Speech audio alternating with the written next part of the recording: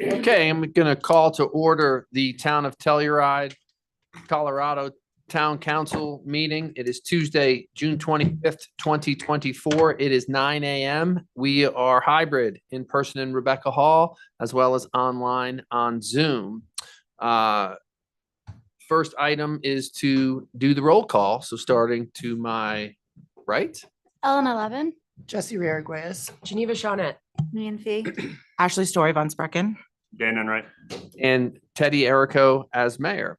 Item number one on the agenda is executive session. Do I have a motion to go into executive session? So moved. Second. We have a motion from Jesse Ray, a second from Meehan. How do we vote? Jesse Ray, yes. Meehan, yes. Elena, yes. Geneva, yes. Ashley, yes. Dan, yes. Teddy, yes.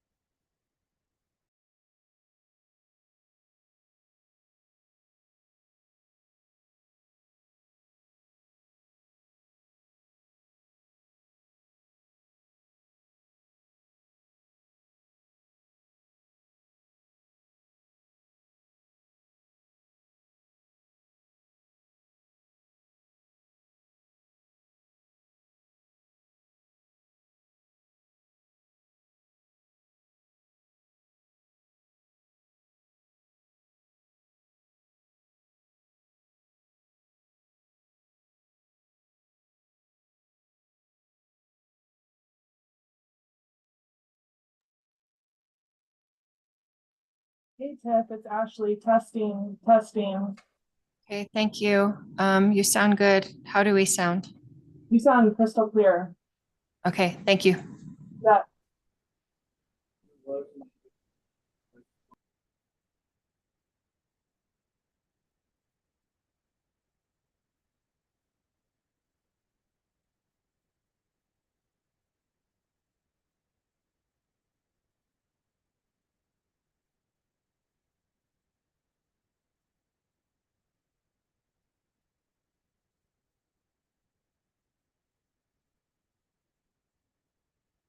I love bug.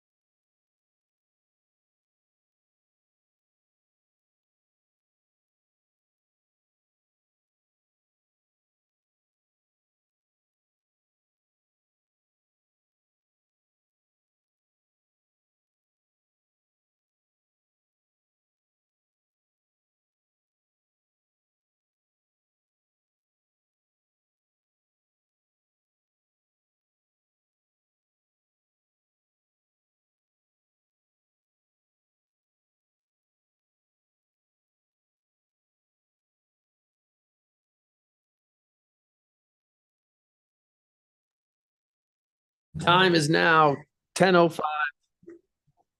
Sorry. Time is now 10:05 a.m. and the executive session has been concluded.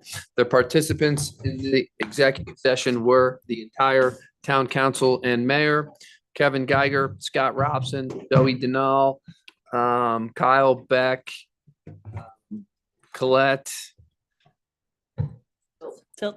Tilt, thank you.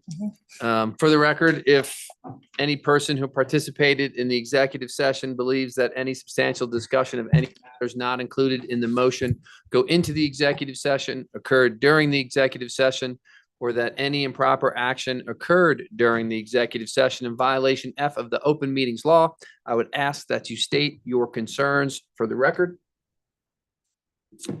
Seeing none, the next item on the agenda is number 2, work sessions 2A, overview of the compensation study results. And we have Julia here to present and is in the hot seat. Good morning, Mayor and Council. Julia Praise here, Human Resources Director. As a follow-up to April's work session that introduced the compensation study, today Lori Graves from Graves Consulting will present the findings of the study and of the place and range analysis.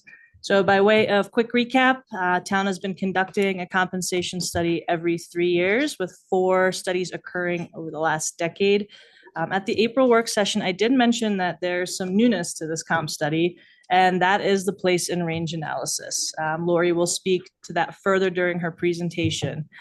And as you learn more about the PIR, place and range, during the presentation, I do want you to keep in mind that we did adopt $150,000 in the 2024 budget for mid-year implementation of comp study results.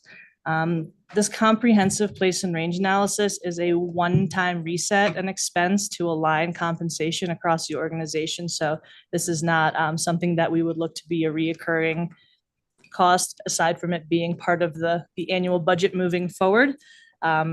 So we have developed some really good internal guidelines through this study and process that will help provide for a consistent method to determine compensation and pay range penetration based on experience. And having these types of guidelines in place moving forward will really help mitigate future pay compression issues and the need to take a look at our org-wide compensation at this level in depth.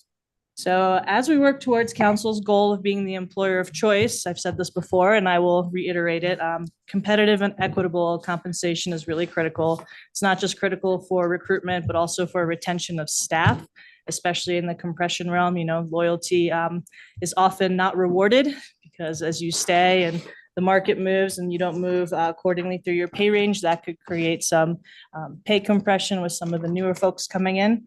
So, you know, we're really looking to address that throughout the study too. And also transparency in compensation practices and administration is super critical. I am personally really proud to have accomplished both through the comprehensive work in the study. And yeah, I just really look forward to you all hearing Lori's very thorough presentation. I'm not going to dive too much deeper now. I'm going to allow Lori to present a brief recap of the study and her findings, and we'll both be ready to answer any of your questions at the end of the presentation. Great, thank you. All right, well, good morning. Thank you. I appreciate you allowing me to take more time out of your meeting this morning. I'm going to share my screen and go through a presentation, as Julia mentioned. And again, we did take a very comprehensive look this year. We not only updated the pay structure to be current with market, but we did also this place and range analysis, which I'll talk a little bit more about. And we did an internal pay equity analysis. So we have a good amount of thorough work for the town that I think is going to put you in good standing for quite a while. So with that, I'll go through kind of a high-level overview of the process and the findings and recommendations, and then there should be plenty of opportunity for questions. So as a brief reminder, I know we've gone through this before, Graves Consulting is a human resource consulting firm that specializes in working with the public sector, primarily with municipalities in the state of Colorado. So very familiar with the types of positions that you have and some of the unique challenges that you have as a municipal employer in a resort area. This is an overview of our team. While I was the primary consultant on this project, We did also have quite a bit of work from Eric Marburger on the pay equity analysis piece of it, which is something that he specializes in and has probably done 60 or 70 pay equity analysis at this point. And then Wendy Eklund, who also helped with the place and range analysis. So as a reiteration to what we shared last time, right? Big picture, obviously, the intent of taking on a project like this is to ensure that the town can continue to recruit and retain, as Julia mentioned. And one of the primary ways to do that is to ensure that people are being paid competitively to the external market, right? To make sure that your pay structure and your grades and ranges are competitive, but then further to make sure that the actual pay rates for your employees and where they are placed in their pay ranges is also appropriate based on their experience and performance. So we were looking at each of those things. When we look at external market, we also want to make sure that your positions are lined up equitably from an internal standpoint, meaning positions of similar span and scope of responsibility are equitably placed on your pay structure, and that where we can, we have progression, career progression built in, an opportunity for people as they gain experience and skill set to see their careers progress with the town. So our scope within that intent is to use valid current compensation market data that reflects the labor market that you're competing in to base our recommendations on that, particularly for updates to your pay structure. To then separately do an internal look, a pay equity analysis, which is really a fully internal look to ensure that all of your employees and where they're placed after the results of our recommendations is equitably aligned with each other, and that you have no concerns from a pay equity standpoint regarding things like age, gender, race, ethnicity. Lastly, as we've talked about a couple of times, providing recommendations to make sure that each of your employees are properly placed in their ranges, relieving and preventing pay compression, which has become quite a big issue over these last few years as we've seen the labor market move pretty rapidly. So an overview of our deliverables, right? We begin by analyzing the current state, understanding everything as it exists in the town right now, what your pay structure looks like, where your employees are being paid, how those jobs are classified on your structure, each of those things. We then go out and gather current relevant market data for each of those positions, first ensuring that we fully understand the scope of each of those positions by meeting individually with each of the department heads and talking through every position that exists in their area, so that as we match to outside relevant market data, we know we're accurately matching your jobs and your expectations of those roles to the market, right? We then use that data to recommend revisions to the pay structure, including where each position should be placed on that structure. And then we do a financial impact analysis based on that, so that should the town decide to adopt these changes, you understand what the cost would be, not only for the adjustments to the pay structure, but to ensure proper placement and range for each of your employees.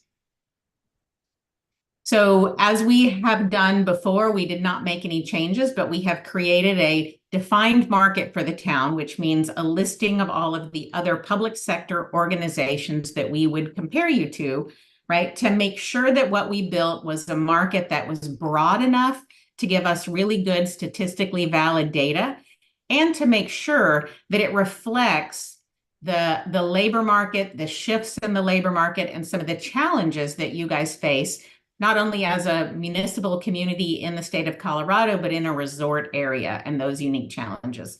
So what we've pulled in is a broad view of data, not only from all of the other resort communities across the state, but also from several of the larger organizations in the Denver Boulder area. Because as we mentioned when we met before, we know that that labor market is so significant that it really drives the labor market for the entire state. And if we were to pull only resort area comparisons, many times that undervalues some of the jobs, because those tend to be smaller organizations, right? We do also include private sector data and special district data for those jobs where that's applicable, because we know that you're not only competing with other municipalities for the talent that you need.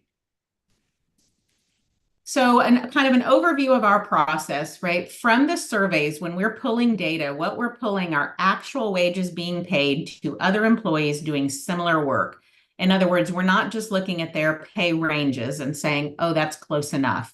We're actually looking at what people are earning. Now, that doesn't mean that we don't also look at pay ranges to ensure those are competitive, but we don't want to anchor our recommendations to that.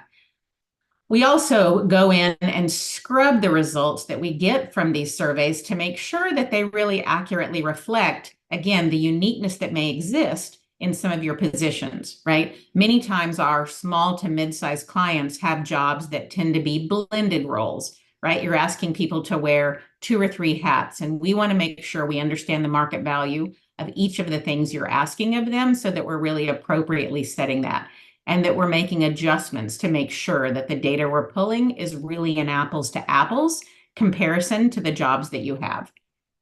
So using that philosophy, we match each of the town's positions to those external data sources to pull in and get a market average for each position.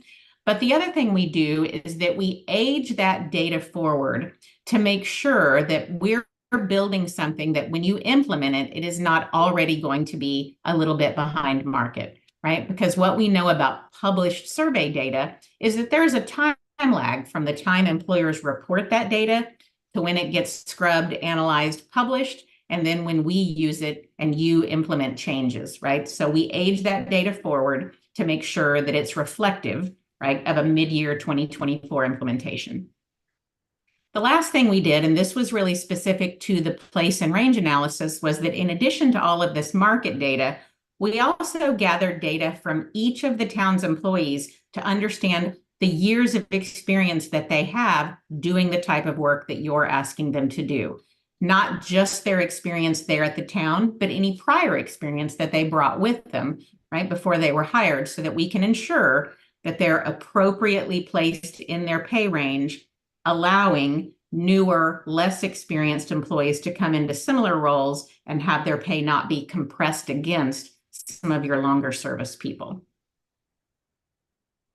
So from a summary perspective on the market update, the town currently has one pay structure that all of the town's positions are placed on, and we're recommending maintaining that same pay structure. And from a structural standpoint, its design would remain the same, but we are recommending an 8% increase to the pay structure itself. This does not mean an 8% pay increase for every employee. It means that the jobs, the grades and ranges that the jobs are placed in, minimums, midpoints, and maximums would all shift up by 8%, giving those ranges additional room for people to see the wage growth they need as they get towards the top, and also ensuring that your hire-in rates remain competitive, right? So we're recommending an 8% adjustment to the structure. We're also have identified 17 unique positions across the town that need to be moved up to a higher pay grade on that structure than they're currently in. Because one of the things that we know, and I think is probably not news to any of you, is that not all jobs move at the same pace in the market. Some move more rapidly. So even with that 8% adjustment, there are positions that need to be moved up a pay grade to ensure that you continue to remain competitive for that type of work. So this is just an overview of what the town's pay structure would look like, what we're proposing. Structurally, it looks the same as it does currently, meaning the number of grades you have, how wide each of them are, how far apart from each other they are. The only shift is that each of these numbers is now 8% higher than it is currently. So with that, let's step back now and talk a little bit more deeply about this place and range analysis, because this was a new undertaking for the town and one that is driving the financial impact that we're going to share later, right? Making a shift simply to your ranges and your structures is not necessarily a cost increase, but ensuring that people are appropriately placed in the range is. So as a little bit of background or context, right? For many years, particularly prior to 2022, the town didn't necessarily have a formalized process to determine from an experience-based standpoint where people should be placed in their pay ranges. For new hires, for transfers, for promotions, I'm sure it was probably looked at, but there was no consistent guideline for saying, here's how you need to be placed in the range based on your years of experience. Not having that creates both pay compression issues and some pay equity issues. right? We know that some people come into the organization and they are better negotiators than other people, or they're coming in at a time when you have a critical need for a type of role. So their pay may be higher compared to other similarly situated people. Those are pay equity issues. Pay compression issues, as we've talked about, essentially means newer, less experienced people have pay rates that are barely less than or sometimes equal to more experienced employees. So ensuring that people are moving through the range appropriately relieves both of those issues. So now through this process, the town has adopted and formalized an internal process to make sure that employees are appropriately moving through their pay range, and that when employees are hired, they are hired using those same consistent guidelines. So you don't end up with pay compression, pay equity issues going forward. The other thing that I think is important to understand, when we created these guidelines for understanding experience, we know that not everybody's job experience is exactly at the same level as the type of work they're doing for the town, right? So we build pretty comprehensive guidelines that looks at not just the jobs that people have held earlier, but the nature of the work they were doing and how closely that compares to what they're being asked to do at the town. So what our place and range analysis showed us was that in addition to these pay structure adjustments, you have quite a few employees that are not as far into their pay range as their experience suggests they should be. So in other words, the ranges are being moved, but their pay is not necessarily tracking through that pay range the way it should. So we created this calculation, but then we also had to make sure that this was reasonable, that we were taking a reasonable approach to doing this. So for a couple of things that we did to ensure that was that while this calculated process of calculating where somebody should be in their range feels very exact and formulaic, right? We know that when you're looking at someone's experience, that's going to be a little bit subjective, right? There's a little bit wiggle room, right? Or ability to understand how applicable is that experience really. So understanding that it's not a completely formulaic and perfect process. And also from a function of affordability, we set a 5% threshold, meaning when we calculated somebody's target rate based on their experience and compared it to what they're currently earning, we said if they are within 5% of that calculated rate, we are going to consider them fairly placed, right? Again, because we know that there's a little bit of subjectivity in determining experience. Also, from an affordability standpoint, we placed a maximum, right? There were some people, not very many, but a handful of people that it showed do very large increases. We capped that increase potential at 20%, which is obviously still a very significant pay increase. There were not very many people that would have exceeded that number, but it seemed a reasonable amount to set from an affordability standpoint. So using those guidelines, we've identified 80 employees that work in the town, which is roughly 80% of your population that will be receiving pay adjustments as a result of this place and range analysis.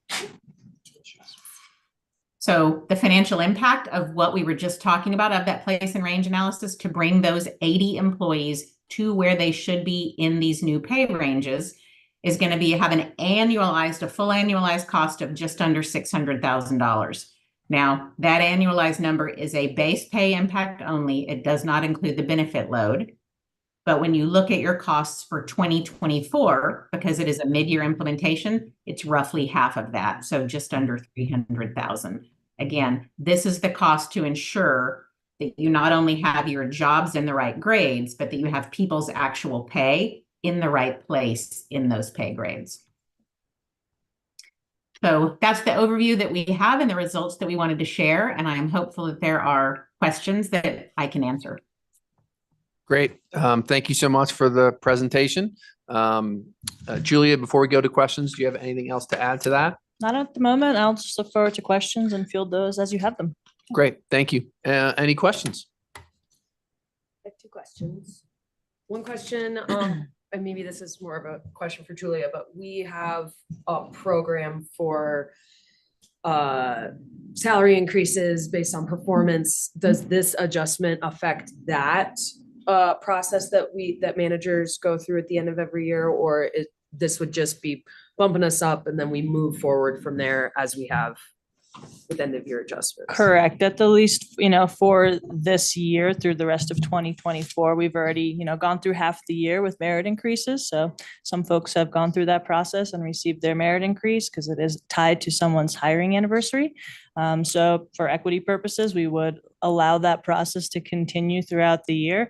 As far as next year, that's always up for discussion, and council decides within the budget process, what that number would be, if that number is feasible. So, as we look at an implementation cost like this, we can have further conversation during the 2025 budget process on what that might look like forward. So that was going to be my question was, we'll discuss this during the budget process. For this implementation, since it's mid-year, we'd like to discuss this number within that mid-year adjustment to get us to the remainder needed for this year. However, moving forward, we would need to consider this additional salary cost within the budget for 2025 and forward, because, we're moving people to the salary, so that fixed cost is going to be baked in year over year. Yeah, I guess just to council, $500,000 is a jump, so we just need to be conscientious of that. And then she mentioned doesn't include the benefit load. Can you describe that a little bit to us? Is that going to affect the benefit load at all? So it'll affect some of the taxes, such as, social security taxes and FICA tax that we pay. But as far as the other benefits, so our health insurance and all of that, we're already paying that cost on behalf of these existing employees, so that won't change. Okay. Yeah. My question is just what I see the number, the 596,000 for the annual, and then half of that for half the year. Correct. What percentage of that is how does that change our overall budget percentage wise for payroll? Because it seems significant, but maybe I'm wrong. I'm just curious, is it? It's about an 8.5-9% increase in just payroll costs. Because it's different for every person, like we just saw. Correct. Some people are getting, how many of our employees were there any employees that will not see an increase? Yes. Okay. So, yep. As Lori mentioned, it's about 80%, roughly 80% of employees that are affected by a change. The others are not. And that's not necessarily a bad thing. It just means that those folks were either brought in sooner and paid at the rate that, is fair and equitable. And that's a benefit to them. And what we're really trying to do in the study is to identify the outliers and make those corrections so we can have another starting point, a point in time where we're feeling good moving forward. Geneva? So yeah, my second question was the folks who fall more than 20% outside of the range. It seems like we should be getting them up to the proper range. Is it just so much of a hit that I'm just confused why we wouldn't be bringing them fully up to what they should be if everybody else is being brought up fully up to they should be. And, we're bringing everybody within that 5% threshold. So it's not, there's some people that aren't. And again, it's two reasons: affordability, and it's a really small population sample. So Lori mentioned it was a handful. It's less than 5 people. So, and the numbers, when we looked at them, we just thought anything above 20% increase feels like it's a bit fiscally unreasonable. Yeah, I mean, it was just kind of a reasonability thought process. If council feels different around that, Yeah. that we should ensure those handful of employees get all the way up above 20% in some cases to where the market shows they should be. We can make that happen, but we just felt like from a pragmatic standpoint, putting some cap at a pretty high percentage made sense, but it's certainly a discussion point.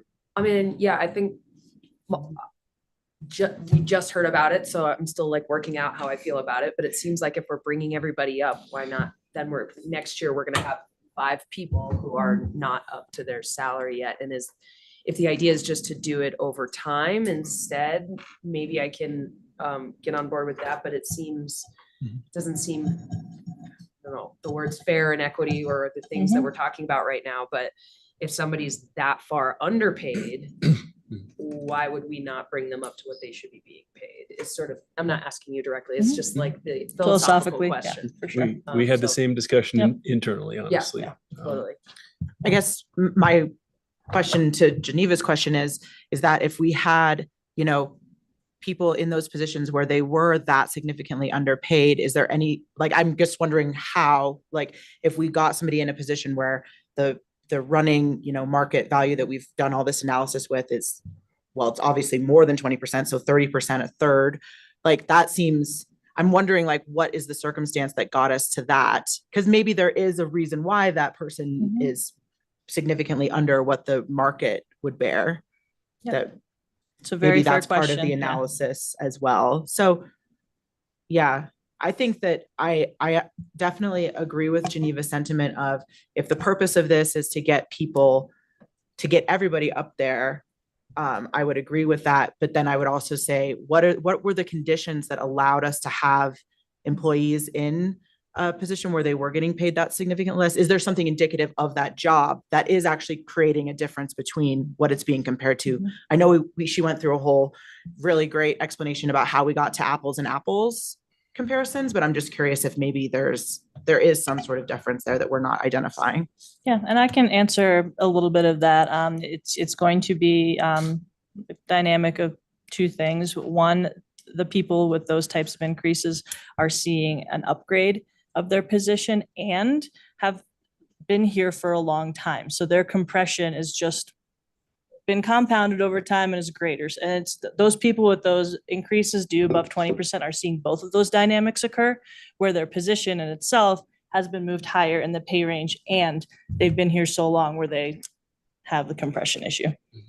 I'll also say that I think just philosophically, maybe in previous administrations going some time back, there was a bit more of a philosophy by maybe Julia's predecessors of bringing folks in at the minimum threshold, just kind of as a philosophical decision-making point. And so we're behind. I think there's no better way I can say that. We are behind on a number of positions. Obviously, almost 80% of our positions are somewhere lower than what the market would call for nowadays. So this is an area I certainly give Julia and the team props for really working hard with Lori Graves and her team to take this necessary look. It's been a little bit overdue, and it's going to take some biting on the bullet here financially. But I think to some degree that the good news is, as we look at this current fiscal year, we budgeted around 150,000. We were off by double, but so the delta is about 150,000 in this mid-year supplemental that staff will be asking council for. But it's not an insurmountable number to get us where we need to be for this fiscal year. And then, as Julia said, some important discussions will be going into the 2025 budget as we look at how to bear this cost moving forward. Yeah.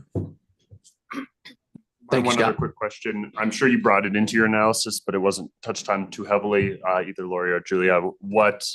How the town compares as far as non-monetary benefits or other benefit packages, and how that factored into your analysis and how we look on that front. Yeah. Here. And that is something we had Lori look at in depth during the last study. It came back very clear that we are one of the top performers in our offerings for our insurance package and such. So we didn't do a very deep dive into that, but Lori, I know you work with so many municipalities across Colorado and you see that, so you could probably, confirm that currently we still stand in that way. I agree. That's exactly right. We did a much more in-depth view into that when we did the last study, and you guys were really, I would say, in the top 10% compared to the municipal market. And you've not made significant changes. The market has not shifted significantly from a benefit standpoint. So we didn't spend the money with everything else we were doing to dig into that more deeply. But I think it's safe to say that you are very competitive from a benefit standpoint. Thank you. Great. Any other questions? We did this. Yeah. Thank you. Julia. Thanks, Julia. Julia. Thank you. Thank you so much. All right. Thank you, Lori. Okay. Thank you very much. Okay, next item on the agenda, we're a little bit early, but 2B is update from Bright Futures on the state of childcare in the region. And we'll have Kathy Barber here.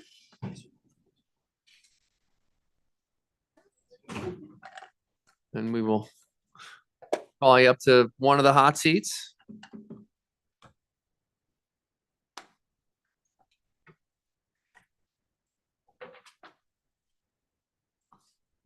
Try to share my screen.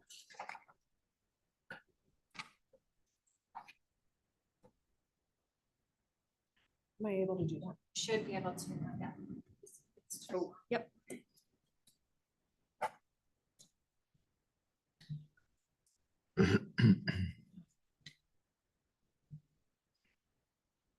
It's always harder when everyone's just watching. Yes.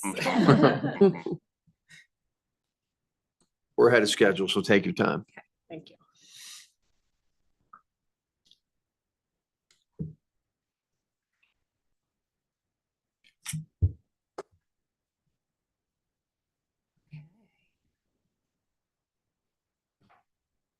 Oh, hi. Hi. Good morning. So first, I wanted to thank you for setting aside some time to talk about early childhood in San Miguel County.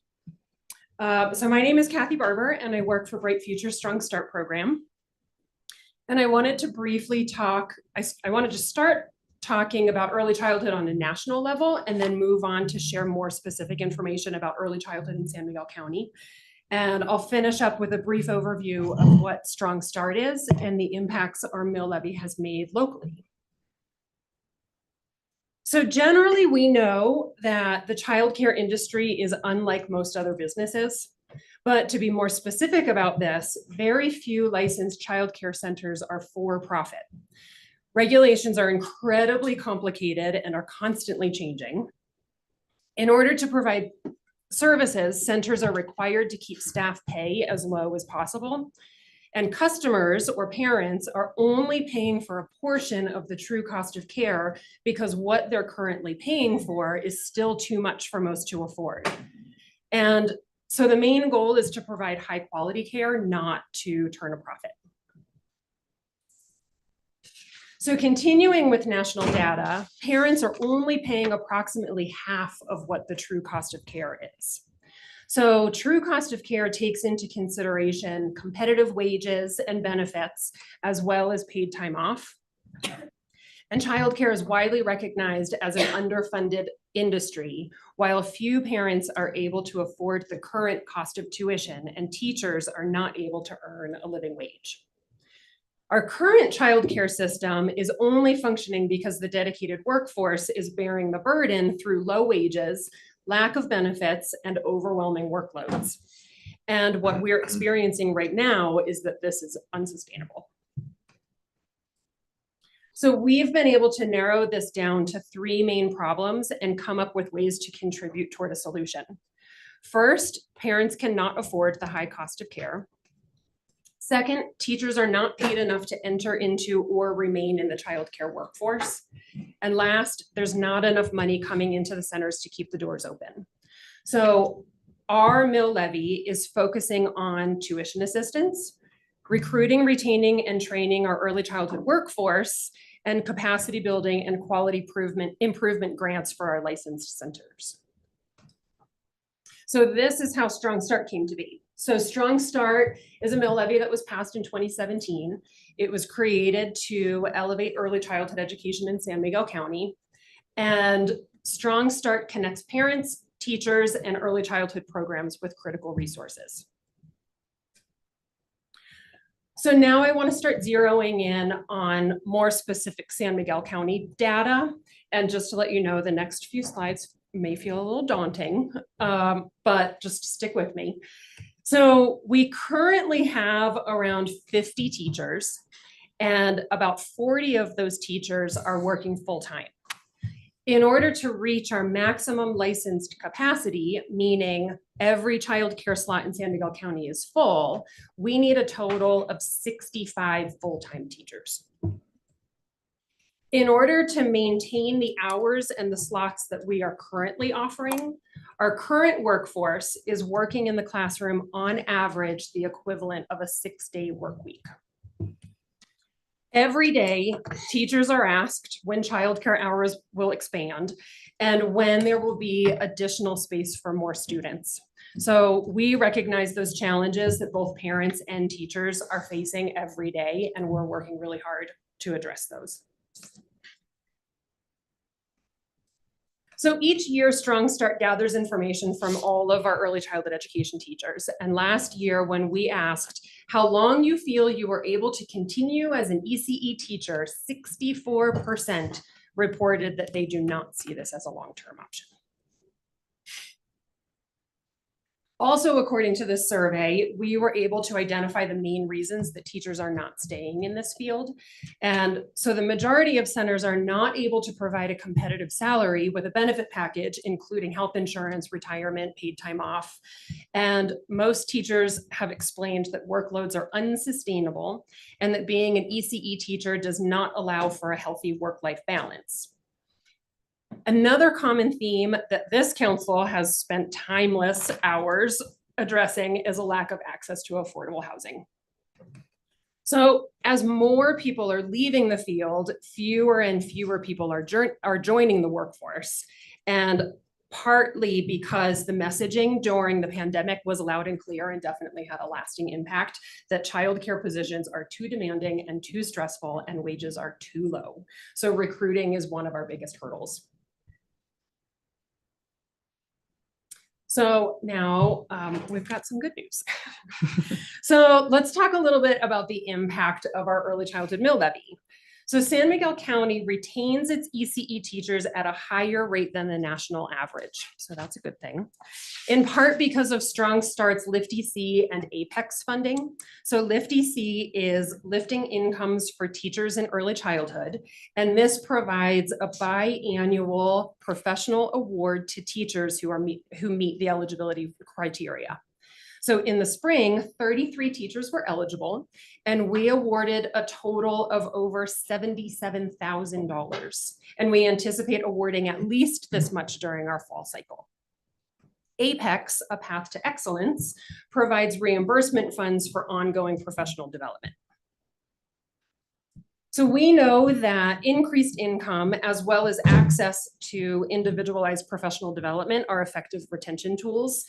And since the start of Strong Start, we have awarded out $942,000 in LIFT-EC awards. Wow.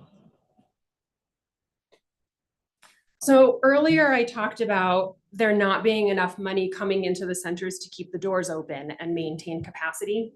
And Strong Start offers an annual grant to licensed centers in San Miguel County. And this year we awarded out $410,950, and $130,000 of this came from our collaboration with the Telluride Foundation. And since the start of Strong Start, we've awarded out $1.5 million in grant funding. Wow. So our last goal is tuition assistance for our families.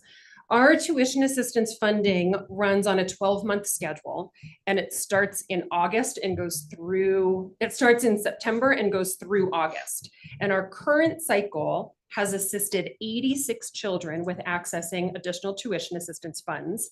And we anticipate covering over $280,000 of tuition costs by the end of August.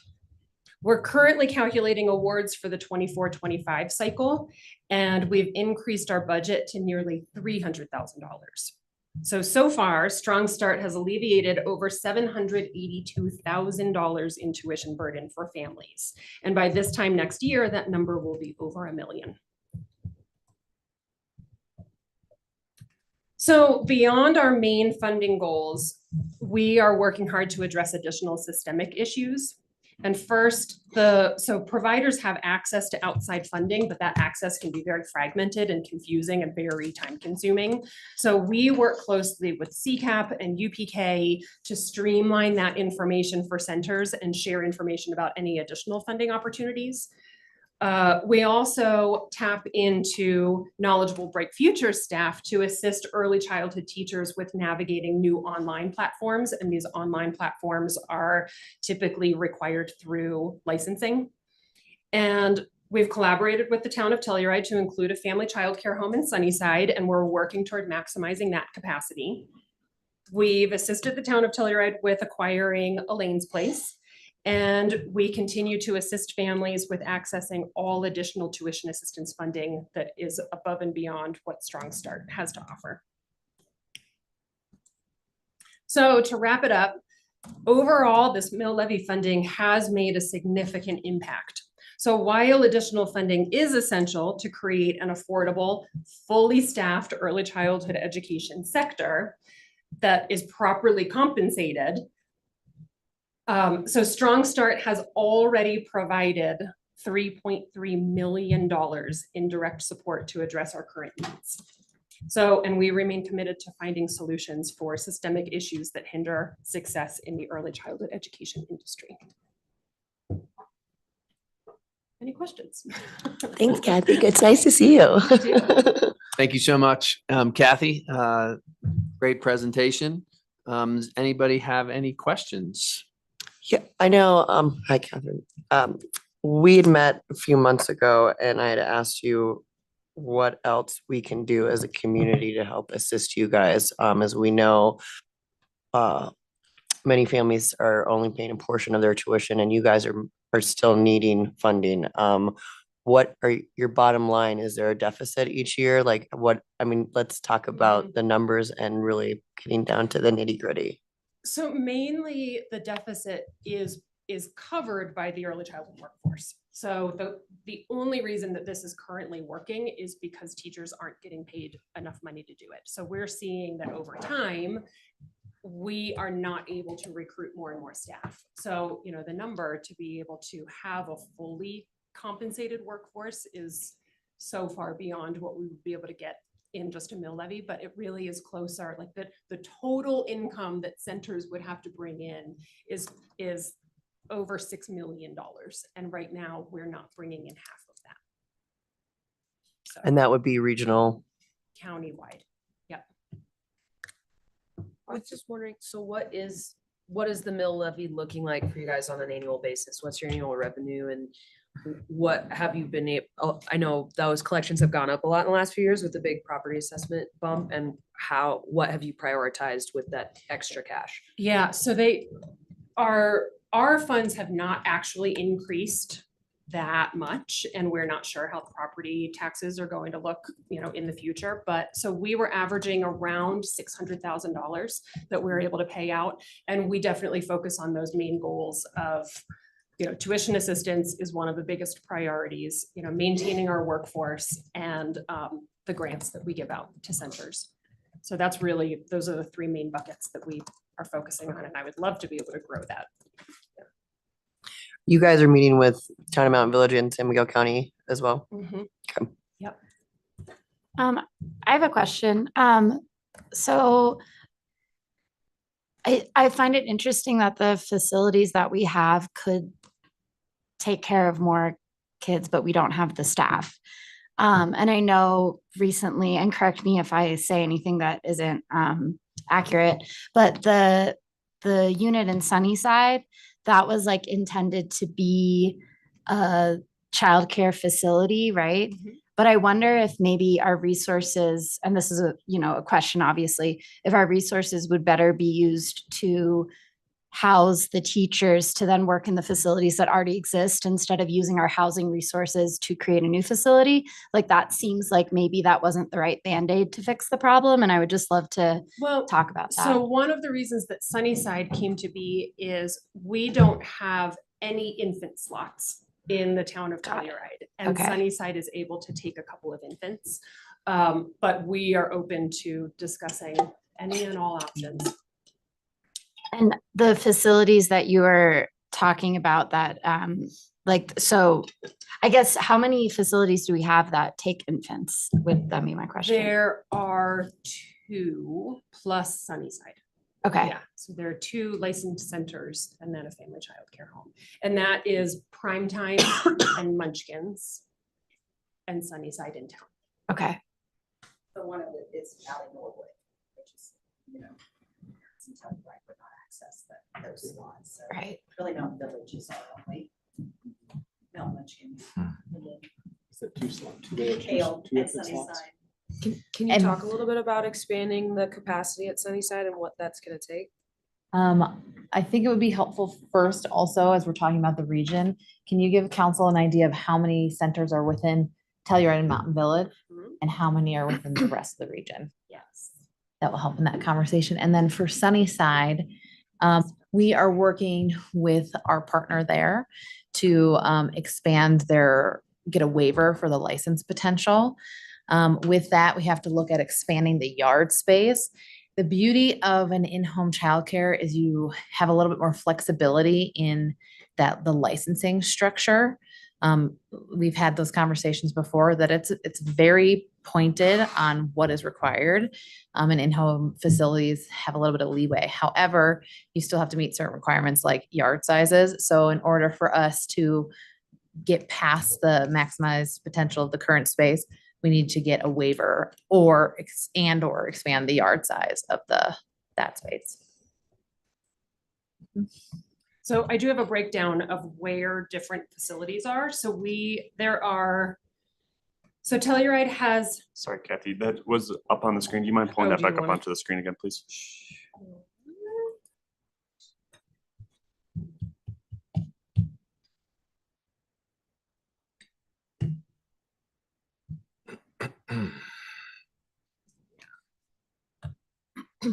So these are all of our slots.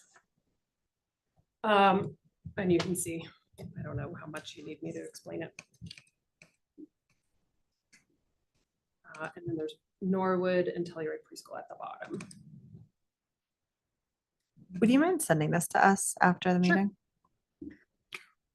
So with the, you stated that you think that you would need over 6 million to adequately address the needs of the community.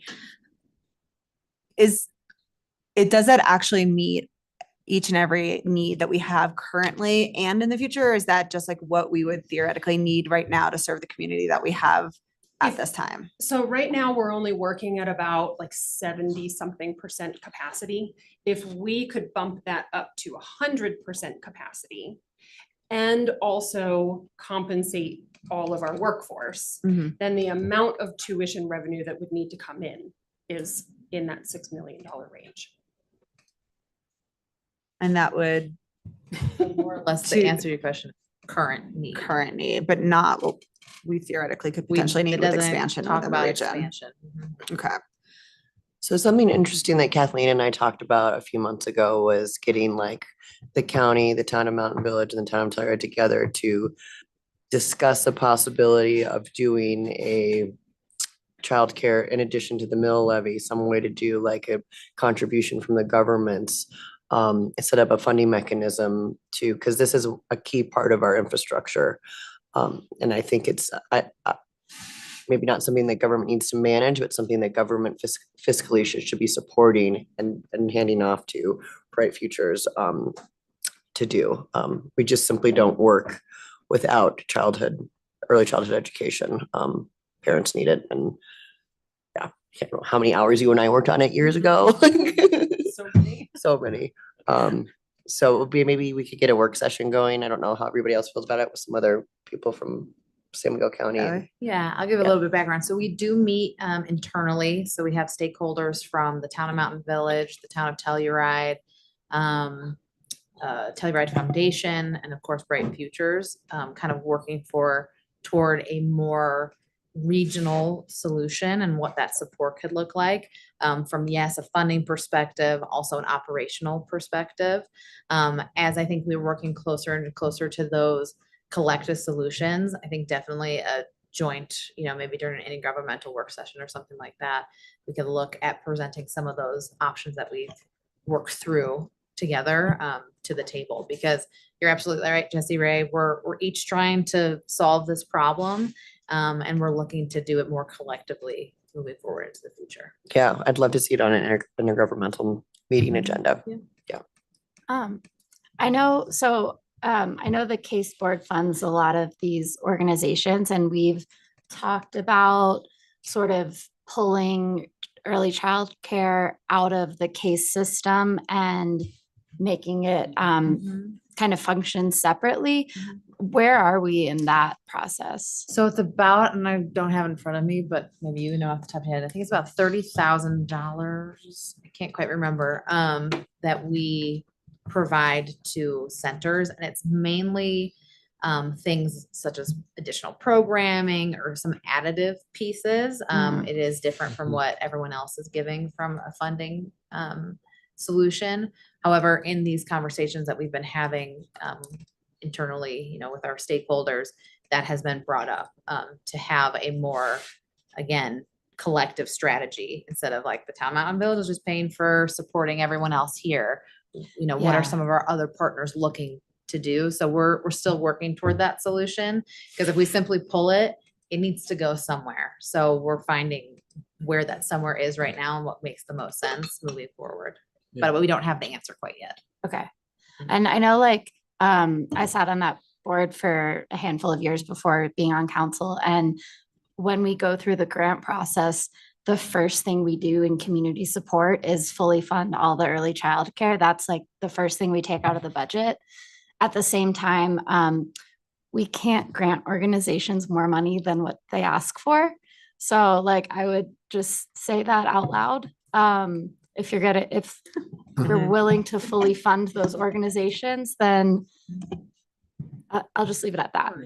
I think to Zoe's point, there was, really good conversations around this. And I think it does, the metrics you might look at childcare funding are probably pretty different than the metrics and the filter you look through for funding the other broad range of nonprofits that the town's putting, around $400,000 towards. So I think it does make a lot of sense to just look at that through a different, again, it all comes for Telluride right out of our general fund. Case funding is right out of our general fund for a total between the two buckets of over 700,000, I believe. So these are tight budgets, but I think to Zoe's point, if you pull child care out, put its own metrics behind that, then it probably will need to come from that same pot unless we find some other funding source. And we want to make it, again, easier for our childcare providers and easier for everyone else to understand the need and understand the support. Right now they go to, like I said, Town of Telluride. There's grant funding through Telluride Foundation. There's grant funding through Strong Start. So at some point we need to kind of hone in on all of these available funding sources, strategize, and make it easier for our providers than applying to 3 different entities as well. So Yeah, and That was what I was gonna ask. And on that note, because I think we're all in agreement that Telluride very much wants to continue to be a partner on this. One question I had was on your end, what has the rate changes over recent history been for the families who can afford to pay for childcare and help make up for some of that difference on that front? And what does that look like from your end? Are you asking what we think the rates should be for people who can afford it? Both that and recent historical changes in your rate. So for quite a while, I lived here for almost 15 years and the rates stayed pretty much the same until about COVID. And then COVID really showed that we can't keep paying such low rates. So we, on average, it was like in the 50s, and all centers have increased their rates. So, anywhere from $75 a day, and then Norwood is a little bit less expensive. And I think that their rate is maybe $45 a day. And that's for preschool. And that's for preschool. So more expensive for toddler and for infant. Sure. And the second part of that of where Strong Start comes in to help with that balance of affordability for Yeah, so we take a look at everyone who applies, and those applications continue to increase year after year. And we're expecting those to continue to increase as centers are increasing their daily rate. And so we look at the entire budget that we have available and then see how we can spread that out to all of the families who have applied. So in the last couple of years, we take a look at how the income that families are making and then compare that to the amount of money that they're paying in tuition. And so we look at, can our budget get it down to 12% of their income? And we've been able to get it down to around 10% of income of the people who apply. And maybe, we're at about a third of the families who are enrolled in childcare are applying for tuition assistance.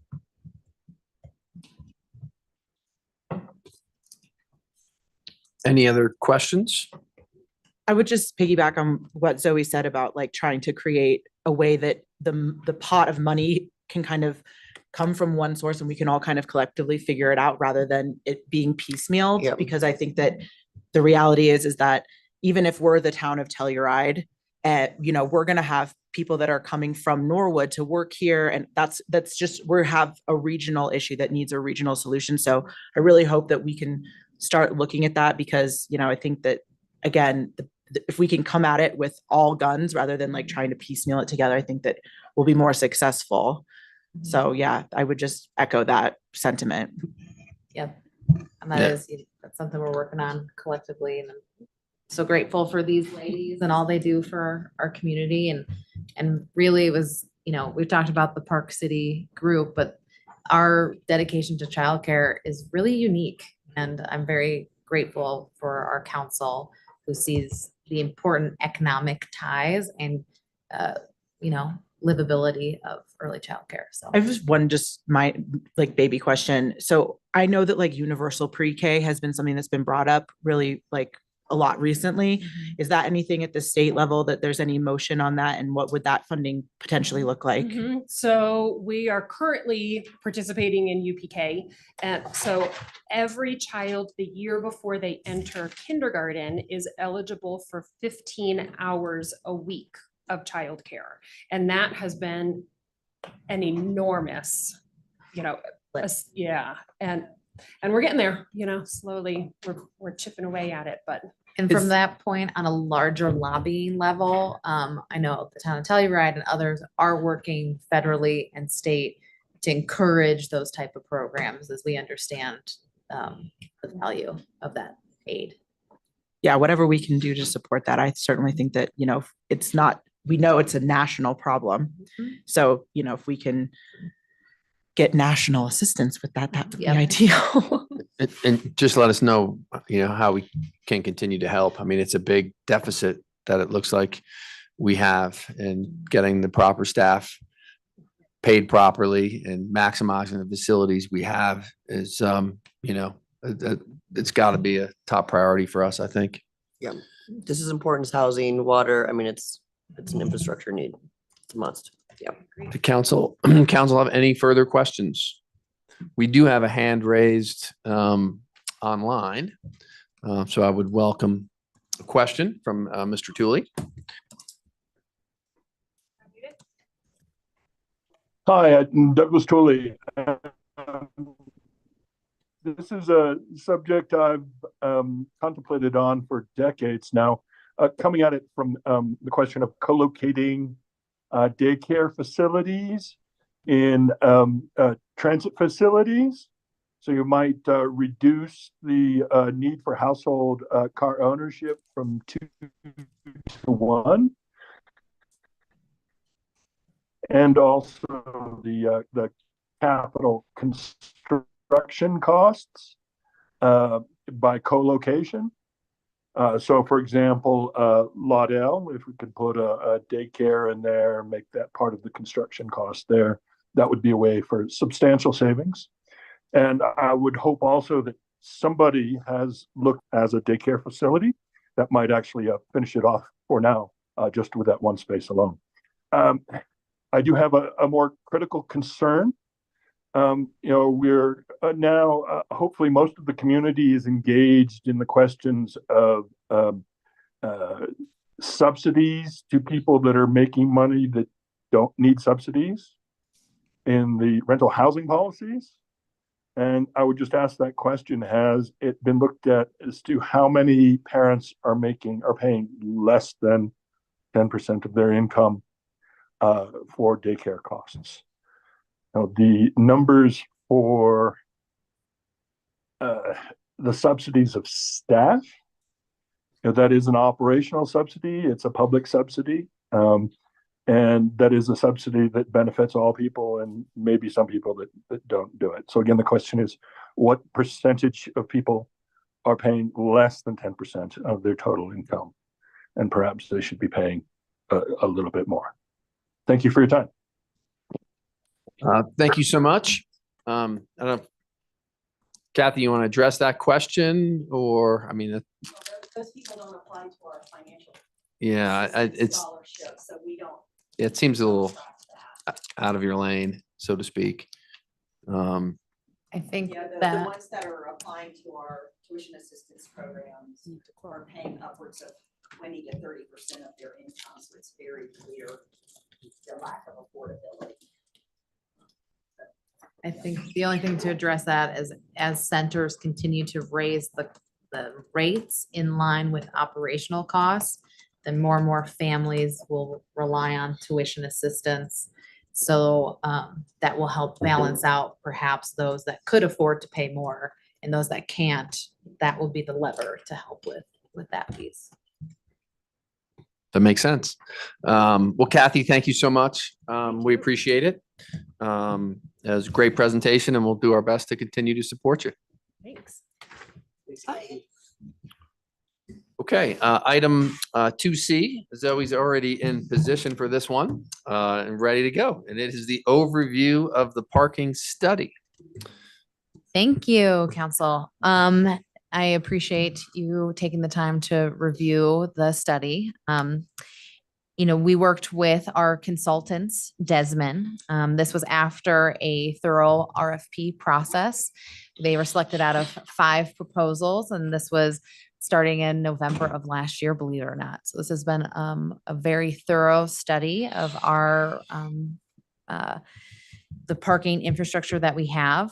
And really, the purpose was to ensure that the town is meeting our key objectives of our parking program.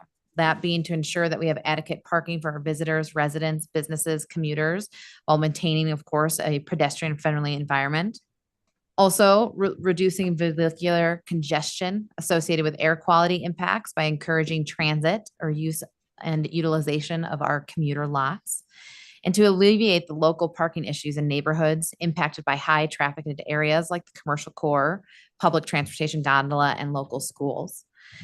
So with that, we had Desmond and they looked at these overall goals.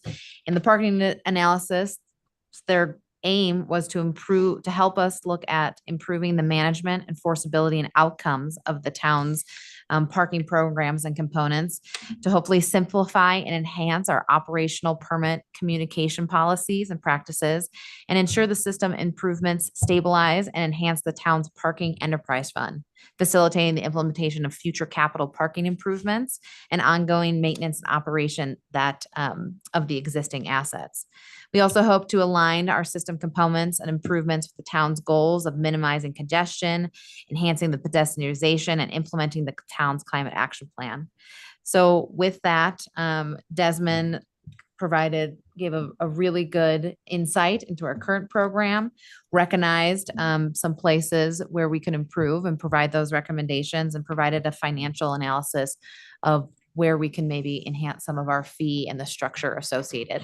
So with that, I will pass it off to our Desmond consultants here, Andrew Hill and Steve. Steve, I don't know how to say your last name. I've never said it. It's Rebora. Rebora. So I'll pass it off to you guys, and thank you so much for your hard and diligent work on this. Well, thank you, Zoe, and good morning, everyone. I'm Steve Rebora, as Zoe said. I'm president of Desmond. I have had the fortunate pleasure to visit Telluride on multiple occasions, both socially and professionally. Desmond, as Zoe said, we went through a rigorous selection process, and we think we're the national experts on parking planning. We're architects, engineers, and planners. That's all that we do is study and provide solutions towards planning. Joining me for the study and joining me here today is Andy Hill.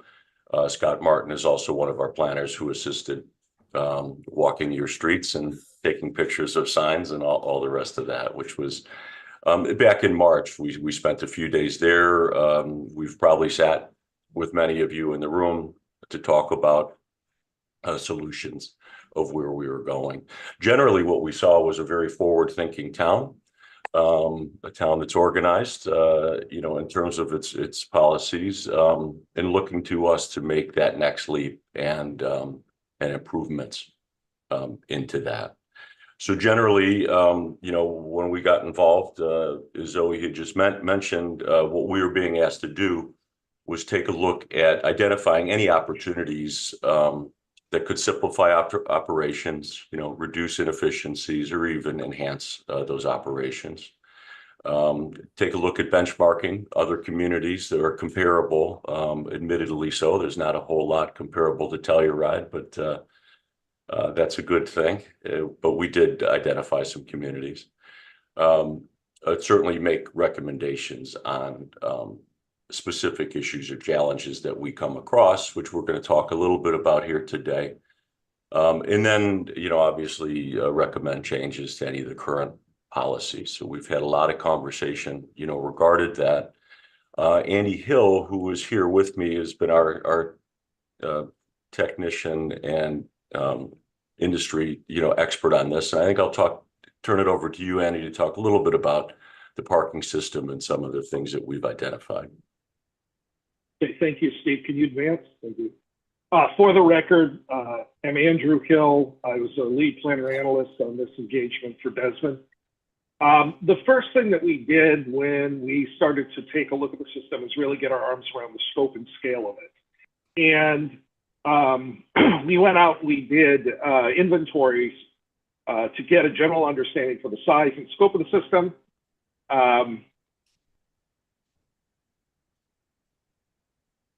Okay. I just got a message that said I appear to be speaking Spanish. I hope that's not the case. I understand my accent may be slightly different from what you're used to hearing. But, so as we put our arms around it here, what we started to understand were there were some major components to the system. There were, to our inventory, roughly 450 metered spaces around the downtown core. About 300 of these were actually in areas that had been designated as parking permit zones as well. So the remainder were up and down Colorado Avenue and fell outside of those zones. Basically, the distinguishment between the two is if you were a holder of one of those permits in that particular zone, it would free you up from having to pay for the parking meter in your particular zone. If you moved into another zone, if you're parked on Colorado Avenue, even if you were a permit holder, you're still on the hook to pay for your parking at that location. The largest concentration of parking was on street, and it was over 1,600 spaces. That's divided into several different on-street residential parking permit zones. We're going to delve into that a little bit more detail here in just a moment or two. But across that area, about 66% of those spaces also were designated as 2-hour time-limited parking for the general public. And that really existed to provide an opportunity for people who were coming in to visit, patronize businesses in that area, et cetera, still be able to access those curbside spaces legally, but not necessarily dwell there all day long. In addition to these on-street parking permit programs, in the neighborhoods, there were also several other supplemental parking programs we'll talk about. One of them is a center lane program, which is really for businesses and deliveries up and down Colorado Avenue, runs right up the middle of Colorado Avenue from Alder up to and just beyond Aspen, if I'm not mistaken. And then there is the Silverjack Garage and the two off-street lots.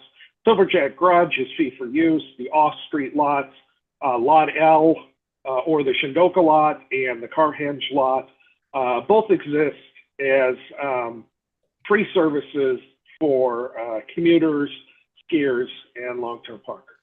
Andy, it might be a good idea to just back up and talk about why, give some context to why we have permit zones in town. Well, the permit zones really exist to help protect the residents that live in those neighborhoods' rights to access the curbside parking in their area. What the permit does is it identifies that vehicle as being a permit holder so that they're not subject to sanction for parking for extended periods of the curb, or parking at times where it might be prohibited for others. And really, Permit Zones act as, for lack of a better term, a buffer to push the people who are looking for public parking into one of the metered areas, or to limit their dwell time within one of the permit areas here, so that you don't have folks parking in the neighborhoods all day long. You want to make it reasonably accessible so that the neighbors can still have can still have visitors and guests, but you also want to create a mechanism that makes sure that the people who are parking for longer periods are accessing one of the other options the town has provided, whether it's Silverjack or Carhenge or Shindoka, and that they're not laying up in front of somebody's house all day. Right. And it's also trip attractors, is what I would say to that as well. Not so much to push. One of the first things we wanted to understand was how the policies and programs and facilities had been developed and what was the philosophical underpinning behind them. All of that is contained within the update of the Telluride Master Plan.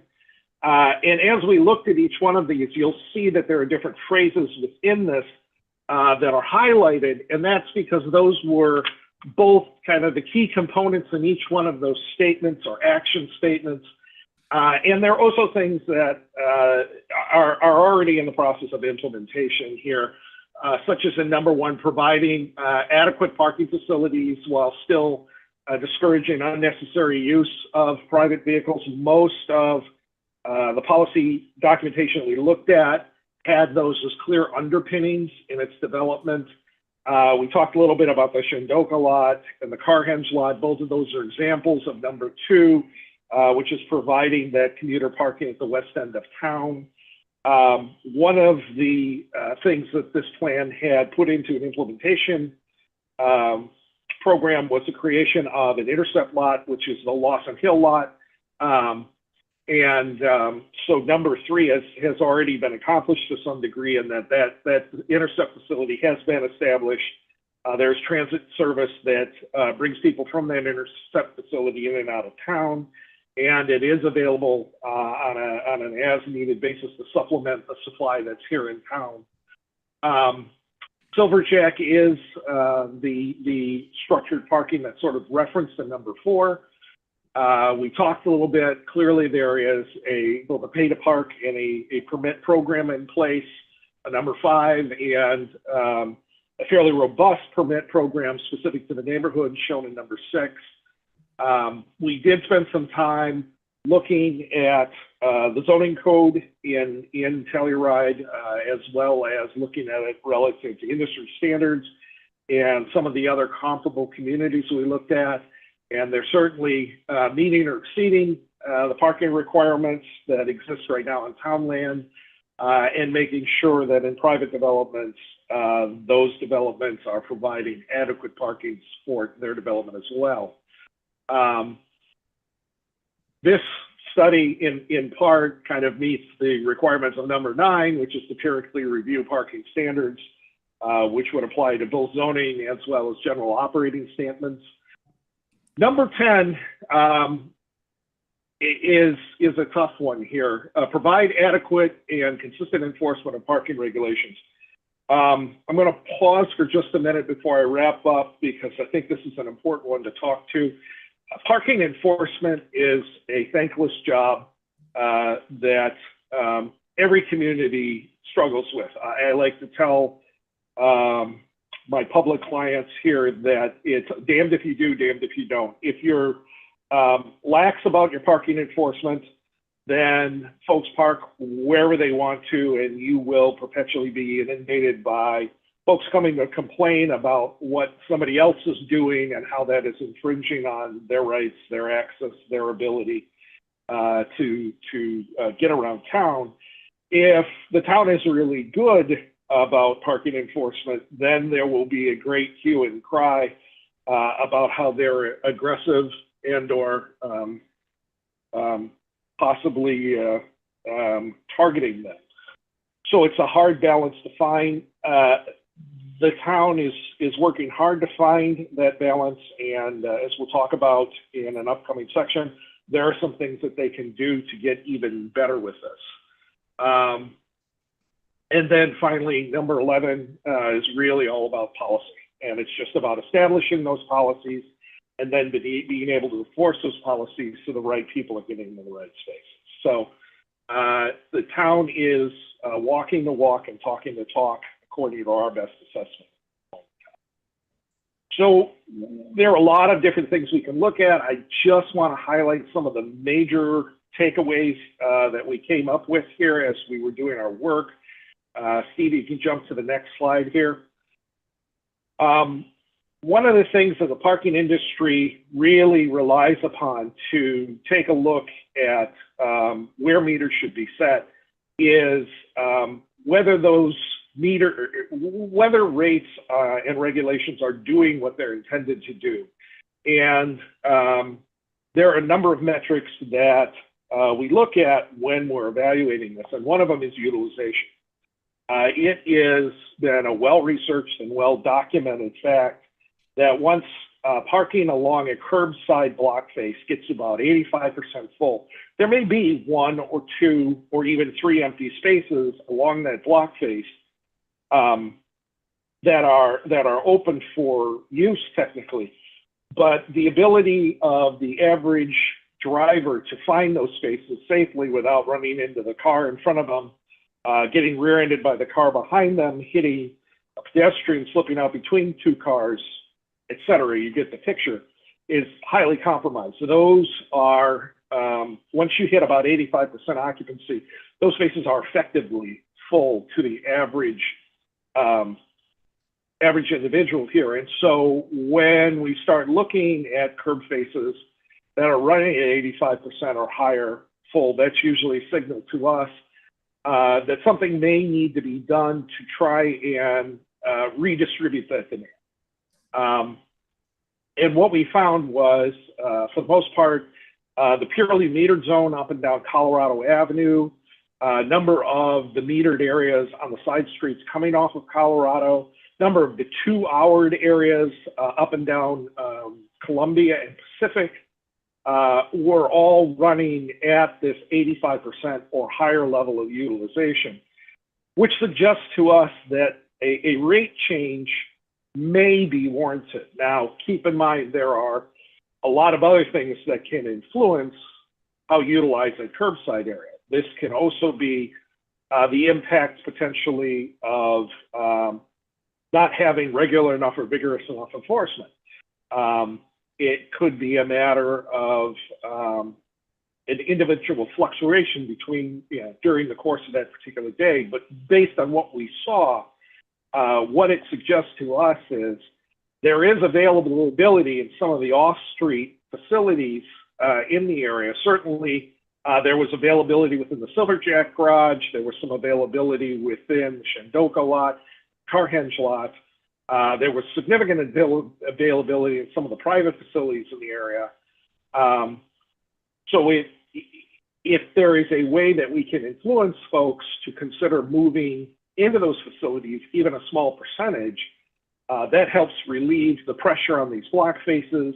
It opens them up, which is kind of critical because you want a few spaces open on each block face for folks who are very unfamiliar with the area so that they can drive close to or within line of sight of their destination and be able to proceed there easily here. So our recommendation was to potentially look at doing an increase at the metered on-street parking rates. This increase really would be focused on trying to influence a small number of users' behavior to get that utilization level down below 85%. Ideally, these folks would be evaluating the increased cost of parking at the curb versus one of the off-street parking areas, one of the commuter lots, alternative transit parking, within the parking that's actually provided within their building, but maybe is not quite as convenient, and creating that target availability that we're looking for here. Within the areas where there are 2-hour zones, more enforcement could create that availability. If that availability isn't increased by more vigorous enforcement, then probably the second step to look at from a parking industry perspective is adding in graduated fees for use, which help to make folks more cognizant of the amount of time that they're staying and help create, again, that turnover that you're looking for, so that there's adequate availability in order to create that availability that you're looking for at the curb. Next slide. Like I said, you have a very robust set of permit programs in place. There's 5 different zones with 10 different permit types. In many cases, some of these have a very similar set of operating rules and standards to other ones, and there may be a way to simplify what's going on there a little bit to make it easier to understand for both the individual who's buying or purchasing a permit, easier to communicate out to the general public, and easier to enforce and administer here. Pretty much all of the procedures that are in place right now are definitely in line with what we look for as far as best practices go, requiring applicants to demonstrate residency, limiting the number of permits that can be sold. There's a fairly standardized fee structure, which is why basically standardizing some of the rules for the on-street areas, zones A, B, G, O, and W, is feasible at this point. And you could look at revising the rules for those to sort of fall under one general set of rules that allows for up to 2 permits per household, plus 1 complimentary guest permit, 2 permits for each business. One of the things that we heard was concerns that there were some folks who were purchasing the permits and purchasing the permits strictly from a convenience standpoint because it's relatively inexpensive, and potentially using one of those permits to park a vehicle on the street that they could park off the street, but were possibly using that parking space for another use, storage. I don't know if this is happening here, but in another community I worked in, you had a lot of folks that converted their garages over to supplemental space. You get the general idea. So we want to make sure that the system remains accessible to the average individual, but we want to potentially try and reduce the number of people who are buying these strictly for convenience so that they can convert personal or private space into something else that should be housing a vehicle. So our recommendation was keep that first permit at the current rate of $40, but look at pricing that second permit higher to create a little bit of a disincentive so it's not as attractive if somebody's looking to purchase it strictly from a convenience state, but still very much accessible to the individual who's purchasing that out of necessity. Steve, you want to go on to the next one? Sure. So in looking at parking management and parking enforcement, we looked at those 2 things from a number of different perspectives here. From parking management standpoint, the system is, in terms of how it's managed right now, how it's operated, is completely consistent with what we've seen at systems of the same size, serving communities of the same size. There's nothing that's happening there that we considered out of the norm or unreasonable. I know there has been some talk at some point about making some changes there, and we did explore some of that, but didn't necessarily find any cause to recommend changes from the way you're currently managing and administering your system. In terms of enforcement, this seems to be a significant concern and an ongoing issue. Part of the issue is just the nature of its town and the remoteness. It's very hard to get enough staffing and retain enough staffing in order to provide adequate enforcement. And so we had looked at a number of different ways or mechanisms that we had seen other communities employ in order to address this type of challenge or issue. One of them was certainly looking at potentially expanding parking enforcement powers beyond the town marshal staff. We had heard from staff in other departments who had noted that they were also traveling out across the area on a regular basis, had the ability to observe parking violations as they occurred, but not necessarily the ability to cite those violations. So it would be potentially possible, and certainly the state statutes would allow the town to, for lack of a better term, deputize folks from other departments outside of the marshal's office to help with parking enforcement. If you didn't want to necessarily do that and wanted to keep it within the marshal service, looking at a vehicle-mounted license plate recognition system has been shown to be a huge force multiplier for parking enforcement. Specifically, what you do with something like this is you mount a series of cameras on a vehicle, which then drives down the street and has the ability to capture those license plate numbers, digitize them, and then run them against a database to see, is this person, has this person paid for their parking or not? Is this person a permit holder or not? Are they in the right permit zone? Is this person have a number of outstanding parking tickets? Is this person under a short-term rental permit here? Basically, it's the same thing that an individual on foot would be doing, but the individual on foot is going to be covering between a quarter or a fifth of the same area that the individual in the car would be. So it's like getting 4 or 5 extra parking enforcement people out on the street here in order to conduct those patrols here. The one yeah but or the 2 yeah buts to any type of system like this, one, like any type of technology, there is a cost associated with acquiring this, and 2, just to be very clear, not every plate can be read. There are going to be plates that are obscured by ski racks, by bicycle racks, by snow, by mud. So while it's going to allow for greater efficiencies and greater speed, there's still going to be some of that having to stop, get out of the car, take a look at that particular car, enter the plate in manually. But overall, it will still allow the current enforcement staff to do what they do over a much broader area, much quicker and much more efficiently. We noted there were a number of municipalities in Colorado that had actually looked at subcontracting parking enforcement out when they had a hard time staffing that in-house here.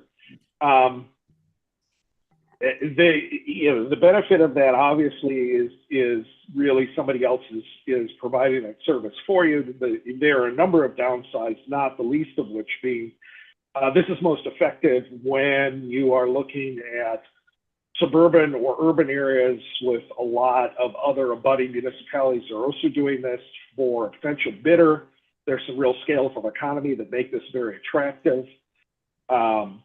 Very often those bidders are coming in and what they're offering is to provide these services for a percentage of whatever the take or the revenue stream is from the citations that are issued.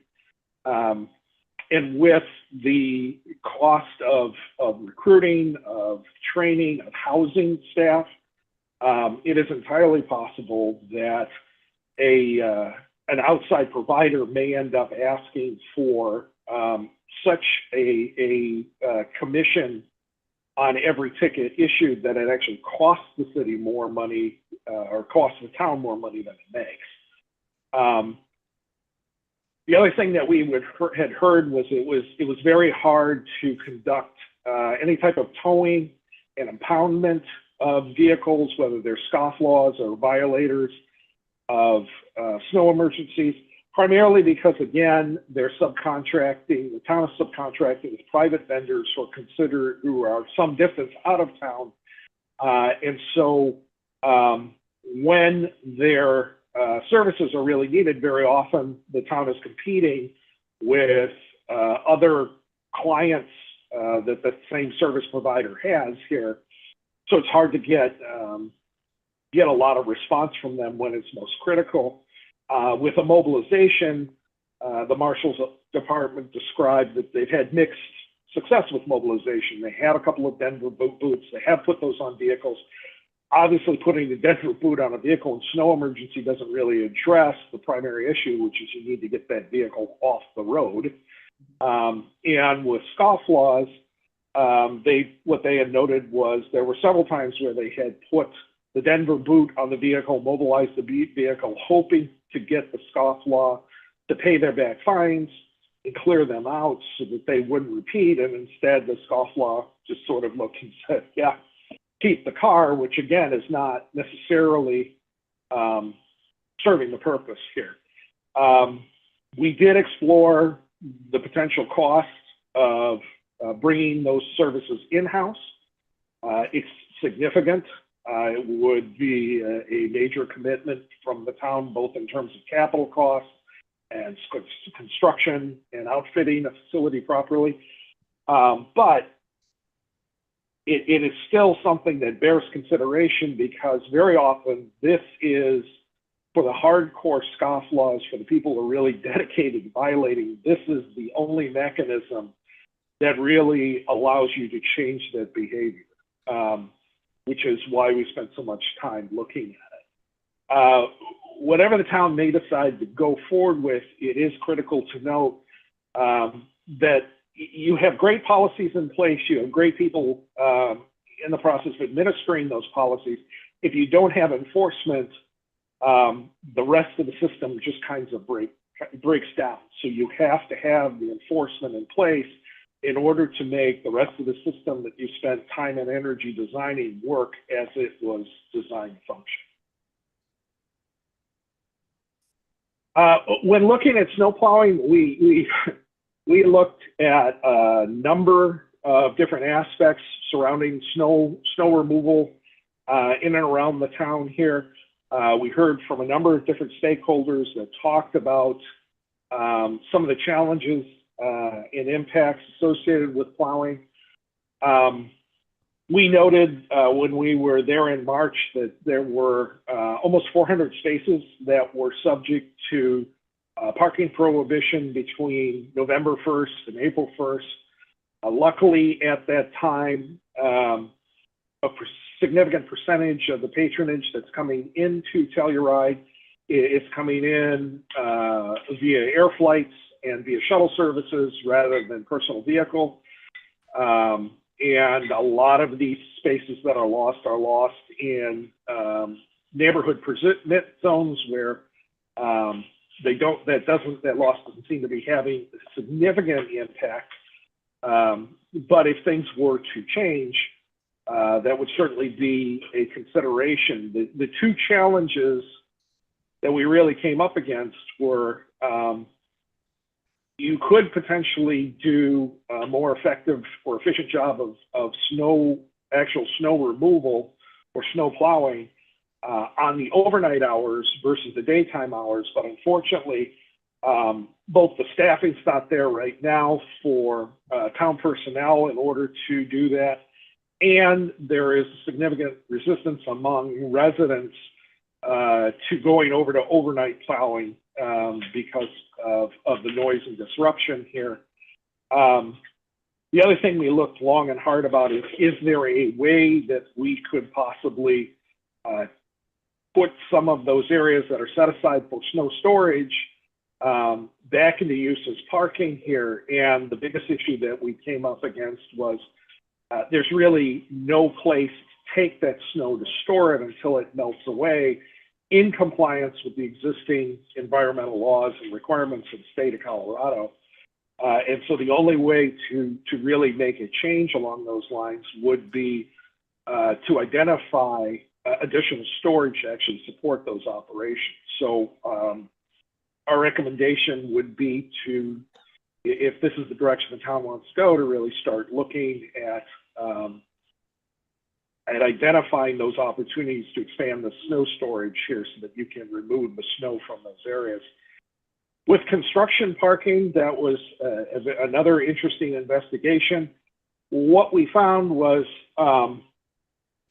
with construction projects, the building department actually administers the parking permit program. They can hand up to 6 permits out on each construction project. Those permits typically go to the general contractor and their staff.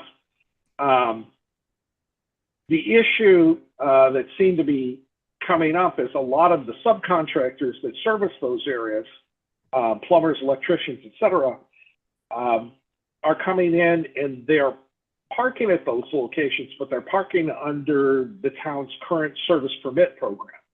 And that service permit program stipulates that they can park up to 3 hours without censure in most places in town if they're doing house calls, if they're doing service calls, something like that. But it specifically states it's not supposed to be for construction use, but in point of fact, that's the permit that they're generally parking under right now. Our take on this was some of this could be addressed simply by more vigorous enforcement, identifying sort of loophole that's being put in place right now and stepping up enforcement to correct that. However, we know from our work in a lot of other communities here, even when enforcement is super diligent, folks often tend to look at that as just kind of, for lack of a better term, the cost of doing business. And in that case, if that wasn't effective, the town could look potentially at introducing language that would allow for assessment of those parking violations to be placed against possible issuance of a building permit, so that you can get the general contractor involved in policing the issue in addition to town personnel. And then lastly here, we looked at wayfinding and communication. There's a very strong wayfinding program in place right now, but there are some key gaps within it here. If you think about wayfinding, ideally, a wayfinding program directs drivers as they come into town to the nearest available parking areas that are open to them. And then as they approach those areas, informs them of the rules for parking within that area, and tells them if they need to make payment, how to make payments, or what those operating regulations are. And then ideally connects those folks, once they're out of the car, as pedestrians to the destinations in and around that area that they want to travel to here. And what we found was that trail-based blazing signage that connects folks from those main arterials to the facilities could be updated. There were a couple of minor gaps, one of them at the traffic circle as you're coming into town, where you could institute a sign there that would direct folks toward Shendoka and Carhenge. Another one on Colorado at South Fir that could direct drivers off of Colorado down Fir to the Silverjack Garage. There is identifying signage on all the facilities, but that could be improved. As a matter of fact, it's a great branding opportunity if you wanted to look at creating a consistent branded signage package to identify each one of those that would help address that issue here. A lot of the street signs that you have in town are gorgeous, but very small. And so you could potentially increase some of the font on some of those, as well as the font on the signs for the different parking facilities, make those a little bit visible to approaching drivers.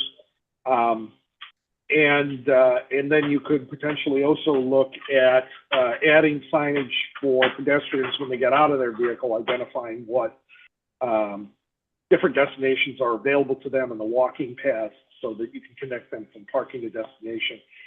Other thing we did want to note, I know that there's been a lot of turnover with technology lately.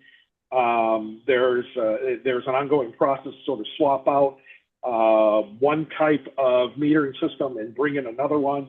We did identify some places where there were gaps between those, where there was signage that was directing folks to a location where there was no longer a meter to pay for the parking. So just regular ongoing audit of your signage program to make sure it's pointing folks in the same direction. On the communication side, we didn't find any major fault. The town does a wonderful job of communicating to the general public. The two places where we identified they might want to make improvements, one of which was right now there's no central resource. If I want to understand the health of the public parking system, what they're bringing in, what they're paying out, the benefits that they're contributing back to the community, the improvements that they're making, there's no one place I can go and find that information. Some of it is in general budgeting documents for the town. Some of it is in the Marshal's annual report. And our suggestion would be to just create an independent report that sort of consolidated all of those that would do a better job of educating the general public and making them aware of what's happening with the public parking system here, and then posting that in a central location, probably on the town's website, so that it would be easier to find and access. And then there are always things every community can do to just provide more information on the website. And there's about 7 different bullets that are included within the report. Simple things like when you go to the town's website and it talks about towing and impounding, being able to identify who the towing or impounding agent is, what the prevailing rates are that are associated with that, et cetera. Just simple information provision for folks to provide a better level of customer service, if you will, when they're asking for different things. Consolidation of options, not only parking options, but also alternate transportation options, or links to those right on the parking site, so that as folks are thinking about their transportation decisions, the parking's not driving them just to drive by yourself and park, but also look at these other options or alternatives, which is really kind of congruent with a lot of the town's sustainability goals and options. I believe that's it, Steve. It is. So that was an awful lot of information. Do we turn it back to you, Zoe, or if there's any questions, anything we can opine on, that would be great. Yeah, I'll just quickly wrap it up and say a big thank you, of course, to our consultants, but more importantly, to all the amazing staff that were a part of this study.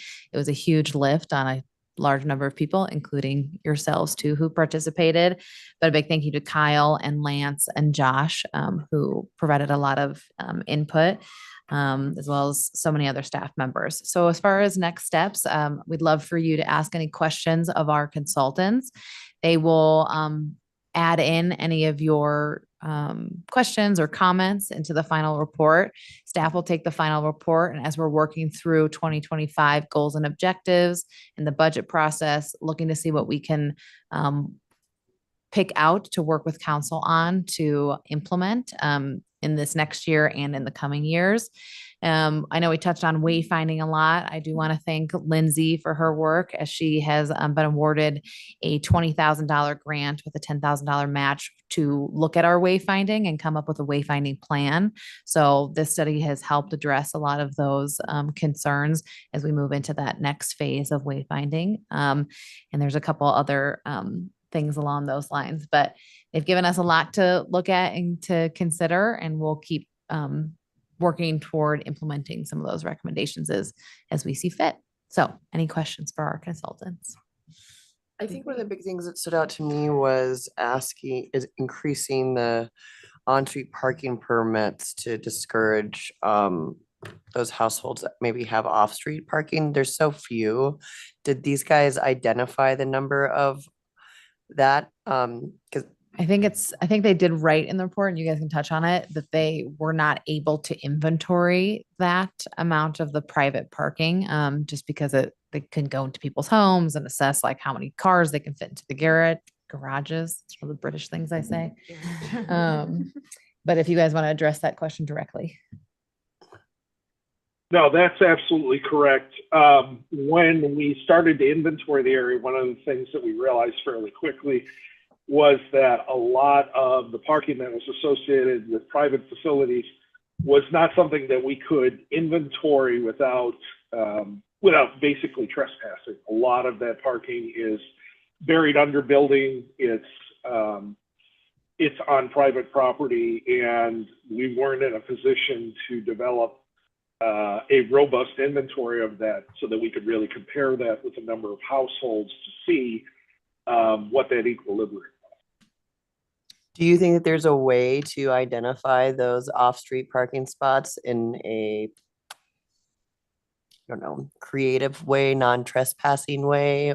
Do you think planning and zoning or any department like that may have it, or just maybe a survey, community survey, or I'm not sure, but I do think there's a way to solve some parking through that. I just don't know how to go about it.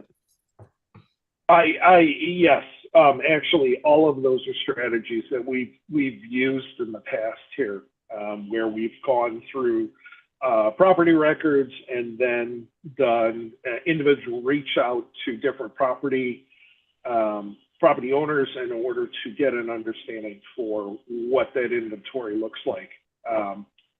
It's just, it can be done. It's time and money.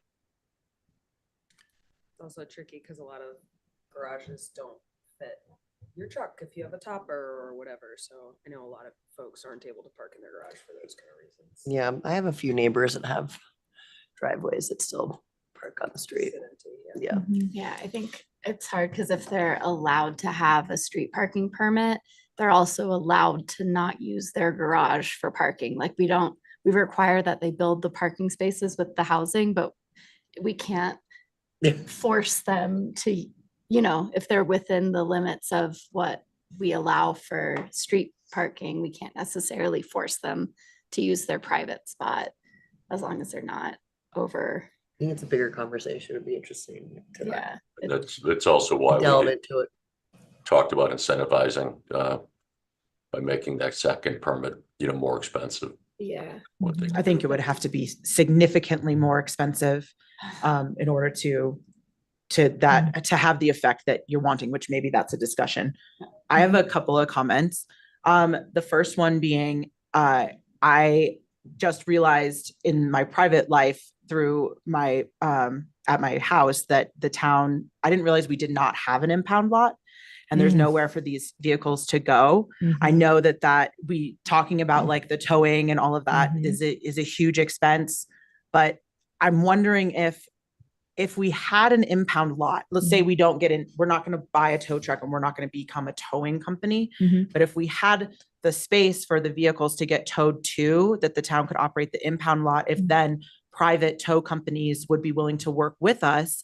Because right now you call a private tow company and they're like, where are we towing this vehicle? And you're like, well, I don't care, just get it off my property. And they're like, well, we have nowhere to put it. Yeah, the hurdles with towing, and obviously Josh and our consultants speak to this, but yes, it's the impound lot. There are local impound lots down in Ilion, very small. So most of them are correct, like Montrose, Grand Junction, is that potential. But that is not the significant hurdle. It is the amount of tow trucks and people available. So I think the impound lot a local impound lot would be beneficial. But I think you might as well look at the entirety of the problem if we were to do that. That is a conversation that's been had regionally for some time. And it's just a really difficult use of space, taking on the liability, the staffing, all of the things associated with it. But as they pointed out, it's something that we need to continue looking at, and because it's a problem for sure. I think particularly in the winter, I think we've all seen it where there's either a disabled vehicle that is sitting in an area and it can't be moved, and it kind of just feels a little like we're powerless in a certain way with those vehicles. So I think, that is like something that I think as just a municipality, we need to address. And then my second question was discussions about having other departments be monitoring the parking, and then I think the term was deputizing them to allow them for enforcement. I'm assuming that would be primarily with, the road crews that are out like working on the roads, that they would be empowered. Is that correct in my assumption there, or are there other departments that we would empower to do this kind of work? I think that, obviously the automated car reader license plate thing would be a great idea, and that exploring that expense versus what that would be versus the empowering other already employees in their jobs to say, if you're out and you're working and this is in your way, what you're empowered to do. Yeah. And consultants jump in at any time. I think when we look at expanding our enforcement to other departments, first and foremost, it's the training that's needed. They mentioned in the report the importance of truly understanding the code and the citations so that there is consistency on what you are citing.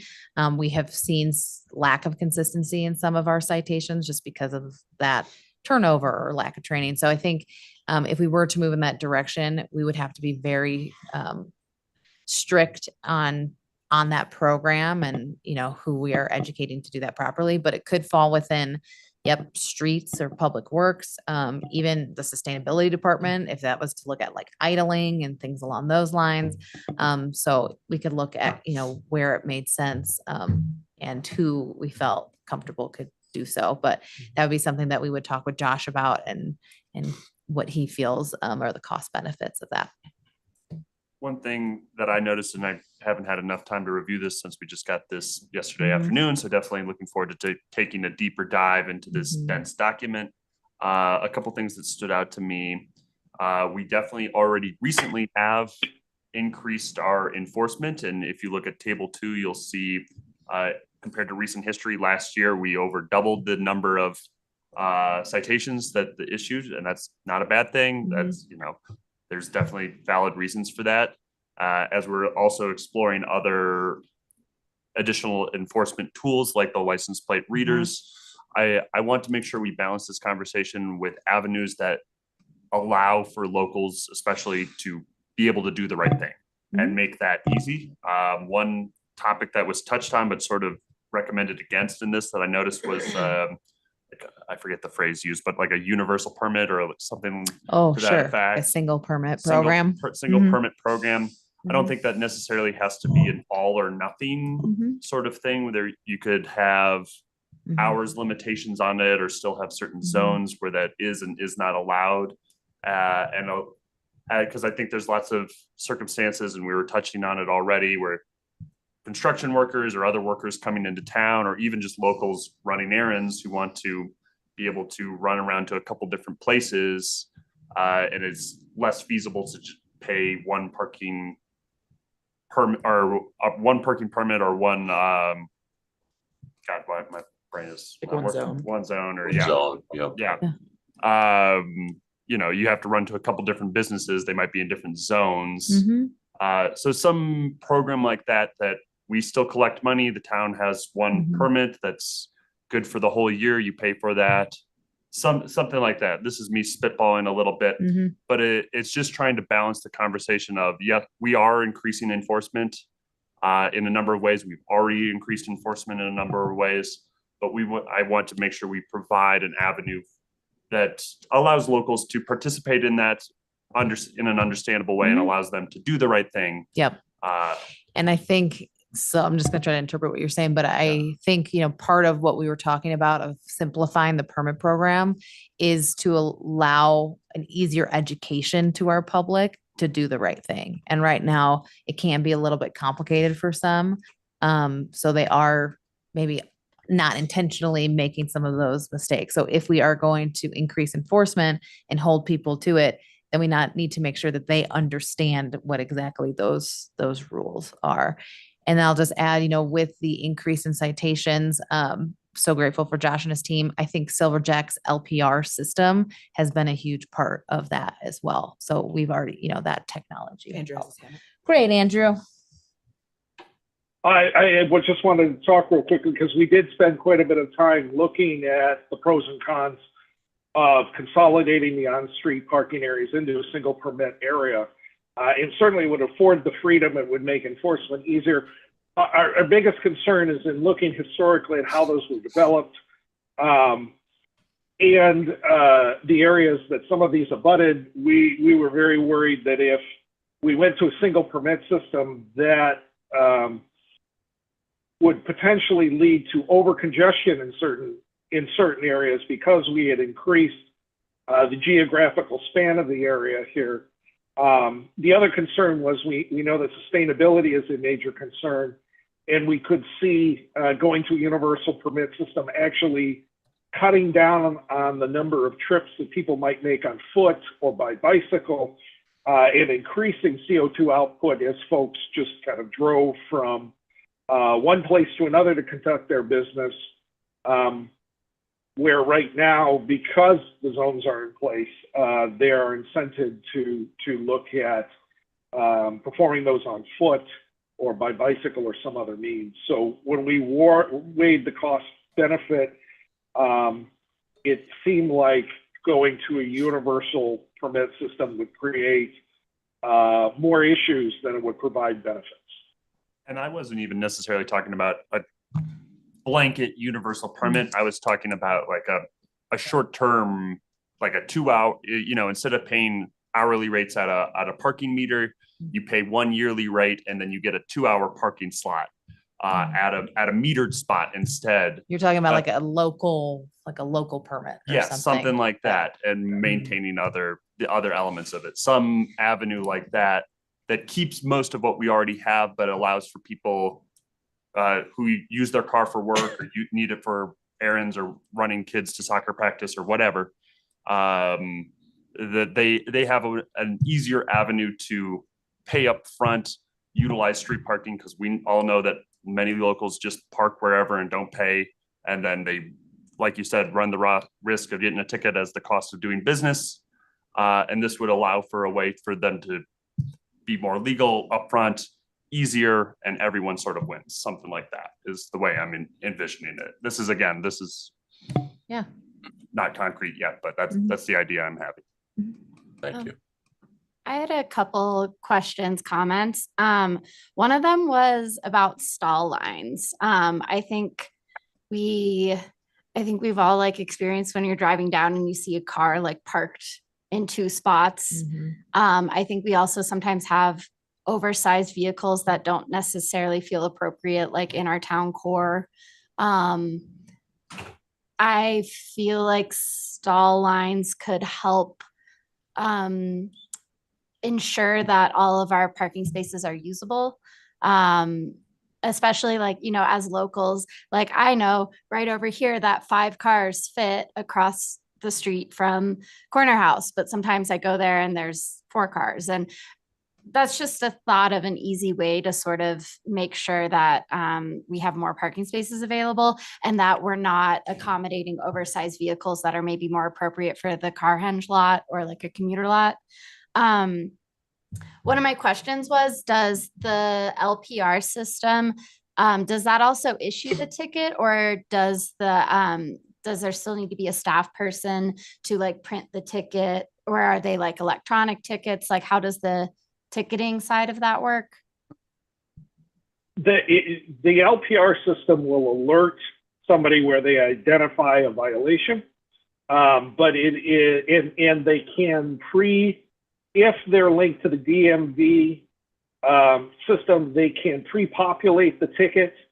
But typically there has to be some sort of human intervention in order to finish the issuance of the ticket.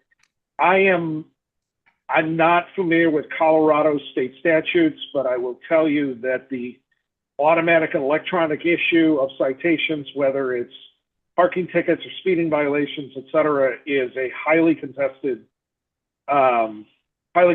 issue, and that most places in America, there has to be some sort of human oversight before that's issued, unless you're looking to get into a dogfight with the ACLU. Okay.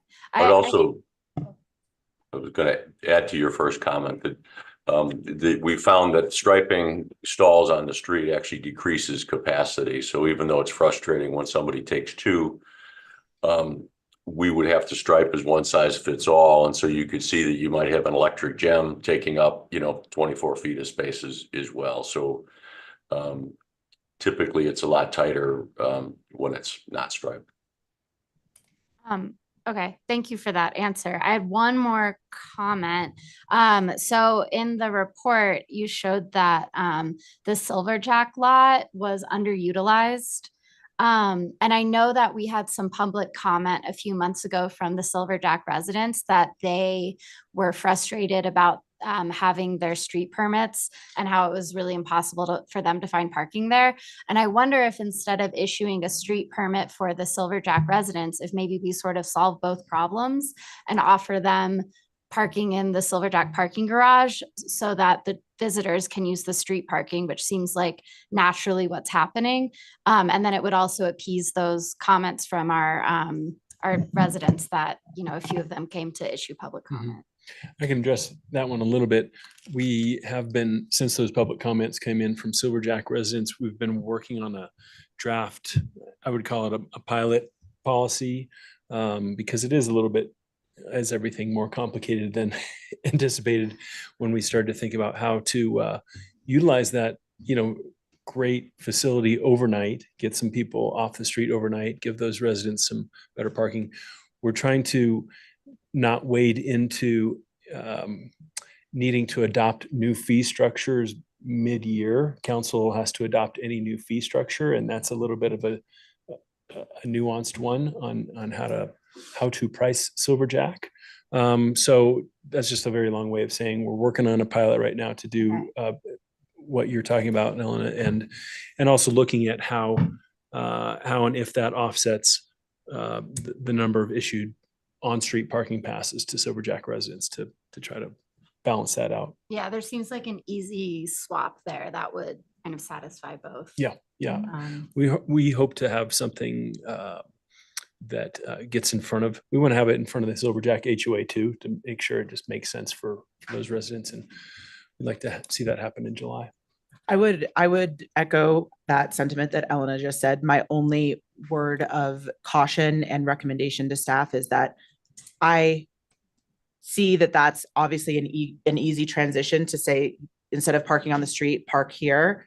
I just want to make sure that the Silverjack parking garage doesn't turn into storage space. Yep. That somebody feels entitled now to a space that they can put, bikes, camping gear, ski gear, kayaks, all that stuff, that it's not like it's not dedicated to them. It's just that they can park a vehicle. That's right. And that it doesn't become long-term vehicle storage where we are dealing with broken down or Yeah, part of that pilot disabled vehicles. policy that we're writing makes it very clear that residents wouldn't have necessarily any interest in any specific spot. It actually kind of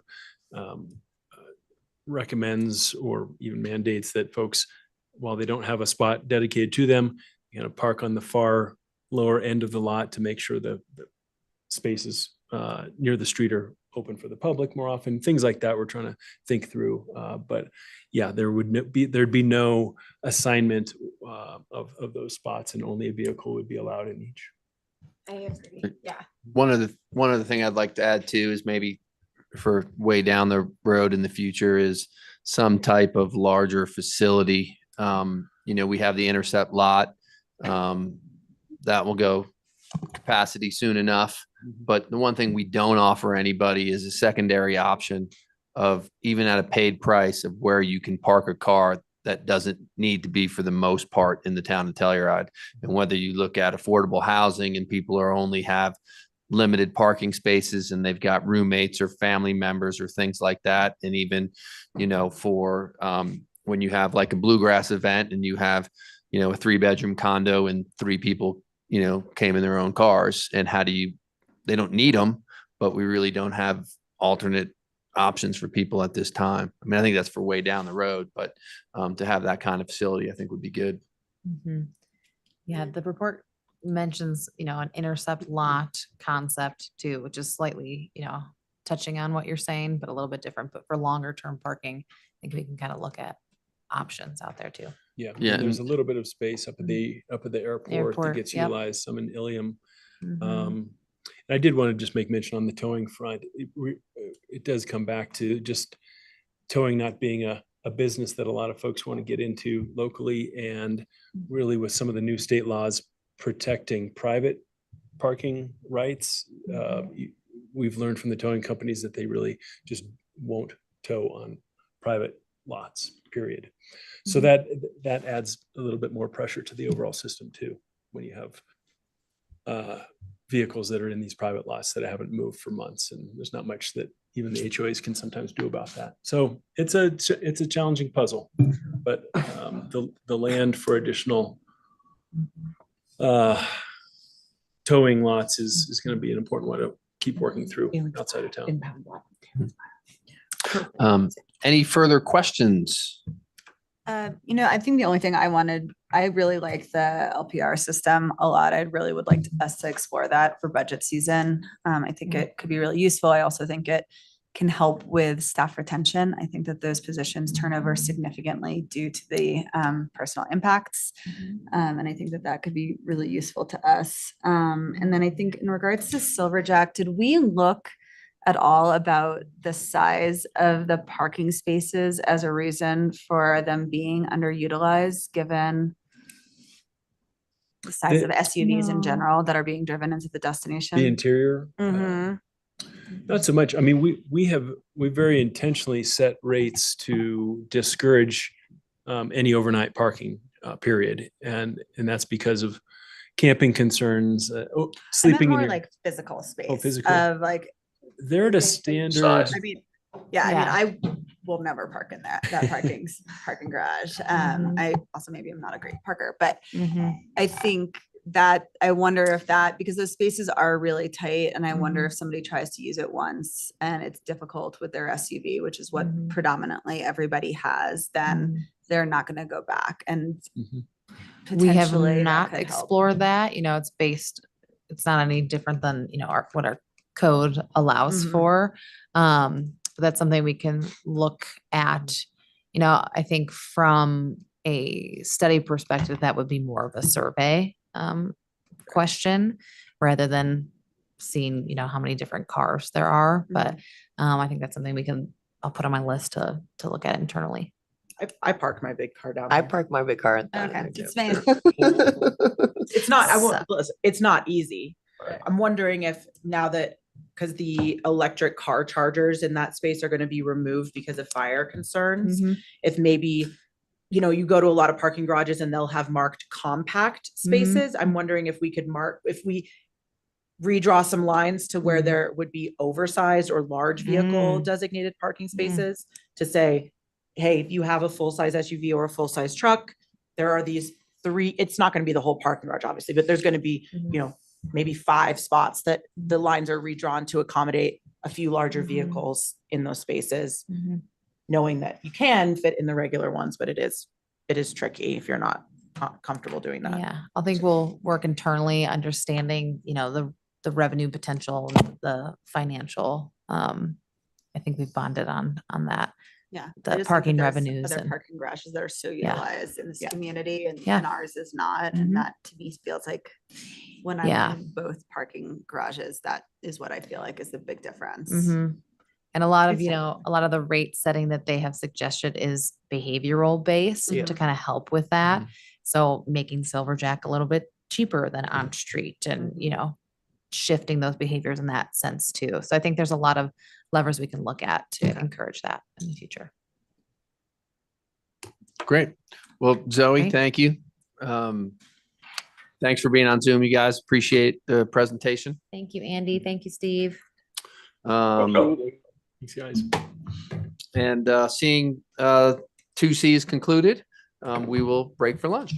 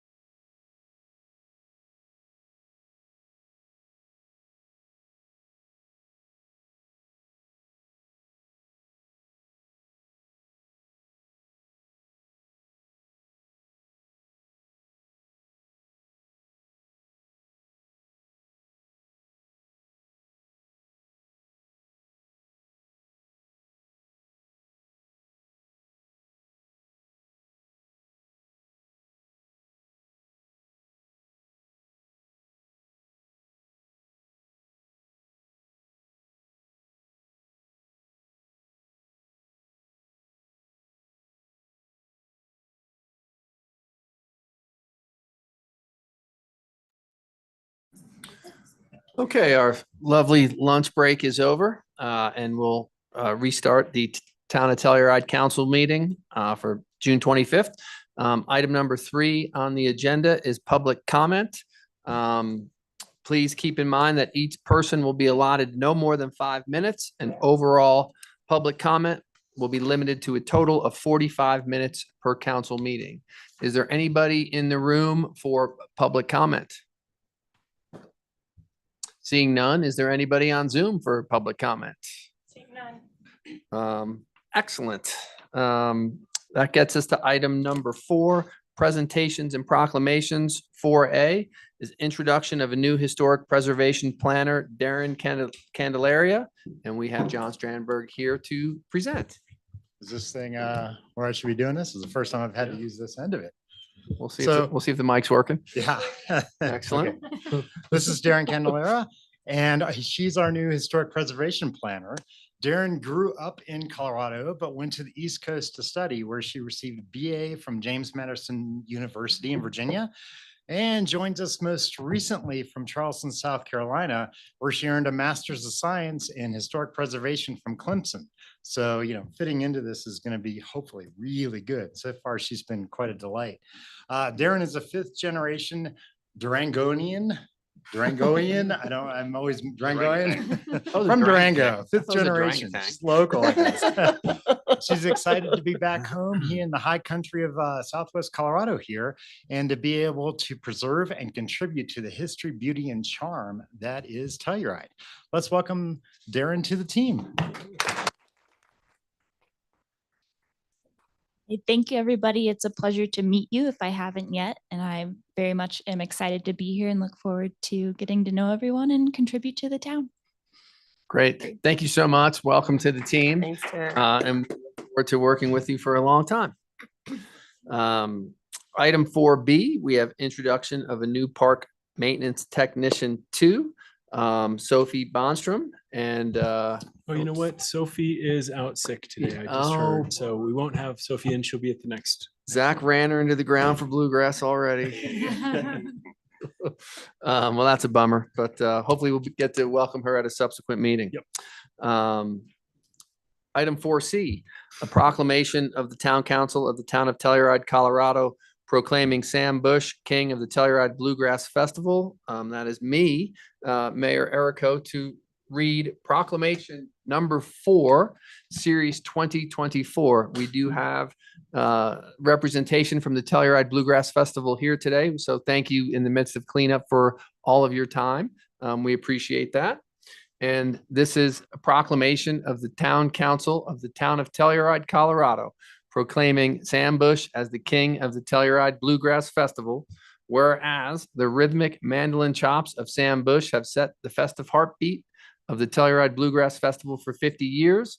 And whereas each solstice weekend, his songs have echoed through the valley, weaving themselves into the very fabric of our community. And whereas his call to howl at the moon have brought voices together in strength and harmony. And whereas his music in body and spirit have ignited the love and tradition of bluegrass music for future generations. Therefore, be it proclaimed that the town of Telluride, Colorado does hereby crown Mr. Sam Bush as the King of the Telluride Bluegrass Festival, proclaimed this 25th day of June, 2024.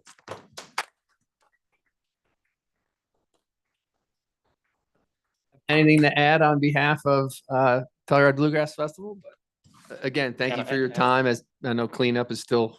Can I add something? Yeah, please. I really just want to say thanks. 50 years for us is a big milestone, but 50 years of someone playing the same show is unheard of. And so thanks for recognizing that, and thanks for hosting us. Thank you. Thank you. Thanks, Zach. And, I think from all of our teams internally, just thanks to you and your team for the collaborative effort again this year. I know operations and everything, as much as possible, went smoothly again, and we just appreciate the partnership with the town and the strive towards excellence. And we see it on the ground. So thanks for all the work this week. Thank you. Yeah. Thank you again. We appreciate the economic boost and the coolness for our community. And thank you. Item 4D, a proclamation of the Town Council of the Town of Telluride, Colorado, proclaiming June Immigrant Heritage Month. This is proclamation number 5, series 2024, a proclamation of the Town Council of the Town of Telluride, Colorado, declaring the month of June Immigrant Heritage Month. Whereas, regardless of their immigration status, every human being has an inherent birthright to safety, food, and shelter. And whereas we join people around the globe in commemorating World Refugee Day, a day when we recognize, honor, and uplift the strength, courage, and humanity of millions forced to flee violence, persecution, and war.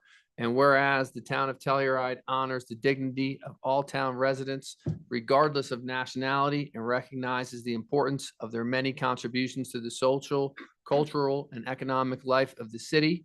And whereas discrimination and racism have profound impacts on immigrant communities, leading to trauma, exploitation, and fear. And whereas dehumanization and objectification perpetuate harm and marginalization. And whereas during National Immigrant Heritage Month, we recognize and celebrate the history and achievements of immigrant communities throughout the nation and within our local community. And whereas immigrants have been tireless leaders, not only in securing their own rights and access to equal opportunity, but have also campaigned to create a fairer and more just society for all Americans. And whereas immigration enhances the Telluride's cultural diversity, adding a variety of abilities, perspectives, languages, customs, traditions, values, and cuisines that benefit the residents of our city. Now we do hereby proclaim June 2024 as Immigrant Heritage Month in the town of Telluride, and call this observance to the attention of all of our citizens and encourage them to learn more about the social and economic impact of immigrants to our community and state, proclaimed this 25th day of June 2024. I have Melanie Wasserman here to say something. That would be great. Step on up, Mel. Okay. Yeah, briefly, I just want to say thank you to Town Council. I know that Telluride as a government and as a council has done a lot to try to really step into the space of creating inclusion and belonging for our immigrants. And I just want to applaud your efforts and encourage you to keep going and keep pushing and keep reaching out to your immigrant leaders in the community, to folks in CAFE, to folks at Tri-County, to folks in any of the organizations that have representation, to collaborate with and to bring in those folks so that they can be an active part of government, because it is an incredibly important process. So thank you very much. Great. Thanks, And Melanie. and thank you for all you do as well. That takes us to item 5 on the town council agenda, appointments to boards and commissions. Current board openings. The Telluride Town Council is accepting applications for current and upcoming vacancies from citizens interested in volunteering their service on one of the following towns, boards, commissions, committees. Applications must be received by noon on Monday, July 8th, 2024 for possible consideration at the next town council meeting, which is July 16th, 2024. Board of Adjustment and Appeals, 5 regular seats for a 1 or 2 year term, 2 alternate seats for a 1 or 2 year term. Commission for Community Assistance, Arts, and Special Events, and 1 seat is being considered today. 1 regular seat for a 1 or 2 year term, town resident. 1 alternate seat for a 1 or 2 year term, town resident.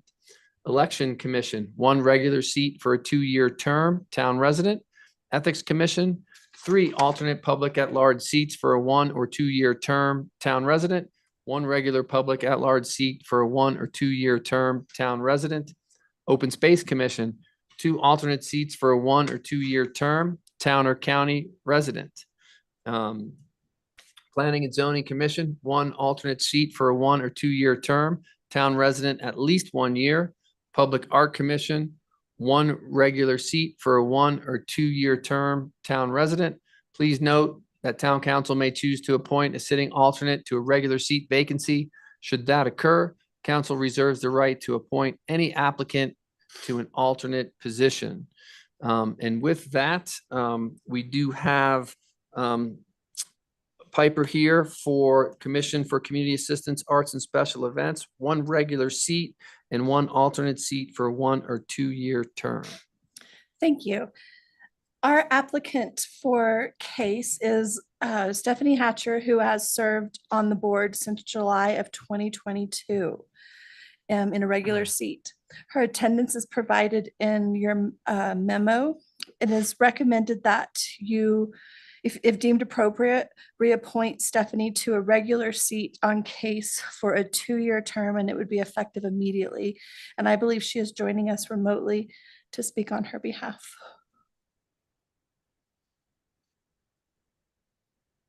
Hi, I can't do my video, but that's okay. Good day to you all in Town Council. Thank you for your service. I am, oh, there we go. So I've served on CASE for 2 years. It's a good group. It's changed a little bit and still a good group. And I think we work well together. We have made some improvements to the process. And I think I've made a few contributions to that with the group. And so I feel a little invested in the committee and its process. So I would love to serve for another 2 years. If you'll have me. Thank you so much, Stephanie, and we appreciate your service. Does anybody on council have any questions, or Elena, do you want to chime in? Yeah. I've loved working with Stephanie. She's like she does all the homework. She like reads everything and comes back with really good questions and comments that are even things that like I haven't always caught. So I think she's a really valuable member to the board. And yeah, we had a lot of turnover on this board recently. So I think anyone who has a little bit of knowledge coming into it is helpful. And I think she's a great addition to the board. Awesome. Thank you. Any further questions for Stephanie or Piper from council? I would entertain a motion. I move to reappoint Stephanie Hatcher to a regular seat on the Commission for Community Assistance, Arts and Special Events for a 2-year term effective immediately. Second. We have a motion from Mian, a second from Elena. Mian, how do you vote? Mian, yes. Elena? Elena, yes. Jesse Ray, yes. Ashley, yes. Dan, yes. Teddy, yes. It is approved unanimously. Thank you so much for serving the community. We really appreciate it. It's an honor. Thank you so much. That takes us to item number 6. Piper, thank you. Sure. To the consent calendar, 6A, approval of minutes for the regular meeting of June 4th, 2024. Do I have a motion to approve the consent calendar? I move to approve the consent calendar as presented. Do we have a second? I'll second. We have a motion from Jesse Ray, a second from Ashley. Jesse Ray, how do you vote? Jesse Ray, yes. Ashley, yes. Elena, yes. Mian, yes. Dan, yes. And Teddy, yes. It is approved unanimously. Item number 7 is public hearing. There are no public hearing items today. That takes us to item 8, action items. 8A, consideration of approval of a resolution of the Town Council of the Town of Telluride, Colorado, approving the 2023 financial audit conducted by McCann and Associates LLC, and we have Colette Tilt here to present. Thank you. So the town engaged McMahon and Associates to complete our financial audit for 2023. This was their first year doing the town's audit. We had Michael Jenkins, who's managing member, and Tasha French, who's the manager, also leading the charge. And they came in January and did interim field work with us. So they went to all the departments and met with employees from each department to kind of get lay of the land. And then they came back at the end of March for audit field work. And they only met with the finance department at that point. They were very thorough and they were great to work with. And I believe we've got Michael on to present their findings. Great.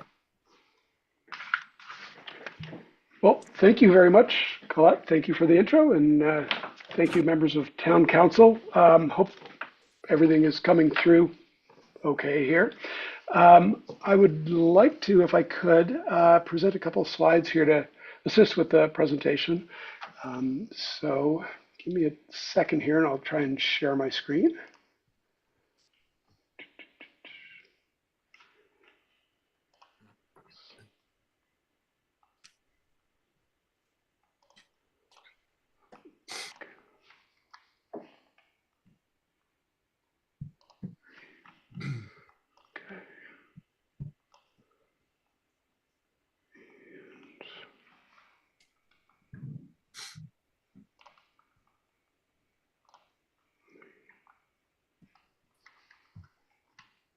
Okay, hopefully everybody can see the slide there. I'm afraid we cannot. Oh, okay. Well, that's a little disconcerting. It shows it reflected here. Just a second, please.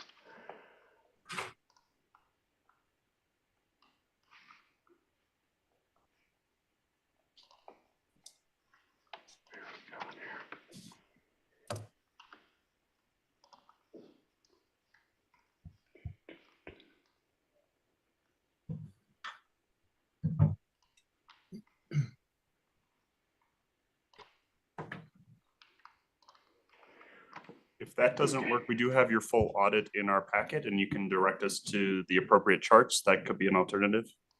Okay, give me just 2 seconds because hopefully this is a little bit better in terms of understandability of the process. So bear with me a sec here.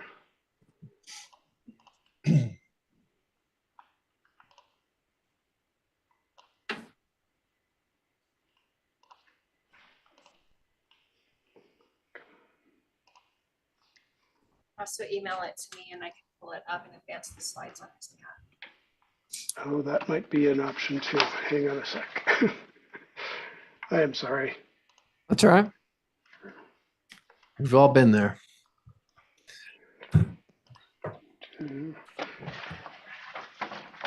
Okay, so shall I mail it to Colette? Email it to Tiffany and I'll pull it up. Tiffany, okay. Thanks, Tiffany. Thank you very much, Tiffany. You're a lifesaver. And then just let me know when you want me to advance the slides for you. Okay.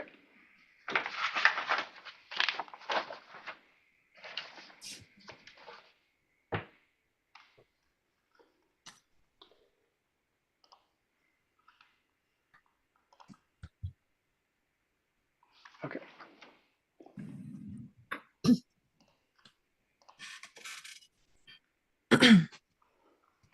Let me know when you've received that, Tiffany. Okay. Guess while we're waiting on the internet to cooperate, again, I apologize for the lapse here, but yeah, my name is Michael Jenkins. I'm a partner with Mann & Associates. It's our first year of doing the audit for the town of Telluride.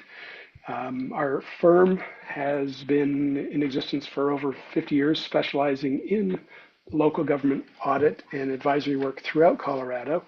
You know, we're based in Avon. Many of our team members reside in the Colorado mountains. So, and our client base is also inclusive of many of the Colorado resort towns. So we're very familiar with the challenges and the opportunities presented and faced by these really unique places that we are fortunate to live in. Just in terms of setting up a little bit of a context for the presentation, the audit, as many of you know, is an independent examination of the town's financial results and financial results of operations and financial position to ensure that they're properly measured and presented without material misstatement in accordance with governmental reporting standards. The town is, as a statutory government, required by the state of Colorado and the town charter to have an annual financial statement audit.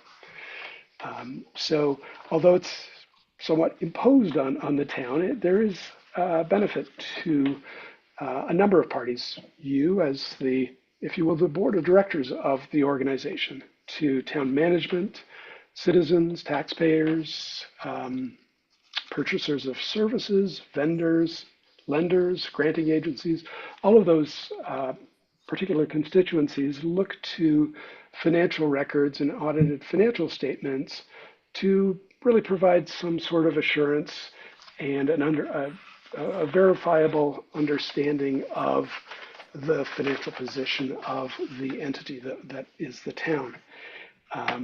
You know, for us to issue our audit opinion, as Colette mentioned earlier, Tasha, our audit manager, and her staff were on site at 2 instances. And the first go round was just making sure that we had a good understanding of the perfect. So yeah, we're on slide 1. Yes, wonderful. Thank you so much, Tiffany. So in the first go round, we were looking at ensuring that we understood how the town systems and you're spoiling my excitement here with that big reveal. Oh, okay, there we go. Look, we're auditors. We got to look for excitement wherever we can find it, right?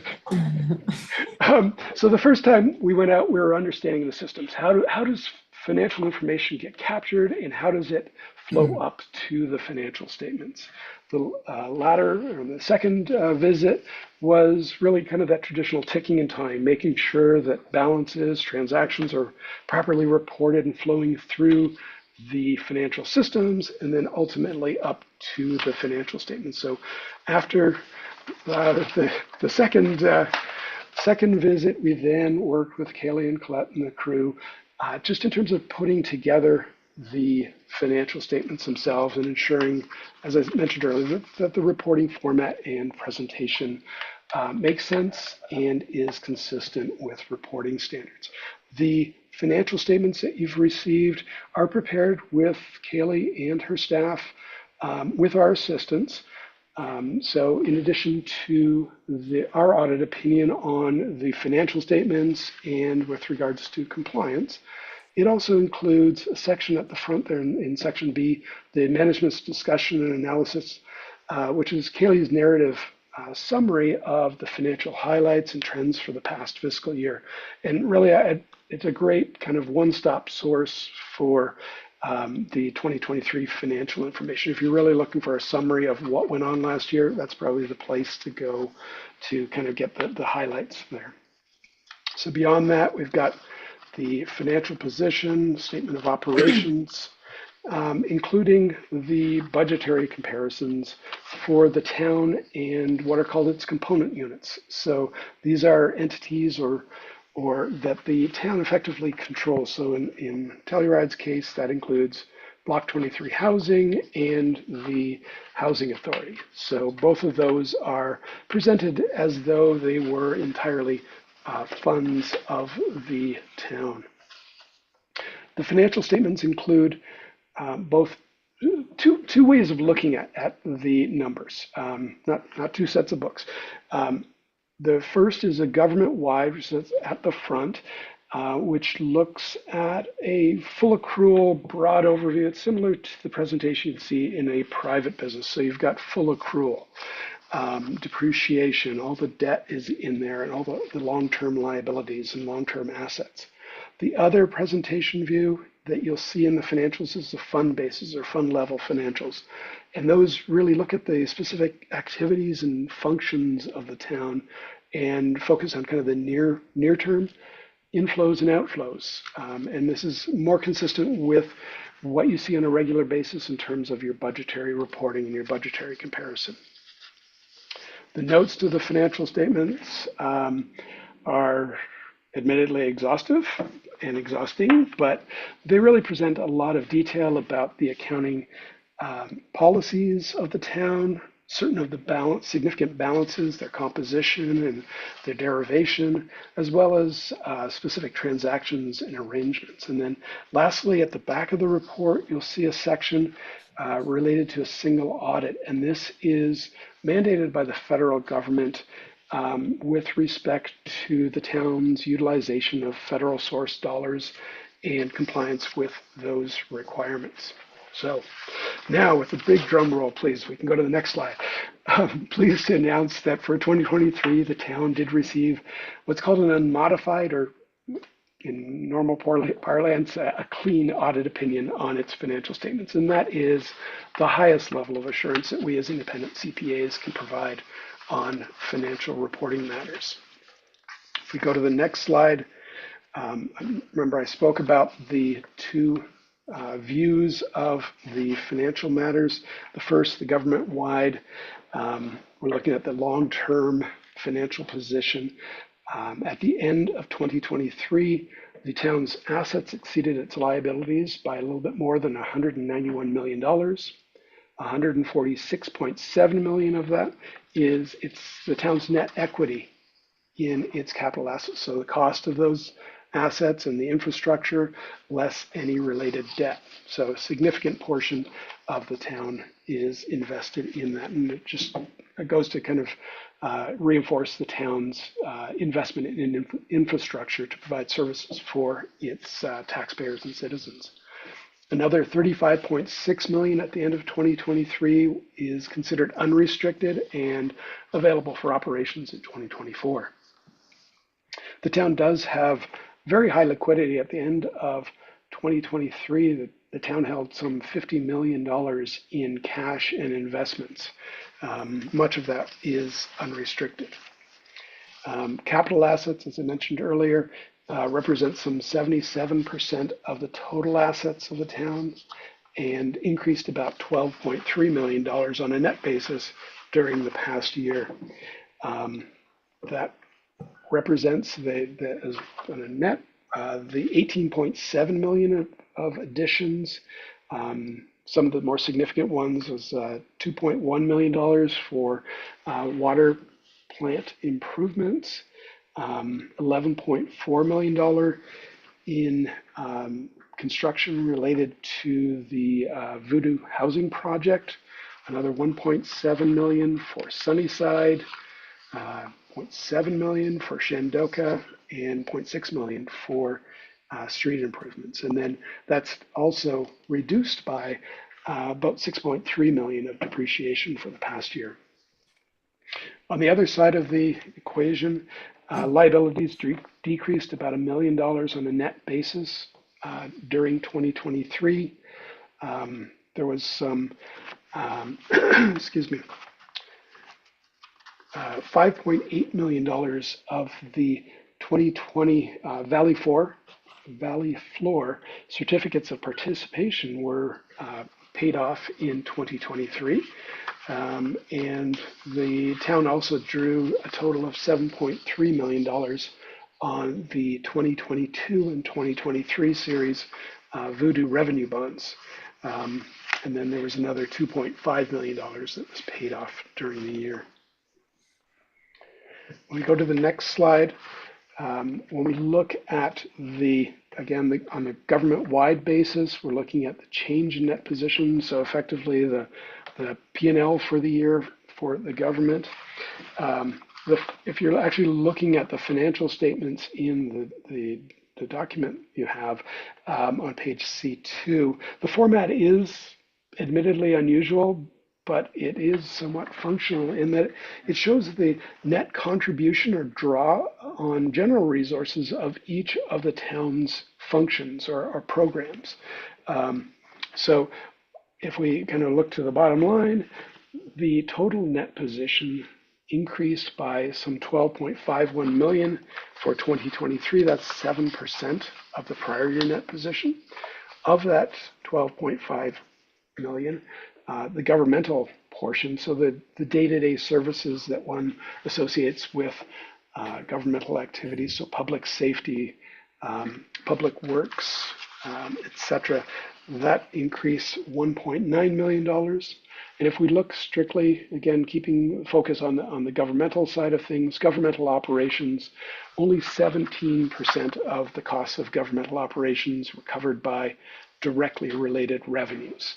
And that's pretty much consistent with what's happened in prior years. So it just kind of reinforces the town's reliance on those general revenues including sales and use tax, property taxes, lodging tax, and the real estate transfer taxes. The business type activities, which is fee for service or cost recovery based operations. So that includes the water fund, the wastewater fund, parking fund, as well as the funds for the Telluride Housing Authority. So the 4 properties there. That generated a surplus of $10.7 million for the year. But that $10.7 million does include some $5.3 million of capital contributions, so asset construction, et cetera, contributed into that fund, as well as another $2.5 million that was transferred into the water fund to support improvements there as well. Moving on to the next slide. The fund level is the other approach. So again, the kind of the budget basis presentation.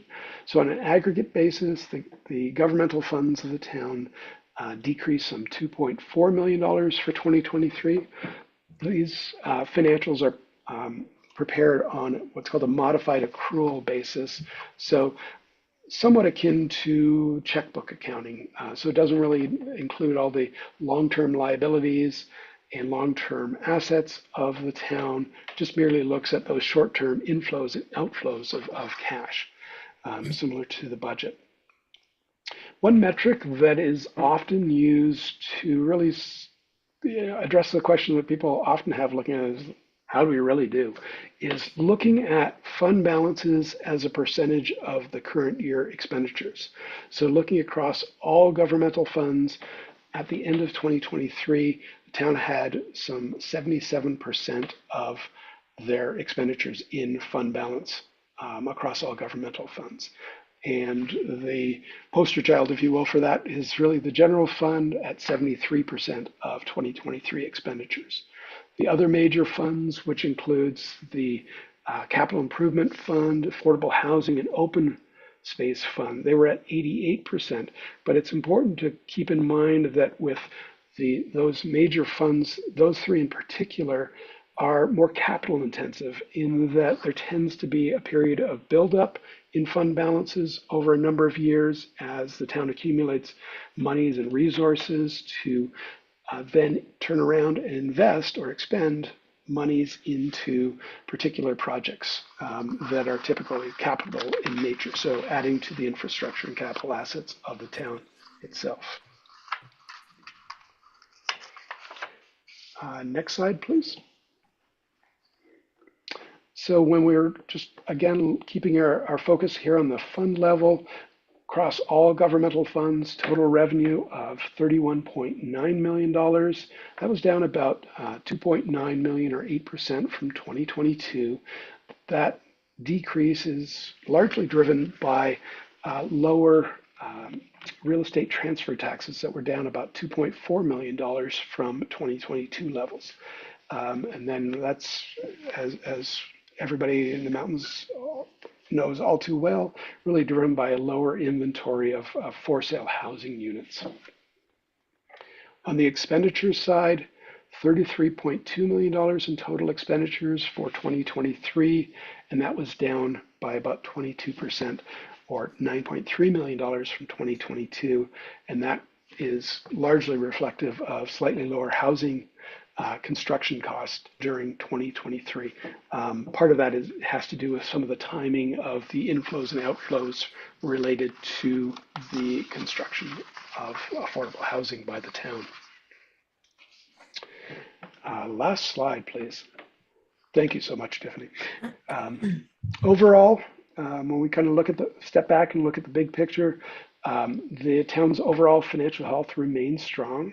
as I mentioned earlier, the major funds maintained really solid fund balances, and that really helps the town weather uncertainties. The town has had a policy of maintaining reserves and trying to increase those over time, and that's really something that the town should continue to do, and we certainly commend them for formalizing that practice, given the significance of variable sales and use tax and real estate transfer tax revenues, so that the town can really have the funds in place when necessary to continue its investments. 2023 saw the town continue to invest strongly and heavily in increasing its affordable housing options for citizens. And then lastly, in terms of budgeting, both budgeting and expenditures for the major funds were all within their adopted budgets. In addition to our audit of the financial statements, we also present a letter to you as a town council, board of directors, just addressing, I guess, what I would call the non-numeric side of the audit. So in that letter, we talk about the accounting process, the extent of adjustments and changes were made to financial statements, talk to the accounting policies of the town, and then to the extent that we have identified areas for improvement, those are also discussed in that letter.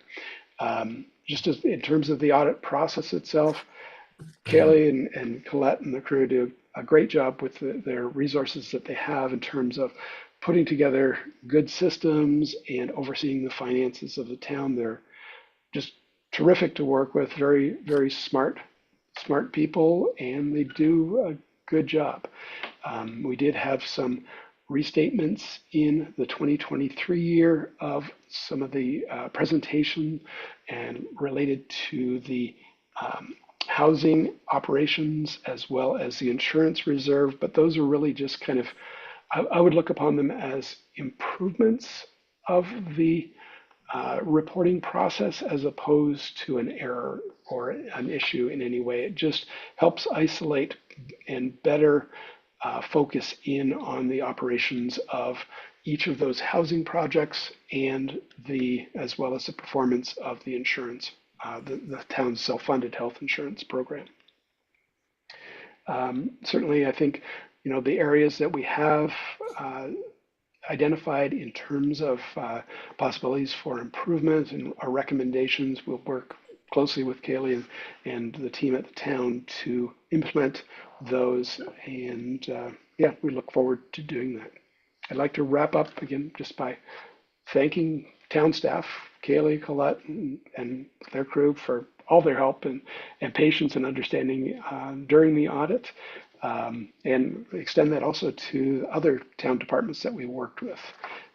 We appreciate the assist, and I think you as the town council should, and I think certainly anybody following along would certainly take great comfort to know that the town has a lot of really good people working there that care a lot about what they do and doing a good job of it and being really good stewards of their resources. So we certainly applaud them. So thank you very much for your time this afternoon. Are there any questions that I could answer? Any questions from council? I don't have any questions right now because unfortunately I was very busy last week and didn't have time to dive into this as deeply as I wanted to.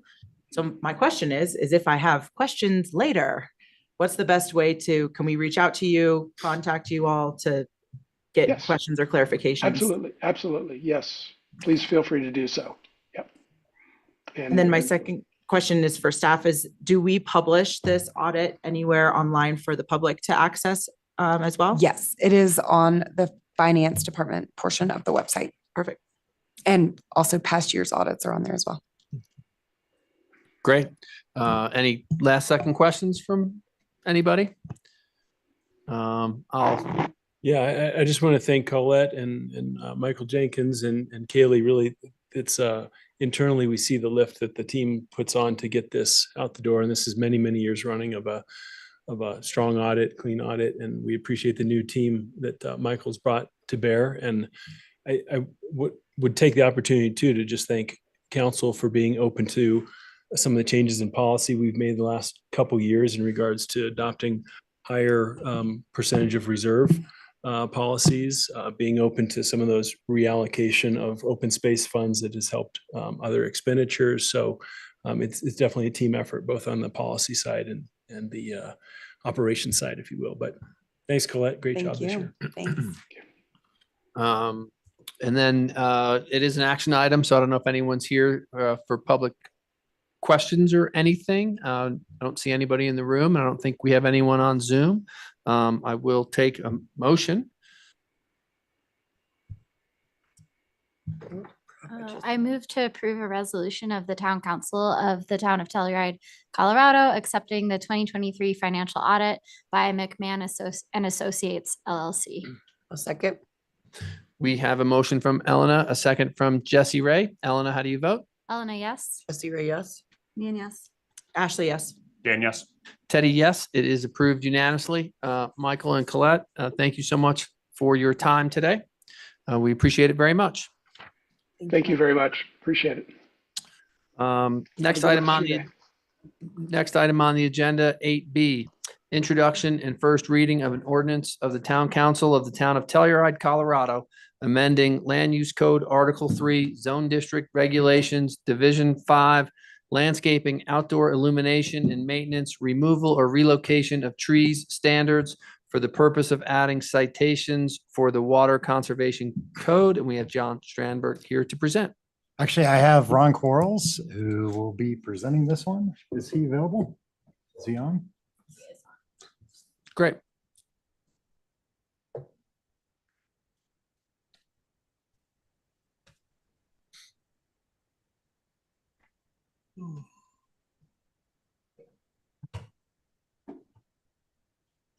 Sorry, guys.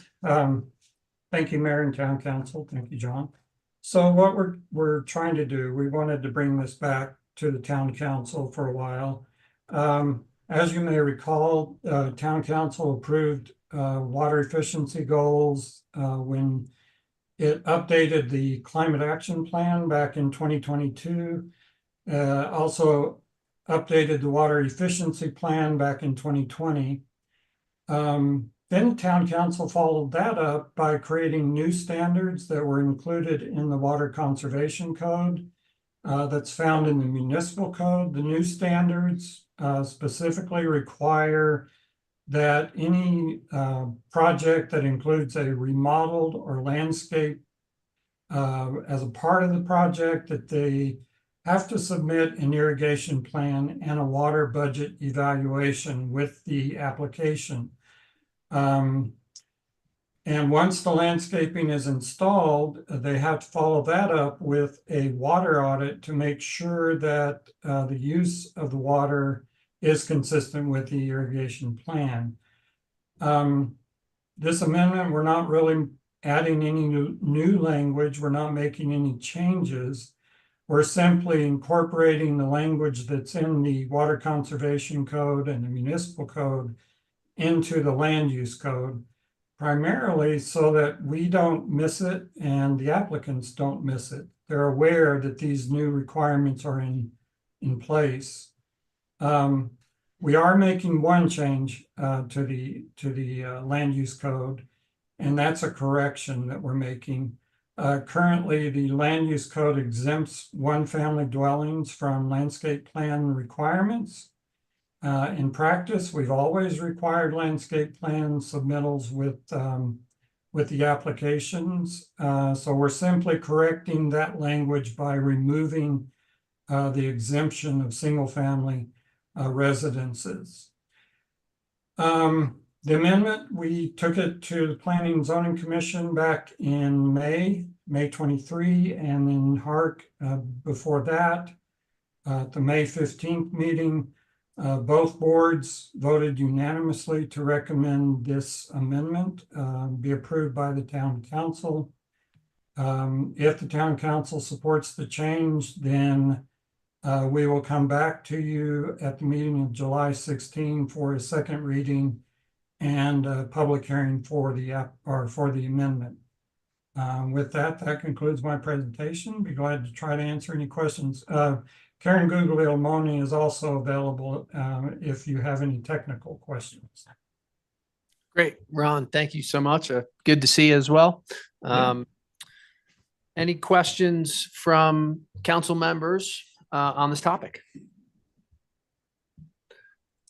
I just have one. Has town staff received any comments from architects, contractors, anything that would give you guys any grief? Not at this point. We'll let you know if that changes. Okay. Last chance. Any questions, council? Is nobody in the room for any questions? It looks like we have a hand raised on Zoom. If we could unmute Shelley.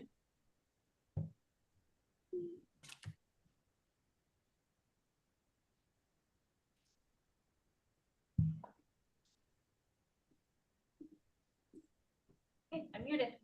Okay, hi, thanks. This is Shelley Duplan. I'm the Director of Operations at El Tesoro Ranch. And I'm curious, question is, what type of water monitoring system does the town have with respect to consumption, both on an irrigation level and also domestic? Do you have any sort of automatic meter infrastructure in place so that you can monitor usage and get ahead of, you know, consumption or people that have high usage so that you can mitigate? Just curious about that. And is it Karen? Karen might be Probably for that. going to answer that. Yes, I'm going to try to answer that. Hi, that's a really good question. Karen Guglielmone with the Public Works Department. I conduct the water efficiency plan and water audit every year. The town has water meters on every structure. And those meters are read automatically as our meter readers drive by, and that information goes into our billing system.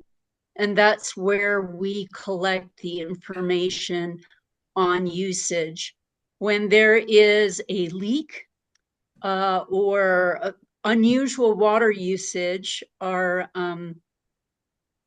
billing specialist over in finance will generally contact the owner and let them know. It's a little easier now that we are reading monthly as opposed to every other month. And that way they can be alerted to excessive water use before it gets really expensive really quickly. Does that answer your question? You're welcome to call me if you have other questions directly. Yeah, you know, it does. And Karen, I may reach out to you because we've implemented an automatic meter infrastructure system here at the El Tesoro Ranch. And I can see on a daily basis, even drilling down to an hourly basis, consumption at every meter. And it has been a critical tool especially when it comes to water conservation. And being able to see a leak right away on your desktop. And so I would be more than happy to share with you my experience in getting that program up and running. And I think it would be a really good tool for the town as well, especially with water conservation. So thank you. Yes, certainly when you start looking at it, it's amazing how quickly these tools help in decreasing water waste and increasing the efficiency. It really drills you down into what has to be improved over time. Right, and these codes enforcement help too. as well. Yeah, there's a lot of tools. I'm sure we can share that with you, Karen. Thank you. Great. Thank you both. I got one question just to make sure I'm understanding completely on the topic of removing in section 3502A, the exception for detached single family homes on there. Am I correct that they still have to have all the other standards applied to them. They just didn't have to submit a plan showing that. Is that correct, Ron, or? Well, what it's doing is correcting the language in the land use code. We currently require that they go through the landscape plan review. And so we're taking out that exemption. So it does apply, and that's how it should be reflected. I'm in favor of that change. I'm just trying to play out if there's any negative repercussions this season, if they've already had plantings or things that wouldn't be approved in the plan, should that, if they had that requirement at the beginning of the growing season, and it could negatively impact them. I favor this change. I think we should absolutely apply the same standard to everybody, but I'm just trying to play out if there's any short-term repercussions. Yeah, and I don't think we've applied it at this point for any of the projects that have gone through. So it wouldn't be retroactive in that respect. Any new projects that come through, we will require it as a part of the submittals. Great, thank Looks you. like Karen has a little to add there too. Yeah, Karen, go ahead if you're unmuted. Yes. What the exemption, ever since I've been here for 24 years, HARC has always required a landscape plan for every submittal. And so I was surprised when we were going through to incorporate the language for the municipal code into the land use code to make sure it was consistent. I asked about this. I was like, why is there an exemption? It's never been applied. So it's to address your concerns. Every application I've seen forever has always had a landscape plan in it that was approved. So no one should be caught out by this change at all. That's what I was trying to ask. Thank you very much. Thank you. Okay, cool. Great, thank you. Any further discussion? I would entertain a motion. I move to approve on first reading an ordinance of the Town Council of the Town of Telluride, Colorado, amending Telluride Municipal Code at Chapter 18 Land Use Code within Article 3 Zone District Regulations, Division 5 Landscaping, Outdoor Illumination, and Maintenance Removal or Relocation of Trees Standards for the purpose of adding citations for the Water Conservation Code, and direct the Telluride Town Clerk to set this matter for a public hearing on second reading of this ordinance for the Town Council meeting of July 16th, 2024. We have a motion. Do we have a second? Second. A motion from Jesse Ray, a second from Mian. Jesse Ray, how do you vote? Jesse Ray, yes. Mian? Mian, yes. Helena, yes. Ashley, yes. Dan, yes. Teddy, yes. Approved unanimously. Going on to 8C, introduction and first reading of an ordinance of the Town Council of the Town of Telluride, Colorado, amending Land Use Code Article 3, Zone District Regulations, Division 8, Wetland Regulations for the purpose of changing the order of development application submittal. We have John here again. Thank you, Mayor, members of the commission or council. Been thinking about commissions all day, so I apologize for that. Let's see, this is an amendment to revise the order of procedures as was stated, because the wetland regulations, the land use code currently requires that the wetlands get reviewed after the HARC review. So applicants are coming in and they're applying for their CAs, which is their approval process through the Historical Architectural Review Commission. And they're getting that, and then they're going to planning after that for wetland review, which is currently is 25 feet from a designated wetland area, from that high water line, essentially. That's not the exact line, but that's just a good way to look at it. And then it can be shrunk down to 5 feet with the HARC approval. So what we've come up with, or excuse me, planning approval. I'm pointing because Ron's usually sitting there, and he's the one who usually does it. So 5 feet with planning approval. So it'll go through HARC, get a vested right, meaning this is what the commission has approved for this thing. And then it goes to planning and we go, oh, you're way into this thing. You should be at least 20 feet off here, just looking at what you're seeing, not right up on that 5 foot line with things overhanging into it. And HARC cannot, just their privy and what they're allowed to do, they cannot look at these regulations. So planning looks at it and goes, okay, you need to move this. So it puts a very, very hard run on not only the planning staff going, okay, there's a vested right for this. And it also puts a hard run on an applicant going, we don't quite know where we're going with this thing. So if planning goes, hey, you know, this is not right, you can't do this, there's a big slope on that side, you know, you need to be 20 feet off, and they've have it approved at 5 feet, they may have to go back to Hark again and go, okay, planning says this, now we have to do this. So it puts a lot of undue time and wasted effort on many, many parties. And it's happened a couple times since we've been through here, not to the extreme extent of sending things back because we're trying to work with everybody, but we're just trying to take care of that. And what this does is it'll just change that order back around and just say, okay, you got to go in for wetland review first. So that'll give them a line to work off of. So an architect can come in and go, hey, we've got this. But typically what you see at that point is they've already got things designed. And then they'll be like, okay, it's much easier to move things rather than go through and say, all right, Hark, this is what you got to work with, rather than planning, this is what you have to work with. So it moves things around a little bit and should make it easier on staff as well as applicants in the long run. And if not, you know, I might have to come back and change it, because the Planning and Zoning Commission during their discussion kind of said, you know, we kind of worked at it first initially to have it where it goes through Hark, so that way planning knew what was going on. And it seems like that's kind of backfired a little bit, but we'll see. And hopefully if you guys support this, we will be back for the second read at the next meeting. Great, thank you. Any questions from council? I have a comment. We had a recent applicant that has this issue and on Hark, and this makes a lot of sense. Like seeing it play out with an actual case that we have on the design approval. It was rather clunky for them to kind of look at this structure and approve it, but not know if it abides by the wetlands regulation. So just this feels like a good change. Great. Any other questions or comments? It is an action item. There's nobody in the room for comments. Is there anyone online? See none. None. I would entertain a motion.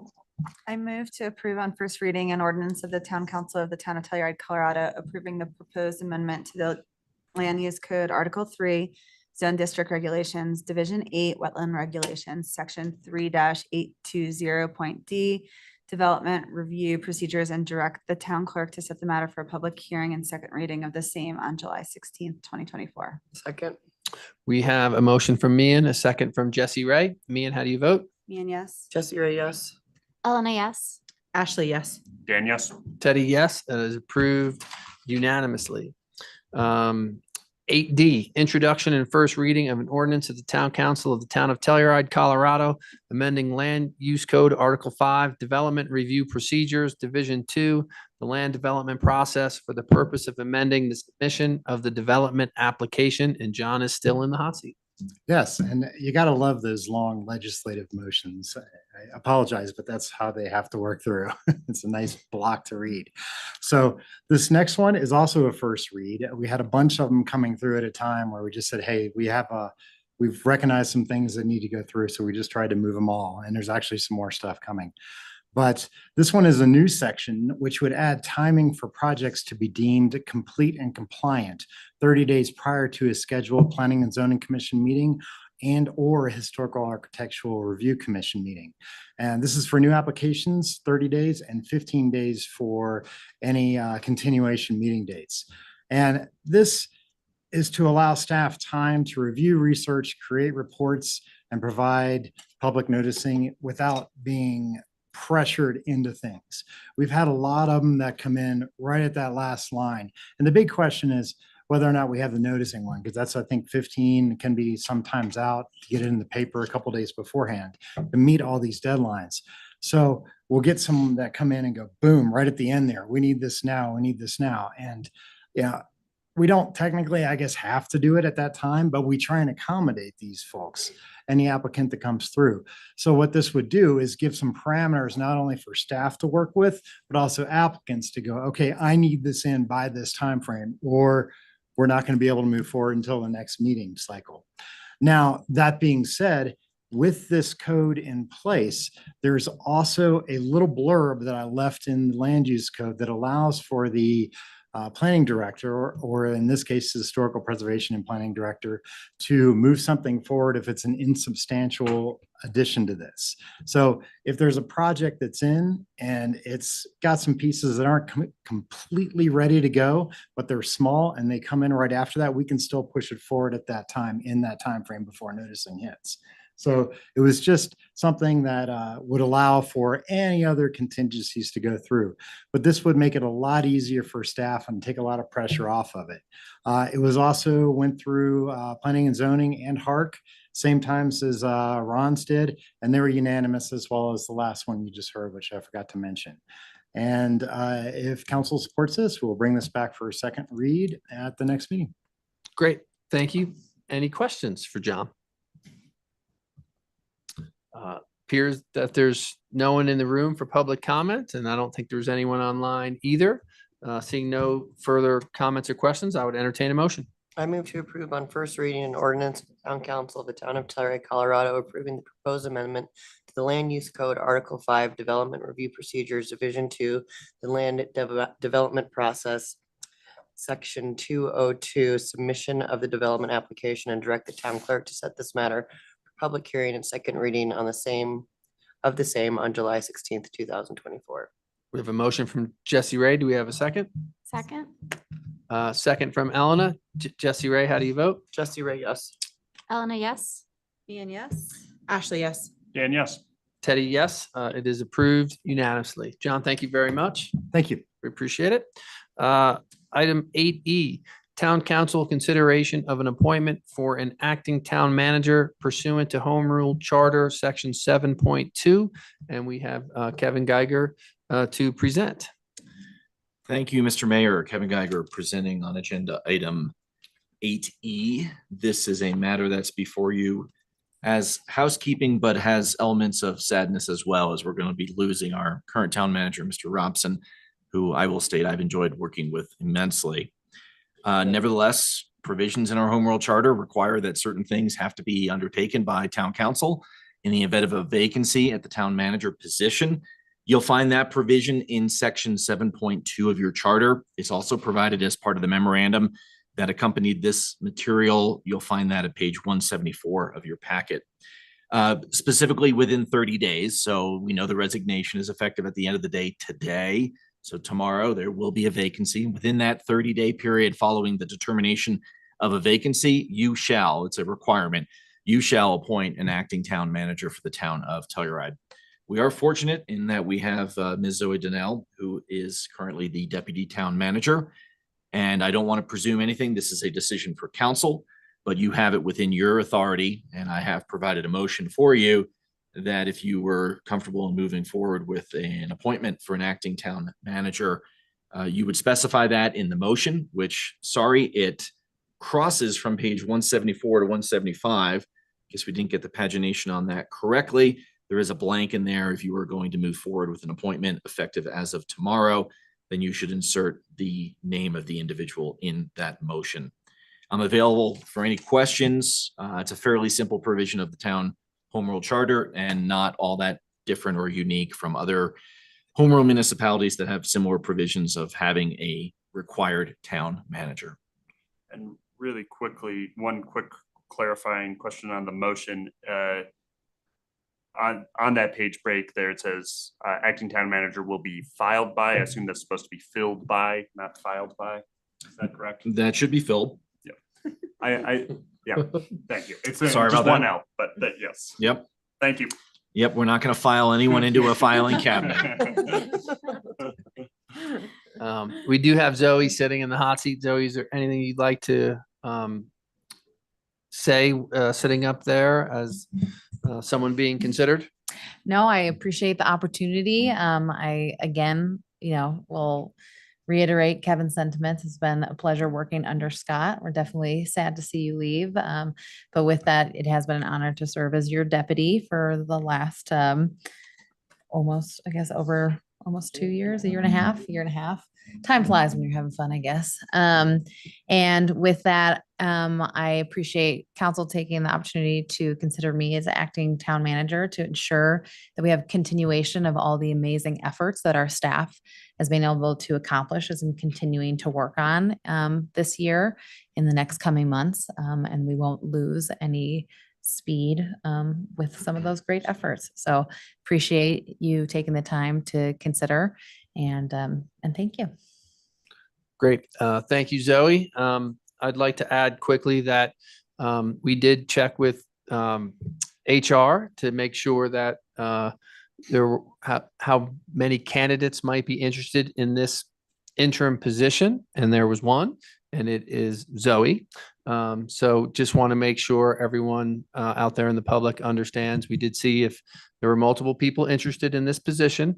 It is also per the code handbook, very typical for the deputy town manager to assume both temporary responsibilities of the town manager as well as interim duties of the town manager, should there be short-term or longer-term vacancies. So we're kind of looking at that protocol as well. Is there anybody on council that has any questions for Zoe at this time? Seeing none, doesn't look like there's anybody in the room for further comment. Doesn't look like there's anyone online as well. I would be happy to entertain a motion. I move pursuant to the Telluride Home Rule Charter, Section 7.2, and determine that the town manager position held by Scott Robson will be resigned as of the end of the day, Tuesday, June 25th, 2024, and the position of acting town manager will be filled by Zoe Denal, starting Wednesday, June 26th, 2024. And Zoe Denal shall have all of the powers and responsibilities of town manager and will serve at the pleasure of the town council until the time that the Telluride Town Council approves an employment contract with the new town of Telluride town manager. I second. We have a motion from Jesse Ray, a second from Dan. Jesse Ray, how do you vote? Jesse Ray, yes. Dan, yes. Elena, yes. Meehan, yes. Ashley, yes. Teddy, yes. It is approved unanimously. Congratulations and thank you Thank for you. being our Yeah. interim town manager. Thank you, everybody. Mayor, before you start the next item, I'm just gonna say the National is a client of mine for my other position as a wine and liquor sales rep. So out of an abundance of caution and a desire to avoid any appearance of impropriety, I'm going to choose to recuse myself voluntarily, both on item 8F and item 9A. Great. Thank you very much, Dan. I appreciate that. We'll give Dan a second to exit the room. And we have item 8F, consideration of approval of a new outdoor dining license agreement for Pine Street Adventures LLC, doing business as the National for use of the sidewalk adjacent to 100 East Colorado Avenue, Suite B. And Tina Rutherford is here to present. Thank you, Mayor and Council. Tina Rutherford from the Clerk's Department. I'm here to present an application for a new outdoor dining agreement. The applicant, the National, is requesting an encroachment on town sidewalk directly adjacent and contiguous with their restaurant. They're requesting an area 3.5 feet by 20 feet long on the sidewalk on the east side of Pine Street and on the west side of their establishment. The applicant plans to use this additional space for guests to enjoy a drink while waiting for a table or a bar seat inside. They do not plan to use any tables or chairs. It'll be standing room only. And these outdoor dining permits are considered by town council on a case-by-case basis. The application is complete. There are no concerns from any of our town of Telluride departments on the railings or structures. And yeah, not here, but I'm happy to answer any questions if you have them. Great. Thank you so much. Tina, are there any questions for Tina in regards to this application from the National? My only concern is, I know you said the town didn't have any concerns, but the fact that this entrance doesn't go right into this area, that they're gonna go basically onto the sidewalk and then enter into it. Is there concern that, you know, that this is going to end up bleeding out into this space? Or have they addressed how they're going to prevent that from happening? Is there going to be a capacity limit on how many people are going to be allowed to access this space? Like, what was their plan for that? There hasn't been a capacity limit addressed. When reading the liquor code from the state on doing this, there is you're able to walk through an area as long as it's the servers walking through, not the patrons. So is the idea that they're going to have service to this area from their servers to bring drinks out to them while they're waiting for a seat? My concern is that this space is probably, I don't know, 8 feet. So it's 8 feet by 3.5. I don't know exactly how many people would fit comfortably in there. What happens when they have 20 patrons that are interested in doing this? Are they going to refuse service to some of those patrons? Do they have a limit on how many people can occupy this area? Let me reference the application and see if they put anything on. They put there. 12 for their estimated seating. Okay. So I think that that would be my assumption, is that 12 would be the maximum. Can we space. limit that though? Can we say that you're only allowed to have 12 guests in this space? Yeah, we can do that. And I have a question along those lines of the premise. Can someone serve the drink, walk into the restaurant from this premise with their drink? If there's a break, I is mean, there, I guess that's the question. I mean, there isn't like a liquor like border on this map. So I think that it's a little, and my assumption Yeah. is that the liquor border would hit that corner so that it is contiguous. yeah, I wasn't sure. contiguous. But I mean, that's a question for you. It's my understanding that the premise would go from the door into the area they're proposing. Okay. They can walk straight through there. Right there. But what if they put, I guess then why don't they put a barrier here on the sidewalk and like coming out from the door? Sorry, I'm pointing at something you can't see. Something along here, so that way it can be like an actual enclosed space so that they can have a drink, walk it through, because then the liquor license would have a boundary of that edge. Does that make sense? We can, if you'd like to make that a contingency. Almost like a, Put it like a rope. here. I think as long as the map, the liquor map is drawn and that there is a solid border, then I'm fine with it. I think, I do agree with you. I think it's gonna be a little problematic, but they're professionals and I think that we let them do their job in regards to managing the space itself. I just want to make sure that the actual map is correct for that. And Tiffany, you had your hand up? Yeah, the picture that's included in the packet that shows the view from inside the restaurant too is provided by the applicant to show that they can see the space from inside the restaurant and that they would be monitoring it. So I think that they, in discussions with Tina, it sounds like they're fully aware that it can't go out, but if you did want to make that a condition of approval, that's absolutely your purview. I do want to add too that we did not approve the Sheridan seating on the Oak Street side with less space. Because of Handicap accessibility but they were dealing with a less amount of space. It was so I just want to just throw that out there, and compression and and it's a really congested sidewalk already right there with the Buck, and that's a busy street. Pine Street is busy. I think, and that's my concern with this application as well. I'm happy to allow it for 1 year and see what it really ultimately looks like and what that because we've denied that for the Sheridan and then allowed a similar permit area or similar setup for other organizations, like Vanetta, I think is probably the one specifically that I'm thinking about.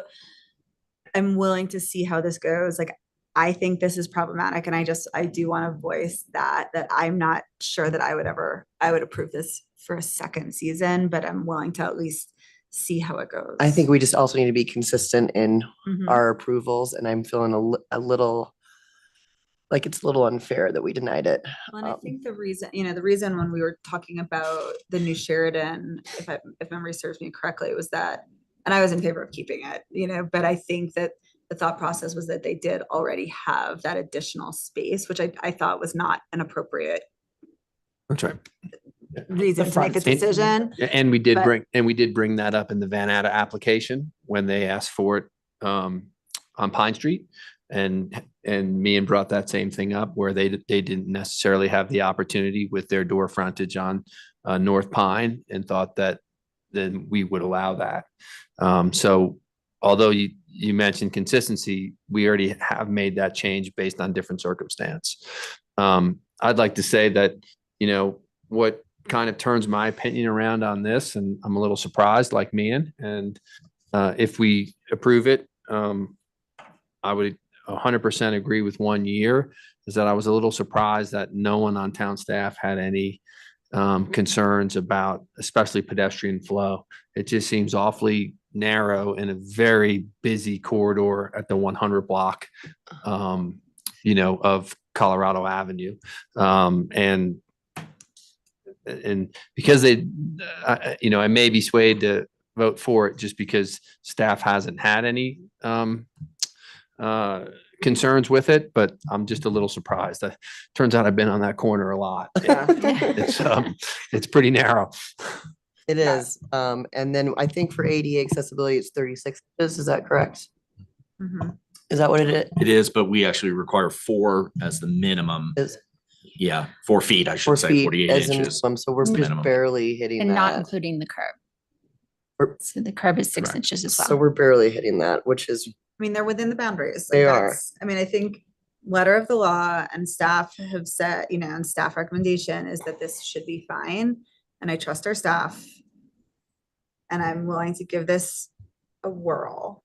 I do not think, I think this is gonna be problematic. I really do, but I also think that one season is not an awful amount of time to give it a chance. My concern is that this is like putting a toothpaste back into the, tube issue again, where it's like, we're sitting here all kind of like, how is this gonna work? And then next year it comes up and go, well, we let them do it last year. Now we feel bad about revoking it.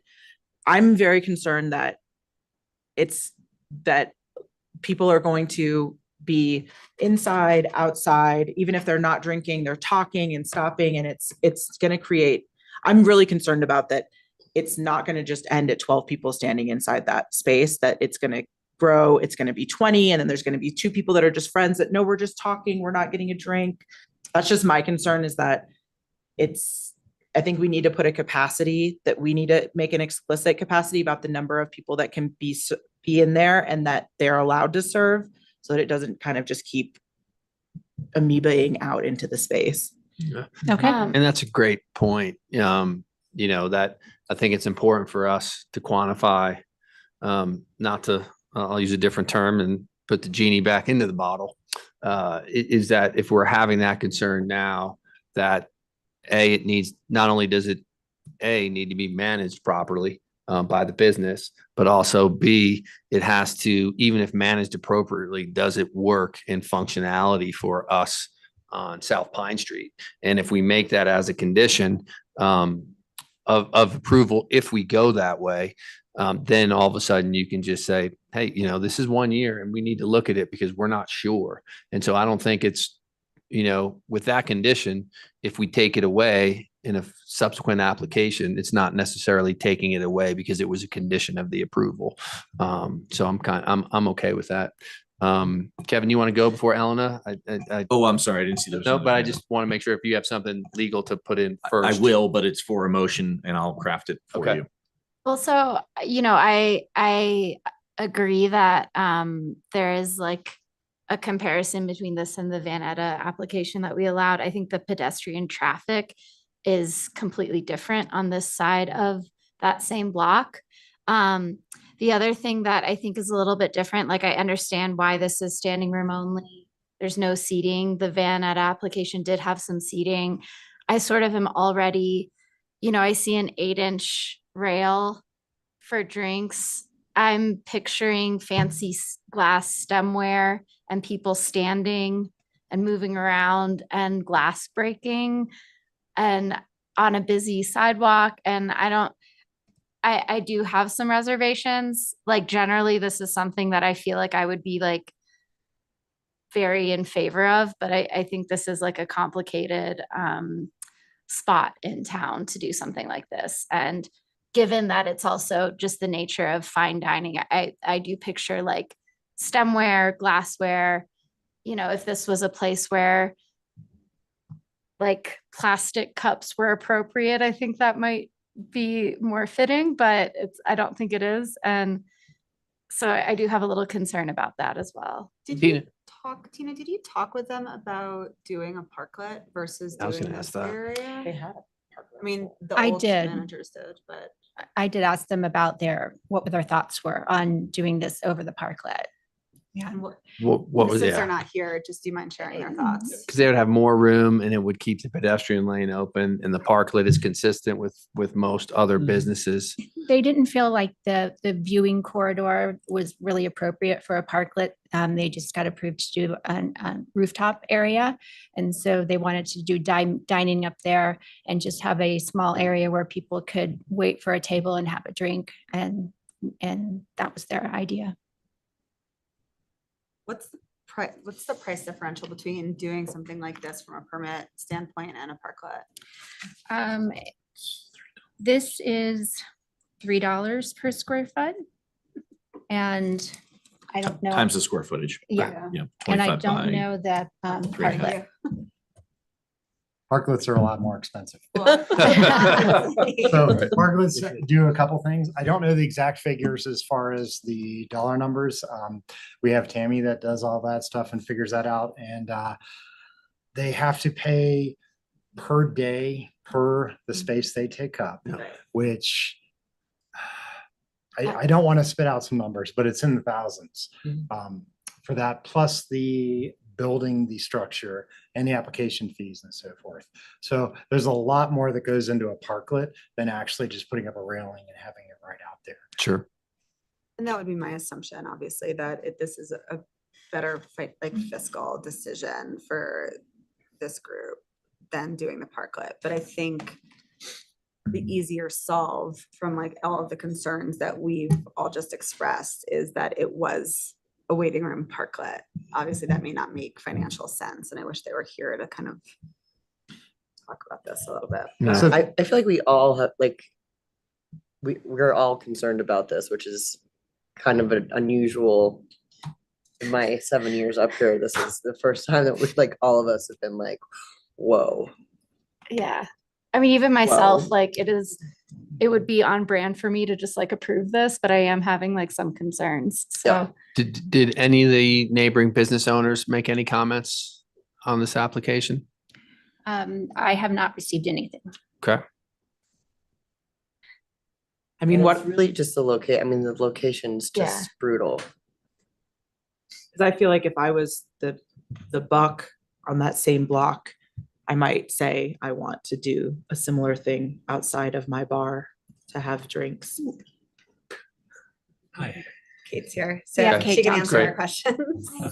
That's right. That's all right. Let's go. And you might want to tilt the microphone up a little and state your name, please, and who you're with. Kate Thompson and the National. Have you been listening at all? No. Okay. Okay. So I'll just kind of briefly catch you up. Staff has obviously given approval for this space. Council has expressed a number of different concerns really based on ability to control the liquor perimeter, as well as the congestion and traffic flow on that portion of the sidewalk. One of the things that's come up was whether or not you had considered using a parklet as opposed to just like a stepped rail for, for the overflow. And really just kind of getting your thoughts and your thoughts, your opinions as to why you went in this direction as opposed to others. Yeah, the main reason why we wanted to go on the sidewalk is that corner right there is right where the alleyway is. And so there's a giant dumpster. So we thought going out into the street would be a little bit, sorry, I'm a little out of breath, would be a little bit more almost disruptive with that alleyway and wouldn't be providing as nice of a guest experience. We thought keeping it closer to the building would be a little bit, would just provide for like a nicer all around experience. Going out into the street, we would obviously need to put together a larger parklet. We were trying to also find a way to do something fairly quickly. Trying to have, a little bit more presence on the street there. Since we aren't on Main Street, we wanted to have a little something that would draw attention down the block. Obviously, we want to be very aware that there is traffic going down the street, and we pulled back the railing size by another 6 inches once we learned a little bit more about the curb and some of the other spatial issues on the street. But I think at least for this season, we weren't as interested in going into the street. We were thinking keeping it close to the building. That way we also do have a better control over the alcohol. We're not crossing the whole sidewalk to get into the street. Our host stand is right there, so it like looks over that whole drink area that we're hoping to have. So the control there is a little easier for us as well. Yeah, one of the main things is also timing. Like, we'd like to have this available to our guests sooner than later. It's beautiful outside. Many of you have been in the restaurant. You know how small that bar area is. So we'd love to provide another area for people to have a drink while they wait for a table. And not necessarily like expand the whole footprint of the restaurant, which would be providing the tables like in a parklet. What is the status of the roof area? Because you guys do have your own area. We're approved for everything. Unfortunately, our furniture is stuck in customs somewhere. So we're waiting on some furniture right now, but we will be opening the upstairs hopefully soon. And that's not a place where people could wait for a table and enjoy drinks, or? Yeah, they can wait there also. Yeah, Okay. we're hoping to have both spaces. And I believe the capacity on the rooftop for you is 12. Yeah, it's very tiny up there. What's the capacity of the restaurant? 65, including the seats at the bar. Okay. So I think, just so you guys understand where we're coming from, just because of the nature of the location and just how congested that sidewalk is naturally, we're worried about that. Will there be drinks on that railing, and will you be using glassware outside, or will it be?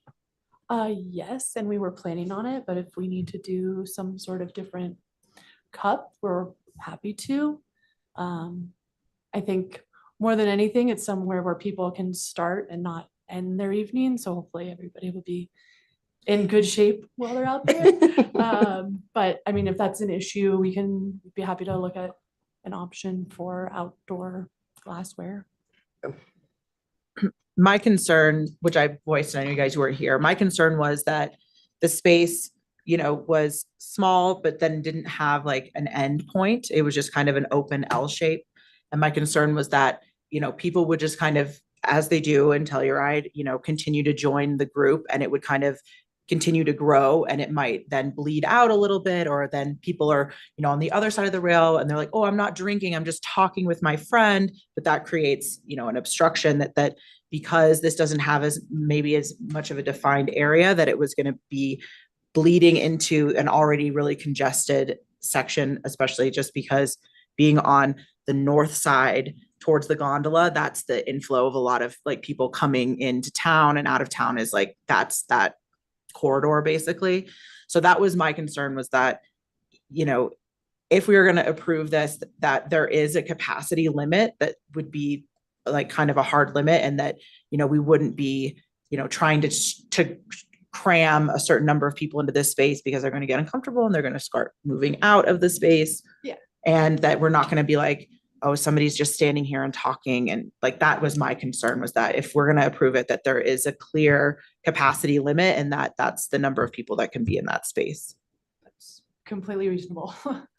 I don't want it to be overflowing outside of that.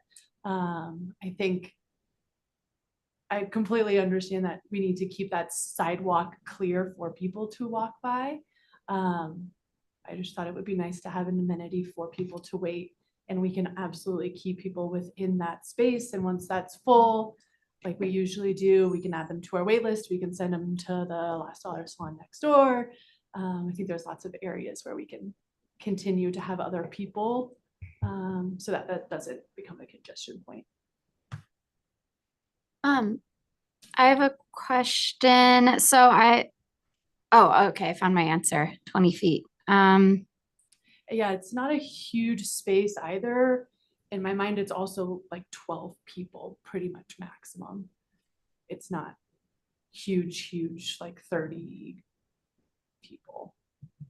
Do we have any other outdoor dining or liquor spaces that are comparable to this? Because I know like the outdoor dining that we have on the north side of Main Street, like that sidewalk is just so much wider that it's not really a comparable situation. But is there another spot that we allow this?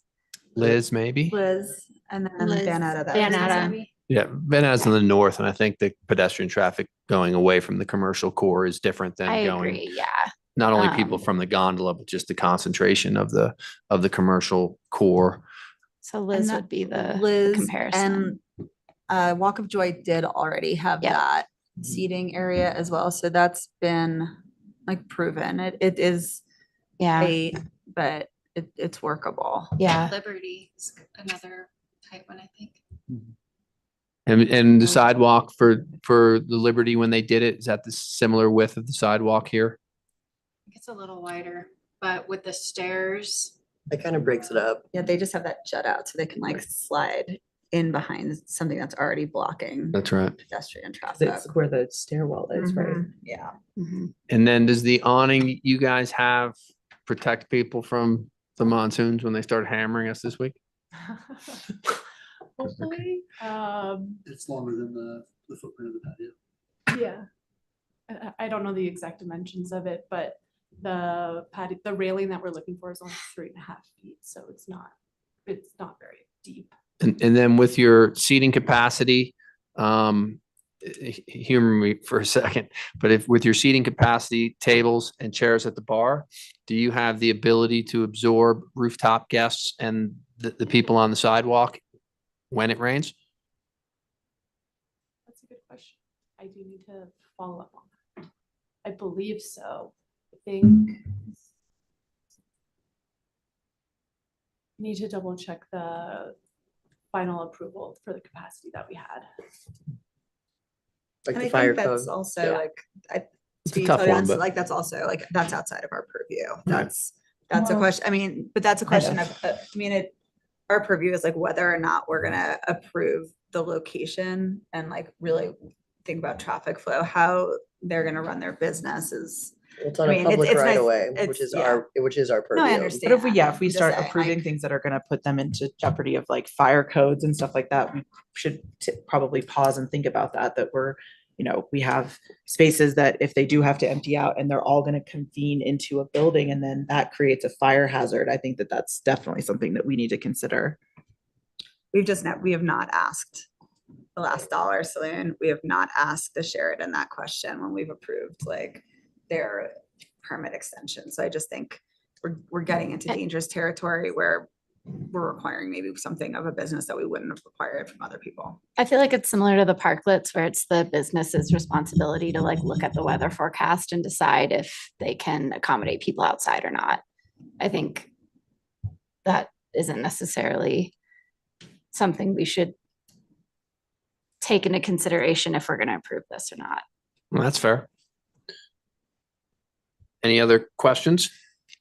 Are you gonna have like any like, so the thing that I'm nervous about is this is like a small space. So like the pedestrian and the people in the standing room are gonna be like, it's it's pretty close. People are gonna like run into each other. I'm like picturing people like kind of greeting each other over this railing. And I was the one who, before you guys got here, brought up like the kind of glass stemware and the fact that the railing itself is also where people are putting their drinks. Is there gonna be any other surface that people could set a drink just as an alternative? Because I'm kind of already picturing the like, oh, hey, it's so good to see you, and you knock over the martini. We hadn't planned for anything else. And it, I mean, if we have to clean up glass, we'll clean it up and get them another drink quickly. But I mean, our idea is that it's a fairly mellow, controlled area, and so we don't want it to be like a rowdy, everybody saying hi to each other and like building that past our I think that will space. happen because we are in a small town. And we all know each other. We all want to yeah. have fun and we all want to drink. Yeah, and it's not even a matter of like sobriety. It's just that's how we all greet each other. And so that's like, I think that's where something about that tight of a space and that railing also being the surface for the beverages kind of like makes me a little nervous. But I don't know. I think if you were open to, I mean, because I've researched this, I know that there are like nowadays much nicer plastics that are like a reusable, like shatterproof wine glasses and shatterproof martini glasses. I would say like, I would be more comfortable if there was a stipulation that there could not be glass out on this railing surface, just because I also imagine like, even if you guys are really on it, like there's kids, there's dogs, like I would just hate for something like that to happen to you guys as business owners. And I think that for us, like to protect the public and stuff, if there was like a capacity and then maybe a stipulation that there wasn't any glassware on that narrow space with the small railing, it feels different if people are sitting down and there's like a little table. The standing and then people putting drinks on a railing that people are walking by and that dogs are going to bump into and kids are going to bump into. That's would be my concern. So I would feel comfortable if we maybe just did those two stipulations, that there is a There's also capacity. There's going to be a lip on the rail, so the glasses won't be able to tip. it's a 4-inch lip. I know, but they can tip this way, that way. Like it's, I mean, I'm they with can you on fall this, over yeah. on the railing and break. I guess that would be like my concern is that, like I said, it feels differently when somebody's sitting at a table and they're seated, but like it's standing, people are they're going to hit that railing as they go by it, no matter what. And so maybe if there's an option, like I said, you can get very nice reusable plastic that's shatterproof.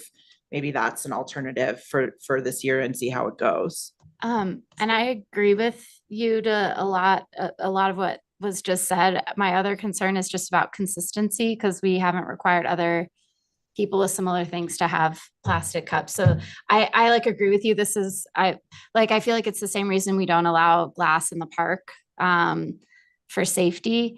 But then I have the concern of like, well, why aren't we requiring Liz to use plastics? Well, I think Alibi kind of. The difference is that they're not just railing with 3-foot standing areas. All of these other places they have seating where people are sitting and there are like a table of they're not large, but like, it's just a slightly, this is the only one that would be like this, where it's just a standing room only rail along the sidewalk. That is the place where the drinks are going to be set. That's like, we don't have anything else comparable. Yeah, I think my thing with this is not necessarily, just like if the capacity, it's really an issue of, do we think the sidewalk is too congested or not? If it's 12 people and it works and we think it works because of the congestion, then the glassware is not, that's just a sidebar for me for something to look at. I think it's more of, is just that sidewalk too congested or not? And that's really the discussion, and trying to mitigate solutions to that is maybe not the best way. We just have to try to figure out in our own opinions. We just have to try it. Is trying it or not trying it based on what we think, based on the width and the traffic patterns we're all very familiar with. Geneva has a. Hey, so I just felt like, because I came in the middle, came in the middle of the hearing that it wouldn't be appropriate for me to vote on this, but is there any reason why we don't have the shelf where people put the glassware against the wall and then a barrier that's more narrow if you're really worried about people on the street knocking glassware over or something? That would take up another 6 inches though, because they would have to have the barrier on the actual border and then they would have to have the 6 inch, they would have to The have. barrier lip. has to be 4 Mhm. inches wide anyway. Yeah, so I mean, we would just be eating into the space that they're Got it. utilizing. Okay, just wondering. Kevin, go ahead. So a couple things, Geneva, you're not precluded. This is not a public hearing on the outdoor dining agreement. Public hearing is agenda item 9A. So you can be as town council on this. Okay. It's okay. Now all information. And then Are you okay? I thought I would just mention one other thing. I know you're working through the issues of the limitation of occupancy, and it sounds like you're also thinking about, do you require no glass? Do you require some other mechanism to handle the concern about glass breakage? I did want to mention, if you want to also have a condition that this is just a 1-year approval. So typically when outdoor dining agreements are approved by council the first time, administratively, they just go back to the town manager.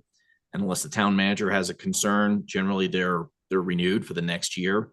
If you don't want to have that default, then you need to specify in your approval, should there be one that's coming from a motion, that you want this limited to a 1-year approval, and then it would have to come back to town council again next year. There's no guarantee on a renewal. And then does the town manager in their own discretion get to approve or deny it? No. Or it's just. It would have to come back to you. us. So the normal would be, if you didn't specify that, then the town manager would have the ability the next year, unless there's, if something came to light, if the marshals voiced a concern, things didn't go well, then the town manager would have that discretion. And they always have that discretion, I would say. But right now, it would go back to the town manager for that review and approval on its own without having to come to council. So if you want to see this again in a year after you have a period to take a look at it or see how it works, I mean, please be specific on that. And so just so I'm clear, but the town manager could approve or deny it in a year, or is it, or it? If you, I just you want to put a make sure. condition in there saying the town manager cannot, this needs to come back to council, then the town manager does not have that authority. But if you don't, if you just leave it the way the approval was drafted, the motion approval was drafted, then that authority would lay with the manager. Okay. I I mean, wrote the language there. Got it. okay. Yeah. Sorry if that's confusing. No, I got it. I Yep. just, for me, it's just, I think that if the town manager will know if there's concerns, if we do approve it, and I don't necessarily think I need to take up time of the council to revisit this in a year. I think I will be trusting whomever the town manager is to take, At the same time, our town manager might be coming on towards the end of the summer and might not really be here for the full experience of it. For me, it's more staff, I think it'll be more the public and the staff, if the Buck has something to say about it, if Chief has something to say about it, if Kyle has something to say about it, because, they're the experts in those areas, that they would communicate that to the town manager. If we feel as council, we'd rather make that decision, I'm okay with it. I'm just trying to streamline this a little bit. It doesn't necessarily matter to me. I think this would need to come back up to council. I really do. I think that this is setting a precedent.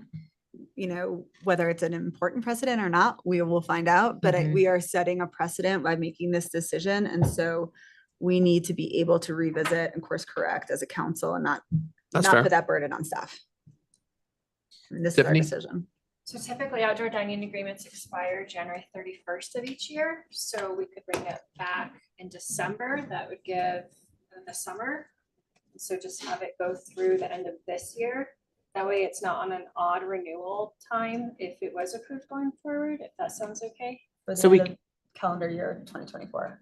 So we would approve conditional approval for until the end of calendar year 2024. Right, and then we would bring it back in December. We would have a summer underneath us to see how it went, so that we know if by January we would want to renew that agreement or not. Okay.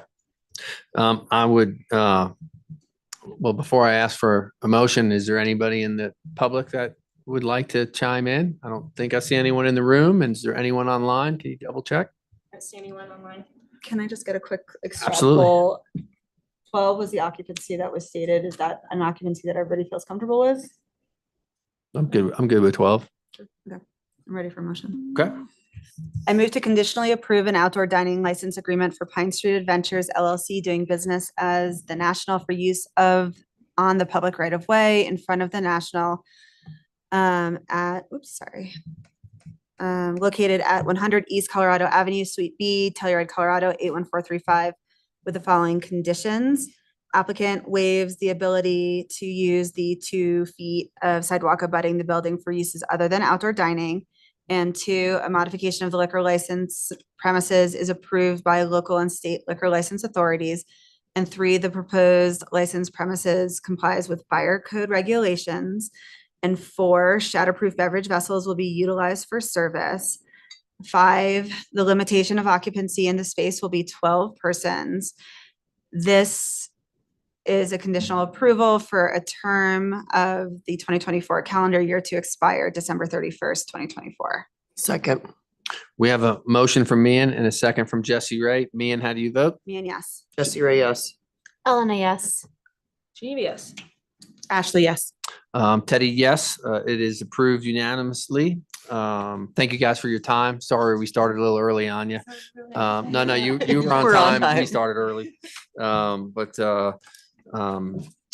Seeing that, we will go to item number 9 on the agenda, Telluride Liquor Licensing Authority.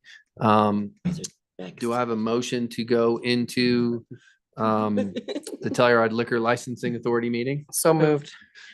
We have a motion from Jesse Ray, a second from Mian. Jesse Ray, how do you vote? Jesse Ray, yes. I'll say yes. Yes. Me and yes. Elena, yes. Geneva, yes. Ashley, yes. Teddy, yes. We will now start the Telluride Liquor Licensing Authority meeting. Agenda item 9A, consideration of a permit application from Pine Street Adventures doing business as the National for a permanent modification of premises at 100 East Colorado Avenue, Suite B, Telluride, Colorado 81435 to include an extension to the outdoor dining area. And Tina Rutherford is here to present. Thank you. Tina Rutherford, again, liquor licensing clerk. I'm here to present the application from the National for a permanent modification of premises for their hotel and restaurant liquor license to include the outdoor dining area that was just approved by Town Council. Colorado Liquor Code 47-302 states that altering a liquor premises to increase or decrease or change the capacity of a licensed premises must be approved by local and state authorities. The application submitted by the National is complete and the state of Colorado fee is paid. The applicant meets all requirements of the state of Colorado regulation 47-302 on modification of premises, including possession per the agreement that was just made. Additionally, the applicant has complied with Telluride Municipal Code 6-2190, which is posting public notification of the application at least 10 days prior to the meeting. I'd like to also state that if this isn't renewed and when it's revisited, that the applicant has 30 days to then remodify the premises to change it back in. Kate, do you have anything? Kind of the same discussion. Huh? Yeah. Yeah, is there, and I'll just, cut in and just say, is there anything new that the applicant would like to add, or Tina, you would Thank like you. to have? And if there's nothing, we can ask any further questions, but we're probably there. Kevin, do we have to cite the modifications, the conditions made from the motion and the town council agenda item in the Telluride housing liquor license in this motion? I don't think so. I would treat them as separate. The other is in your role as owner of the property, which is the sidewalk area that you extended for the outdoor dining agreement. This is a condition of the modification of the premise. They have to demonstrate lawful presence of the property, but that's done through the outdoor dining agreement. And as Tina indicated, if it expires on December 31st, then they would not have that permission going forward in 2025. They'd have to amend it within 30 days after that agreement expired. So I don't think you need to include those same conditions. Okay. That'd be my reaction. Any new questions or further questions, clarifications that any of council would like for Tina or the applicant? I think what might actually just be nice for the public, or if anybody is hearing or listening, is just a little bit of an explanation, obviously, for the rooftop, how alcohol is going to be transported from the restaurant up to the rooftop, and how you're going to control the stairway and access, since we do have another liquor license that's abutting the space. We can review that. So there will be no alcohol moving from the main dining room to the roof. So everything that is ordered will stay downstairs. And then everything that is ordered upstairs will also stay upstairs. So there won't be anything going through the shared stairwell. Okay. We do have a little dumb waiter, so we'll be utilizing that. But yeah, during operating hours and when guests are in the building, there won't be any beverage going through the hallway, just so. It's just a complicated, so I just want the public to hear it, just so that they theoretically will Yeah. retain that information and keep their drinks on your like on your property. Yes. That's Spread the it. word on that. Yeah. Or you'll be hearing from Michael.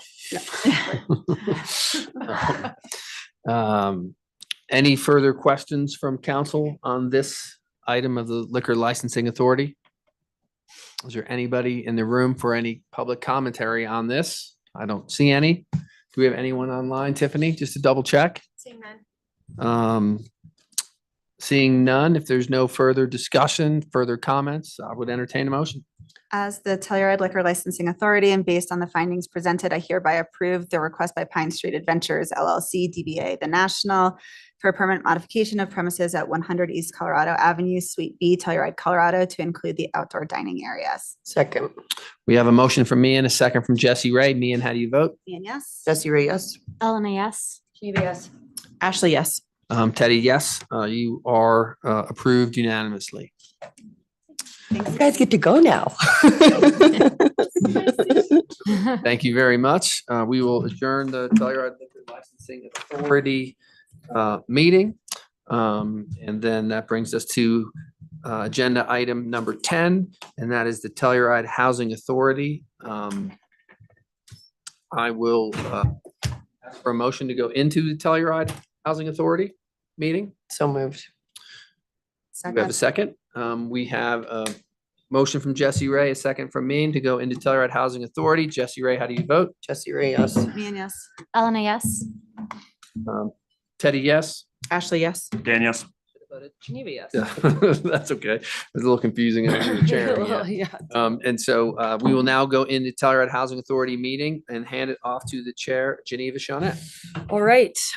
Thanks, everybody. We are calling to order the Telluride Housing Authority meeting of Tuesday, June 25th, 2024 at 2:52 p.m.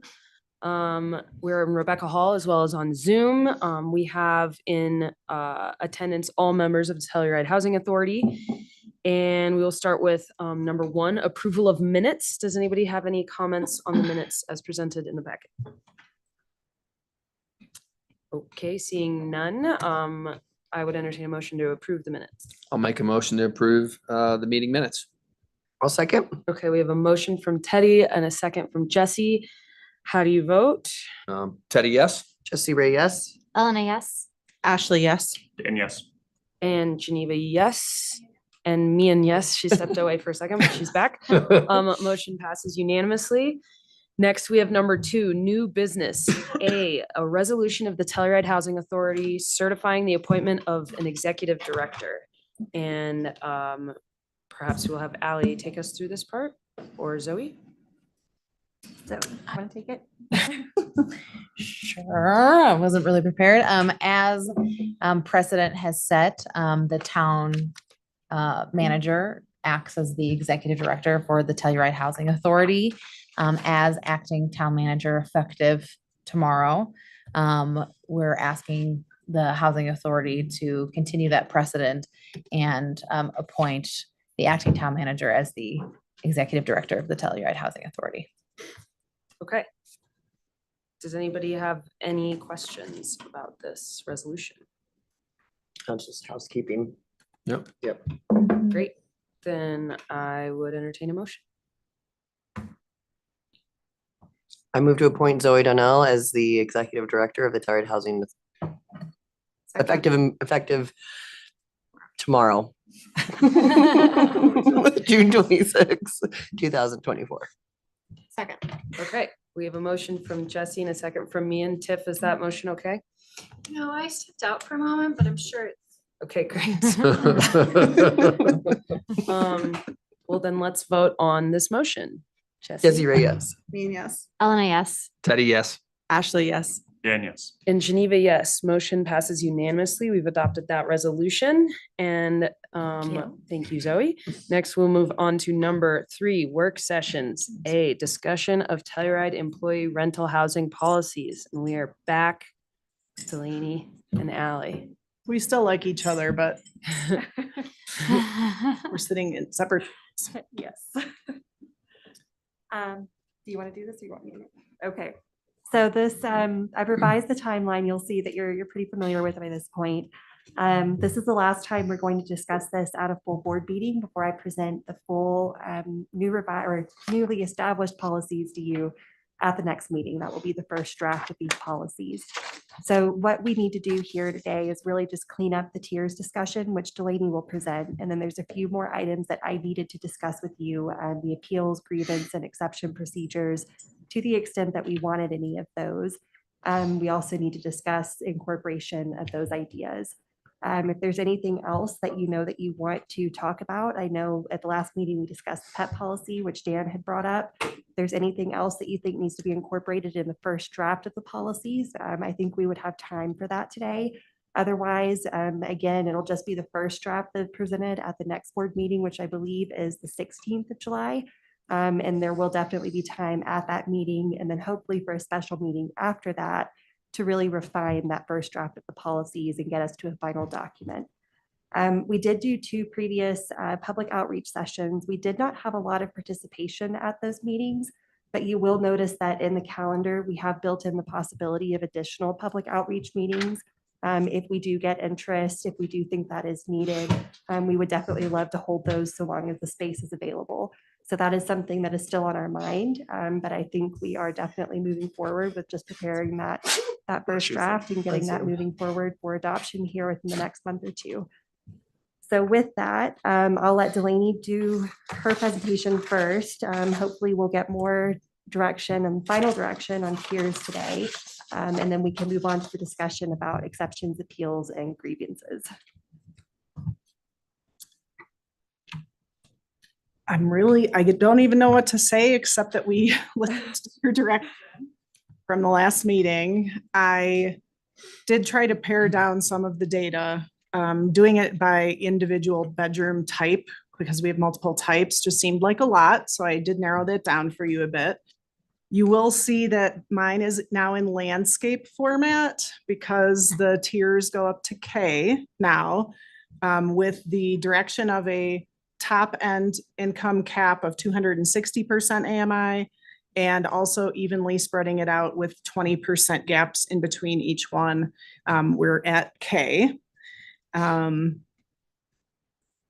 direction, bringing it back, ready to hear your ideas on, you want to stick with that direction, if you want to amend it in any way, how it looks to you. I put Virginia Placer in here specifically. I honestly ended at I because the rents were getting so high that I thought you could do the math yourself if you wanted to see what J and K looked like, just to give you the general idea of that more even spread between each of those tiers and just what that looks like. I do want to reiterate, and this was brought up at the last meeting, that I'll use tier A as the example. The targeted rent would be based at 45% AMI for, but depending on the household size and bedroom type, based on that, 1 person, 2 person, et cetera. And the upper limit of the income is 60%. The next tier, the target income for the rent, the target is 60%. And I just want to express again, it came up at the last meeting, that this is an effort to show the true affordability that we are trying to bake into this. If somebody has a 62% income, they go over 60% and they bump up into the next tier, the rent is still targeted for them at 60%. So the affordability we believe remains intact, but it does give them that room to grow and that room to thrive. The other thing that we did was inserted a table for Shandoka at the 27% as requested. There was a comment made at the last meeting that I did want to clarify. And I may have heard it wrong, so that's why I'm bringing it up. The current rent income limit standard at Shandoka is 5 times the annual rent for a household. And at the last meeting, there were some numbers being thrown about saying that basically is 120% AMI. It is not. It is somewhere between 78% and 103%. Just, I wanted to clarify that. And I did put it in the memo, but for anyone listening who may not have had time to look through these items. And I guess at that, I would just say, are there any questions or clarifications? I think that on that chart, even though the rent does go up substantially, I think it's important that we do list out what the rents are for J and K. And we will in the policies. Yeah, I just want to make sure that we do. Even though I know it'll be shocking to people, but it's also realistic to what we're seeing in the free market as well. And then I think the only other thing that I would like to see sort of in the policies is that the overall inventory in the rental housing program is going to be reflective of the like HUD reported income levels present in San Miguel County. So if we are seeing that, and I don't have the numbers in front of me, that 30% are at an 80%, AMI level, that is what's being reflected in our housing. I know we've got this huge range that we're trying to accommodate, but I want to make sure that within that policy, we are addressing the true needs of the community, not just serving one group or another. I think we need to be really strategic about making sure that it's reflective of what the actual community needs are. Because I think right now, that's one of the challenges that we're hearing from a lot of public is that there are people that are in a lower economic bracket that cannot get into our affordable housing programs and need to be in there. And so I just want to make sure that that is something that we are very consciously meeting as part of our policy to make sure that it's equitable for everyone. Does that make sense? The theory of it makes sense to me, but I'm trying to wrap my head around putting it into practice. What would you like us to use for that information? And is it more of a report that you want to see, or do you want us to have a policy statement or goal? I think there needs to be a policy statement. I think as far as like practical implementation, it's as those numbers are updated, since we are signing, these leases year to year. If we were to see that the split out of, people in 80 or 90 to 100, 120, 240, whatever it could potentially be, those percentages change, that we are changing who that housing is being offered to be reflective of what our community needs are. So biannual or however often amendments to it, you would like some data to reflect what those changes may need to be when you reevaluate the policy. Thank you. Which I think we talked about the last meeting. I just want to make sure it's like, I guess baked like in. the implementation of that though, does that mean we're just like choosing to kick people out who earn the most money to get the percentages to fit what we want them to look like? Because that feels messy. It does feel messy, but I think, I think flatly, like we do not have enough housing. I think we all know that. Right. But I think that when we are trying to serve our community best, we have to serve those that have the least flexibility, most. And so if somebody, or the least opportunity. If somebody is at a 240% AMI level and there's somebody at a 40% AMI level or 100% AMI level, that person at 240 just has more optionality than the person at 100. And I think we need to be serving the broad range of our community, not just people because they've got in first. I agree with you. Like ethically, it's the implementation. I know.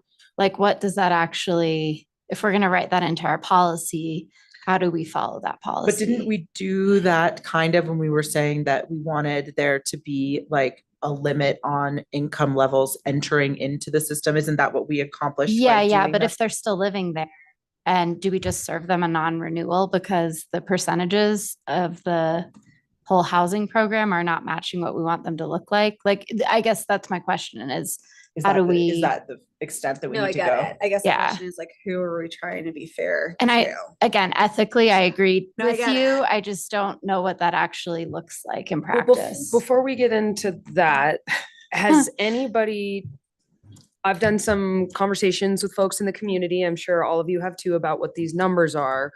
Most of the feedback I got was shock and maybe outrage would be a good answer of the maximum household income we're talking about accommodating, going up to 260%.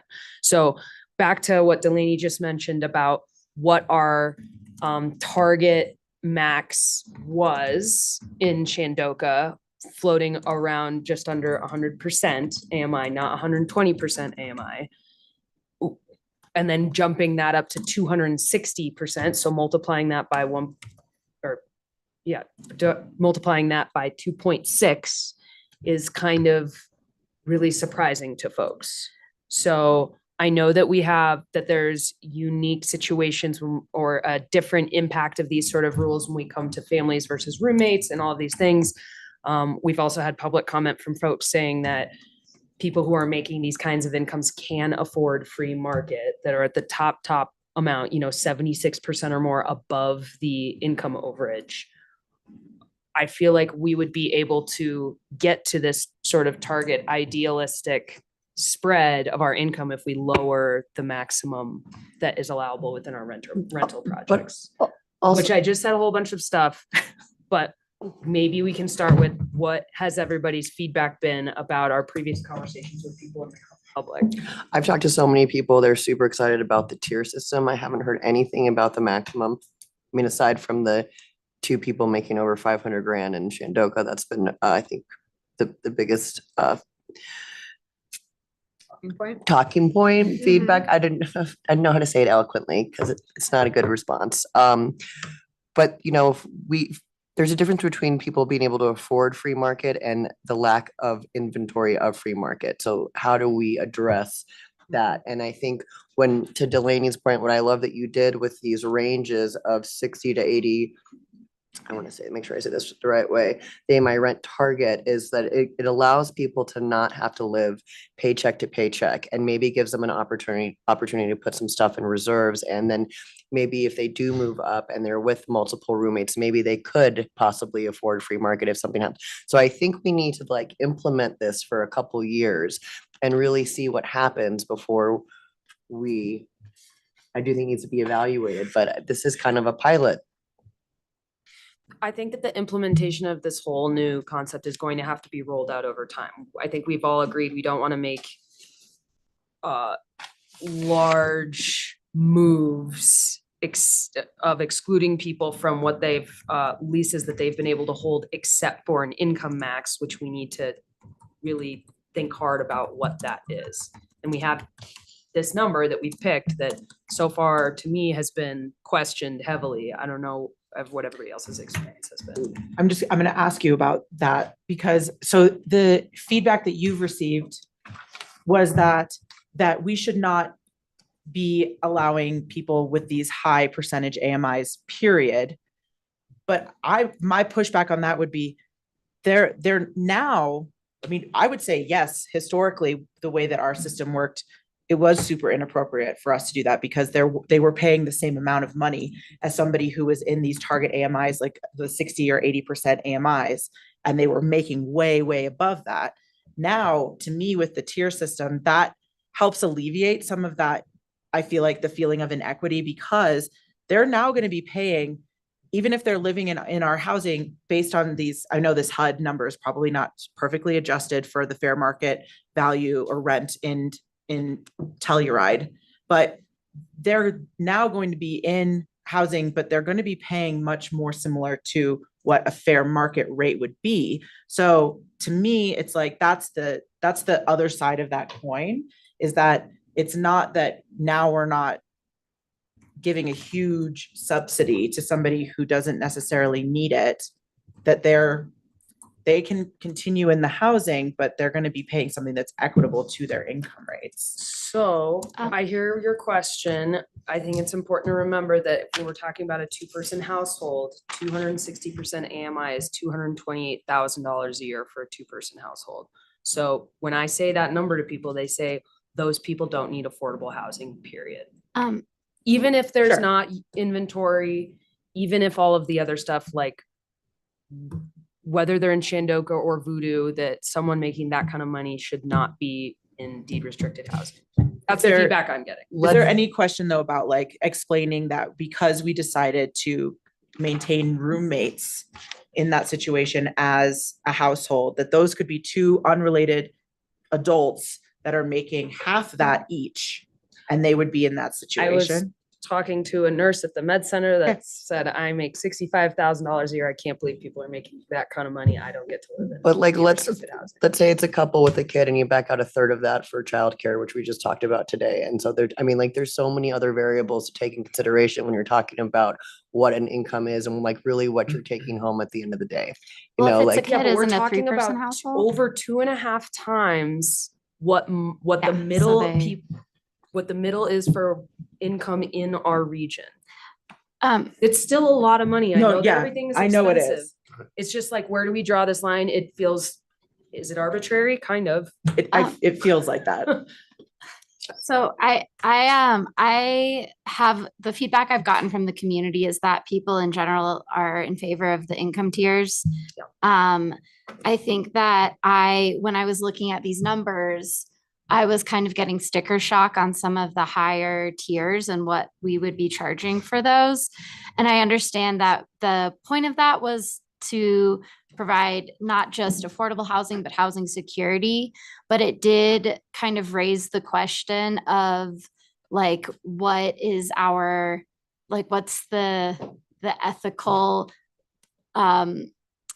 purpose of this housing? And I feel like it could, like, capitalizing on it too much feels like it's getting away from the original purpose of it. And with those higher numbers that we're going that are going above and beyond the HUD, make sure I get the name right, the HUD fair market rates, that sort of raised a little bit of a red flag for me when I was looking at, again, to me and to your point, like, who are we actually trying to serve here? Even though I know that housing security is why we decided to do that. But when I actually saw the numbers, I think that's when I sort of thought that maybe we went too high in the AMI limits and these tiers. I also just want to say, if two people have a kid, that's a 3-person household. So just to say, the calculation for household income does accommodate when you have dependents that you're taking care of. So just for the listening public to clarify that. It's really tough. There's good points for both, but the one thing I want to try to clarify to make sure I'm understanding it correctly and how we use it as a comparison is the fair market rent. And what those numbers are versus what the reality is. Yeah, how is that calculated? Yeah, I'm not. What's the, I knew. what are someone those would ask magic this. numbers that they use to come up with that? Because I don't think you're getting a 4-bedroom For $3,000. for $3,000. You know, I mean, I think the reality is it's probably more like 8,000. You know, and how does that correlate within the percentage? I'm not saying I'm for 240, 260 or against it, but you know, to compare it to those rates listed, to skew an opinion might not be fair.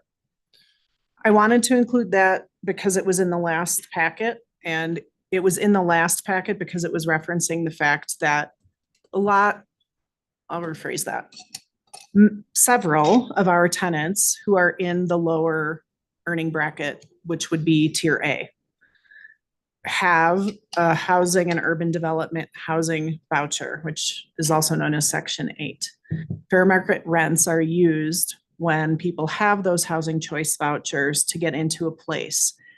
These numbers look the way they do because, like everything HUD does, it's either a metro area or it's a county, and it is a countywide number.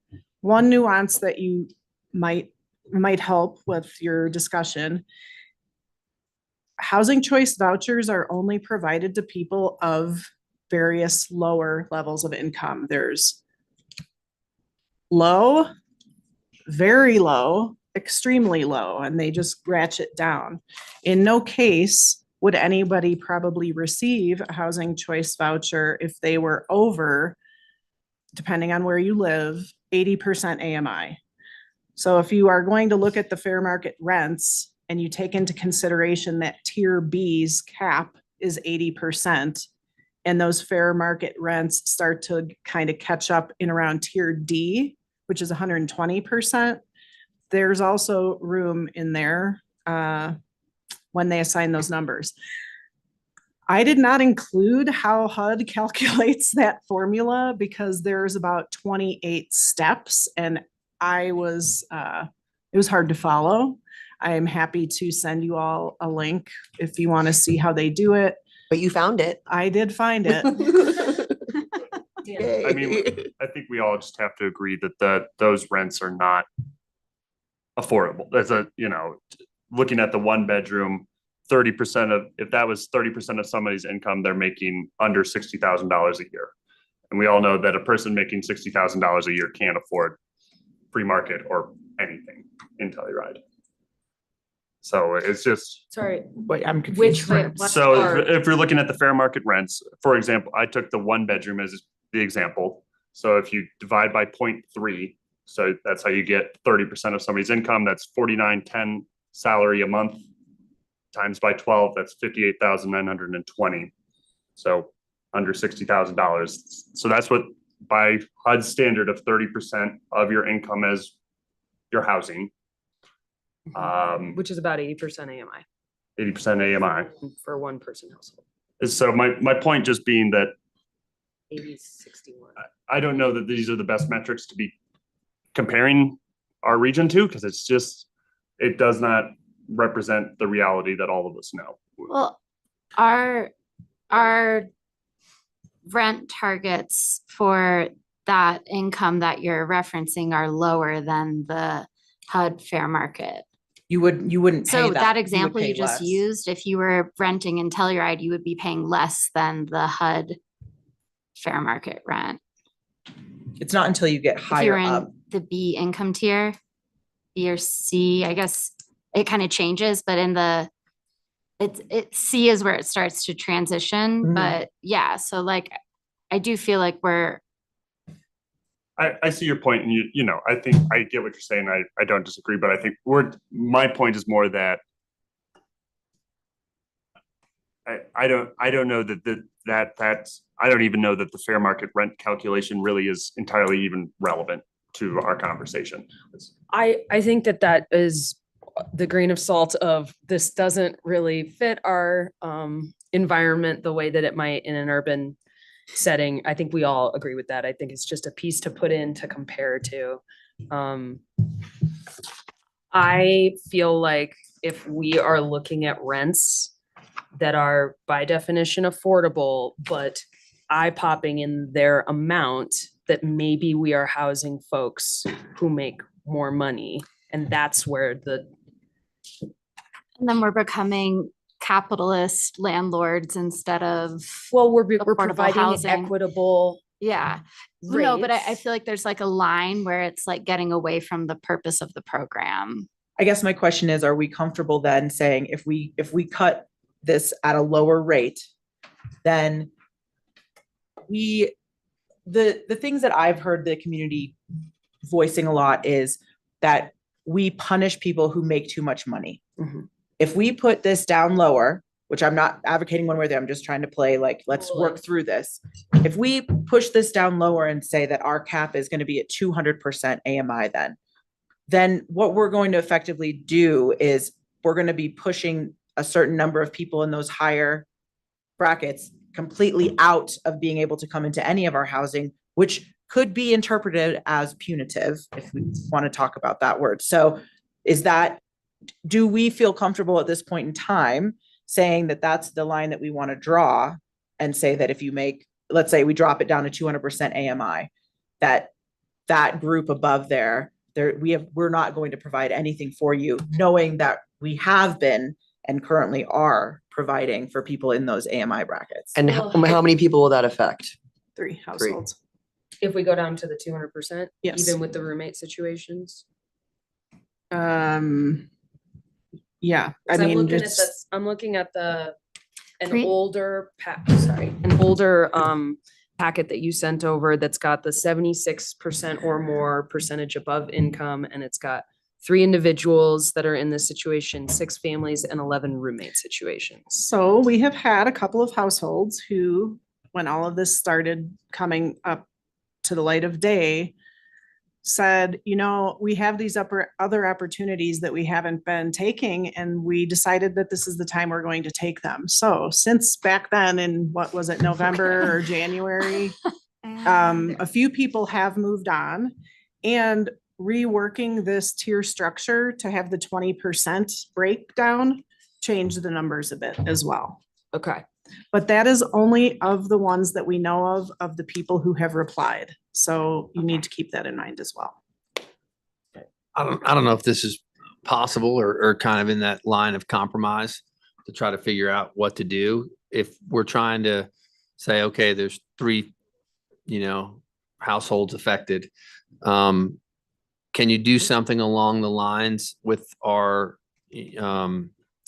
policies that state something like, okay, we'll do 260 or 240 or whatever the number is, but we are only going to offer a finite number of those? Or does that get sticky in terms of people going up? I mean, I'm just, because I understand both points, but I also don't want to kick someone out on the street, I mean. But there are people, and I get that, and I agree, like in a perfect world, nobody's leaving their housing. We're just reassessing this to be fair. But for every group that we do not say you have the financial means to live in the free market, there is somebody paying 65% of their rent, their income in rent. And like, we are choosing effectively, we are saying you with with more money, with more opportunity, are of more value and deserve more than this person who needs more. And that to me is not equitable. And I think like we have to figure out, we have to make some of those tougher decisions that none of us want to make, but it ultimately will serve the greater good for the community. But me, and this is where I wasn't making my point earlier about the fair market rents, because what I was trying to say with that is where does that, and we were talking about this last meeting, where is the point where it becomes feasible for somebody in our housing system to enter the free market? And it's certainly not at that fair market rent value, that 80% AMI. We know it's higher than that. We all can agree it's somewhere below 250% AMI. But I think we're doing so much of this exercise for those edge cases, for those 2-3 households that we all agree should move on beyond our housing situation. But the rest of the people who are much closer to 100% AMI are going to end up not getting any additional benefit and having to pay a lot more in rent. And so that's a lot more. They have to pay more. But our program right now is not working.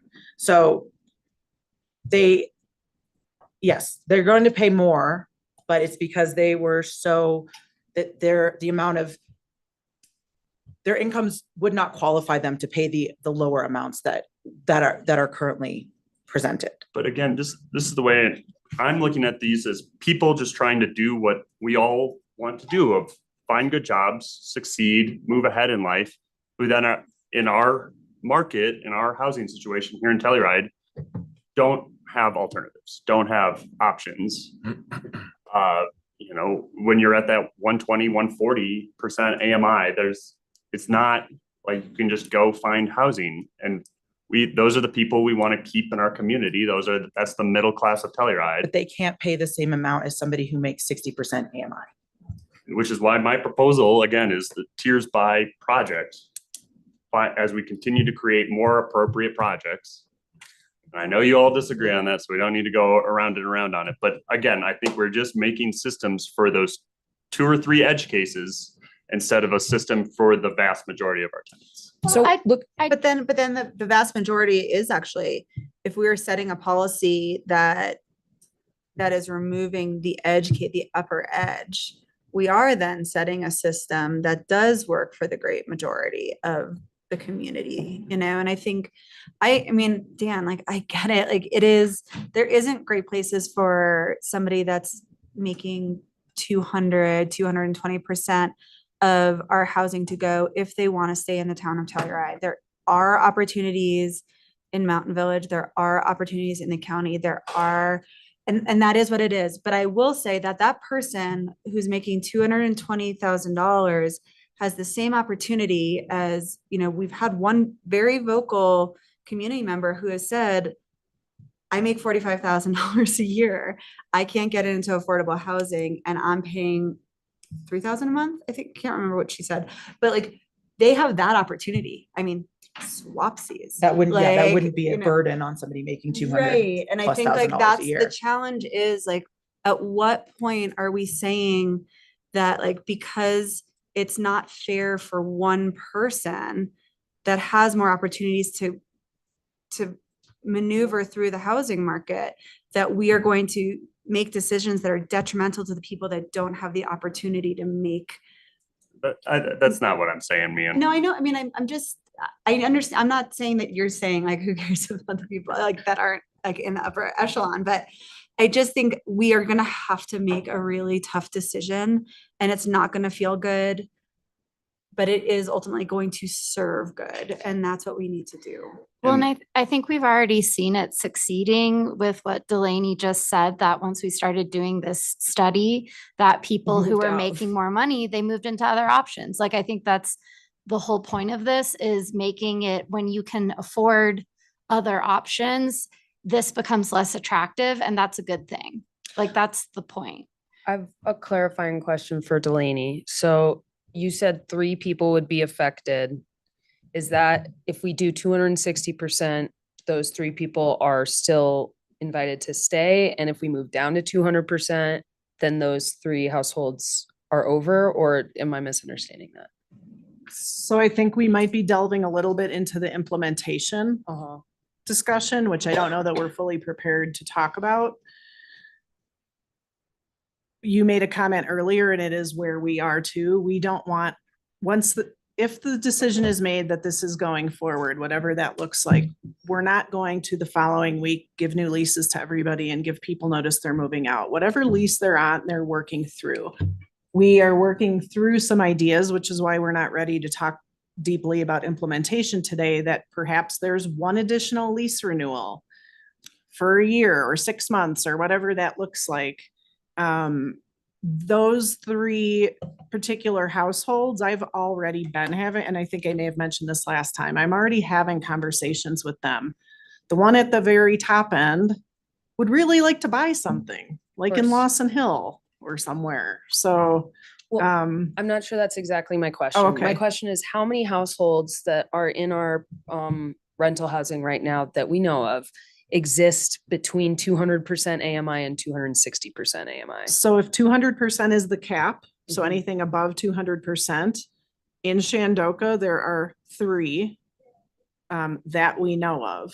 But Okay. again, we haven't we're gotten still all the collecting info more from information. There could be more. I don't anticipate there would be many more, maybe double it. Right. I mean, I just thought it was way more than that. The difference between 200 and 260%. In that chunk. Yeah, well, I mean, initially after much discussion at Sunnyside, when we were deciding the Sunnyside brackets, we picked 200% as a top cap. It was a little bit lower than what we allow in deed restricted for our tier 4, but we thought that we needed a rental product that fit into that mold, and that would be essentially doubling the allowable income in Shandoka roughly compared to the 5 times the rent numbers that we had before. And so I just wonder if we really need to go beyond that if we don't have very many outlying families, which would also allow us to start replacing as people grow out of rental housing, replacing those empty units with lower tier units to address what Mian brought it up earlier, which is how do we get our mix appropriate for the demand? Can I just speak to one of Yes, your please. comments?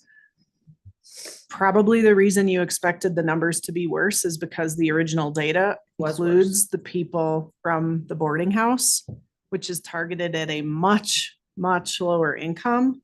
But as that has become more permanent housing for people, which is why we want to address the boarding house separately on many levels. And in the draft policy, we're going to have a whole part on the boarding house. Almost, I think there's 27 responses from the boarding house and 17 of them are way over income. Are they in the 200 and above category? No, maybe one is, but that's just because that one is targeted for such a low income strata now, and people are just living there for years. And I think there's, Do you know approximately who we might have like in the 180 to 200% that if they get an opportunity to increase their wages or things like that, that are going to be over that 200 percentile? Is there a compromise at 220 or something like that? That could- 220 would match our deed restriction max. I feel I like like that. that's a good thing. And I think the other component to it is if we have a special taxing district that needs to bring in a specialist, and if we're going to enter into programs or agreements with any of them, we're going to need to be able to have them within the brackets here somewhere. So like, I do think we need to have this information still there. So if it is a doctor that's coming in and they're going to be in like a rental unit that we have, like that's one of ours that we're working with Med Center for, I think we're going to have something in the policy that is going to speak to that particular set of circumstances. Last time we talked about that, we said we don't want master leases. Well, and this is kind of harsh, but if someone's making a doctor's salary, I don't know if they should be in Shandoka. Well, sure. Okay. I was thinking more like voodoo. But still, if they're making a doctor's salary, I don't know if they should be living in affordable housing. It's not that easy here, unfortunately. Do we think that a compromise at 220 and that gives us a couple of years as we adjust is something we can live I with? like that. So, because 220 would be 160, 180 for 2%. 220% would be for one person household, 168, 740. For two-person household would be 192,940.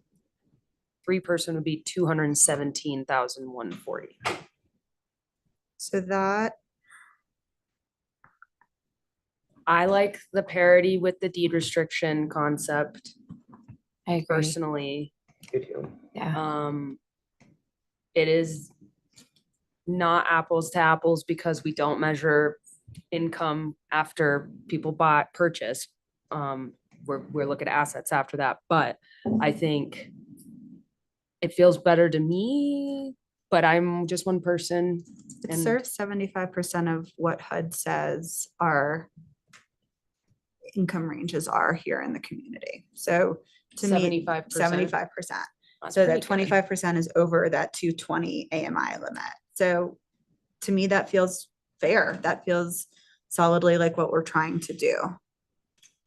And if it was, let's say for argument's sake, a three-person household at 217,140, and they were three roommates, if we divide that by three, we're looking at $72,400 a person on average. Which is like So- 85% AMI per person. It's like. Excuse me, I was a little, I was. Between 90 and 100. 90 and 100, you're right. Yeah. You're right. So that's like the only part that gives me heartburn. And I wouldn't want to I would want us to have. I don't think that there's too many households that are pushing up against that right now, as Delaney has mentioned. It would be something that roommate situations would need to keep an eye on and be investigating other options and could be on a wait list. And the way we implement that sort of thing over time. I don't know. I also think this for this scenario is a situation where hopefully they would be encouraged to right size into a smaller unit with fewer people contributing to the household income. That would then free up a 3-bedroom for a family, which was sort of one of the good consequences of this system, is that it would encourage people to be in more appropriate sized units instead of roommates taking up the bigger units that are clearly, is that, Delaney, you're giving me eyes? No, I'm watching the conversation. Okay. I agree, and I think that the adjustments that we've made to the wait list policy can help those units transition Yeah. back to appropriately sized households. I mean, I've been a part of that. When I first moved here, I lived in a 3-bedroom in Shandoka, and it has just been passed down through roommates for the last 15 years. So. Well, because I was get it. gonna say, the difference between like 3 individuals is that those 3 individuals don't have to live together. They can be in studio, 1 bedroom, all of that. A 3-person family, you're not gonna separate the family out and put a mom and a dad here and the kids somewhere else. Except if there isn't, I'm We gonna don't say, have I'm the gonna say it units. for you this time, Dan. Except if there isn't a place that group of 3 friends can move to, or they can even split up and find. And I think like, this is like, we're just gonna continuously come back to this problem. I mean, I'm still not sure about the roommate situation. Like, I don't know how we can make that work, because I think the other side of it too, if I like step back into like where I like to always come from, which I think everybody knows, is like, how does it serve the economy? And the reality is 3 full-time workers in 1 unit serves our economy significantly better than anything else. And so is there an accommodation that can be made for roommates where if it is a roommate situation, there is a policy that says you can make up to whatever, there's like I don't know. Cap. Like, yeah, Well, that gets because to changing how we define household. no, I understand, but if it is like asterisk, but you also have to agree that you are going to work X The amount. number of hours, that maybe is more significant. So that like we are sort of serving the duality of purpose of the housing, which is like to provide affordable and secure housing, but also to have a workforce that is stable. I mean, we already require the hours. I don't think should require more hours from roommates. I mean, I 1000% think, well, never mind. We've like beaten that down, but like, I think if people are working full time, they're going to make more money. And I think that they are in these houses. So I don't know. I think there's a trade-off. And I think at some point it comes down to like the individual making a decision as to what is right for them. And so if they don't want to work full time, then maybe this isn't the right situation for them. If they don't want to adhere to our hours, maybe this isn't the right situation. I do think that when we're talking about a 3-person household, there's a significant difference between 2 parents and a child and 3 grown adults working full time. And I think we have to address that inequity, because it isn't equal. We have to find a solution for that. And I don't think we found it yet. Yeah, and I agree. I think my biggest issue with this whole policy document is the roommate and household thing. And we talked about it at a past meeting at length, and there just wasn't a good alternate option that we could come up with. So I agree that I would love to fix that. And I don't know how. I don't think renting individual bedrooms is the answer. We talked about that. Please no. Yeah. So like, I agree that that's like the most, that's my biggest issue with where we've landed, but I don't know how to fix it. Can we Dan, just do you do have an idea? something legally? Is it legal for us to say a 3-person household can go up to 260% AMI? That's if it's 3 separate, Unrelated. So what you don't want to do is offer more opportunity to unmarried households or unaffiliated households versus those that are a family. And in that case, you would be doing exactly that. You would be allowing a non-family more opportunity than you are giving a family as far as Aren't we earning just potential. giving them goes. equal opportunity or more? Because right now they have less opportunity. Yes. Yeah, how is that more opportunity? Well, you're allowing them to earn more combined than the family is allowed to earn. It's individual though, and like this is where it gets weird. There's Yeah, got 'cause there's must doesn't gotta it- be a way. Doesn't it- Back at the same. Doesn't Yeah, it the disadvantage? The solution to this for the roommate situation was to allow higher AMI, understanding that once the roommate household pushes the AMI limits, we're then looking at rehousing them into individual rooms or into a double room, into a more appropriate size. So I don't think the roommate situation went unaddressed. I think there's no easy way to go about it when trying to treat families and roommates in the same way. I think at the end of the day, we just have to establish a policy and really stick with it. And by allowing the tiers, by implementing the tiers and increasing the AMI, we're accommodating the roommate situation where rent is then split 3 ways between 3 earners, rather than being split 1 way between a family of 3 or 2 ways between a family of 3. So that was the solution that we came up with, I think, 3 meetings ago. And how at the time you all viewed that as being fair to the roommates and to the families. So that's where we landed with the 260. Right. I remember, I just. So if we change the definition of a household, is there a way to address the roommate thing differently? That's what we discussed. I think it was 3 June 4th. Yeah, and I was there. I'm just wondering if did we exhaust all possibility, like have we looked under every rug? Have we discussed everything? Is there like a definition of worker? Like, that we could put in there? I mean, because I think that that's the crux of the situation, is that 3 people and the money is like it's an easy thing to address. It's when we have 3 separate revenue streams coming in. Delaney. Can I just, maybe this will help because the 3 households in question right now, and it is just the 3 that we know of. 1 is a family. 1 is a master lease. Okay. And the lowest of the 3 that are over 200 is a roommate situation, just to put it into perspective. I think the roommate situation is going to be a consistent situation that we are going to see moving forward. And I would like us not just to address the problems that we have systemically, but the ones that we are going to have 2 years from now, 5 years from now. So at least when we're updating these documents, we're not reinventing the wheel, every time. Maybe the heartburn over the 260. I mean, now I feel like I'm coming back to what we decided last time. And we just have to explain that to folks. I mean,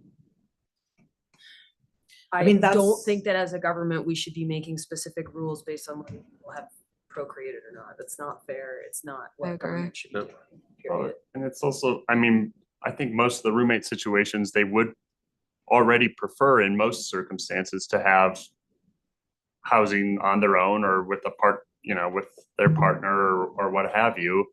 And it's, again, just down to the inventory that we don't have that. And so And we if- we are building a bunch of smaller units.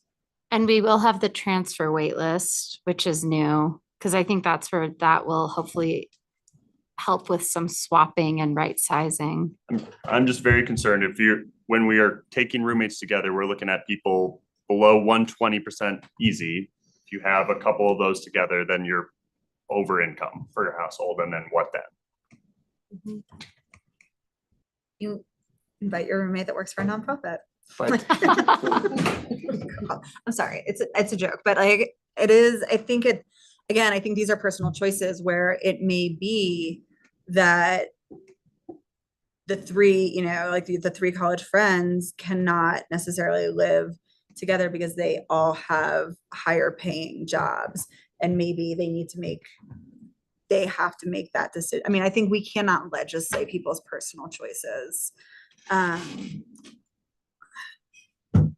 Or legislate for their personal choices. Right.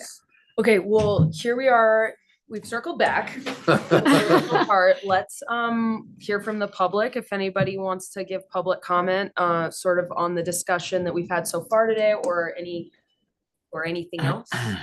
I don't know if we have anybody on Zoom who would like to comment or in the room. Come on up. Hey, everyone. You guys have heard a lot from me. It's Danny Kraft, born and raised here. And, you know, the reason that I initially got involved with this was when I heard that there's multiple people in Shandoka making $500,000 a year.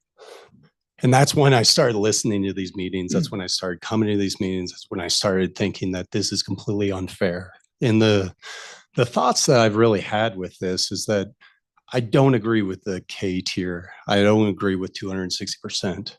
And we talk a lot about other additional inventory. I just looked at Sweet Rants or Sweet Deals.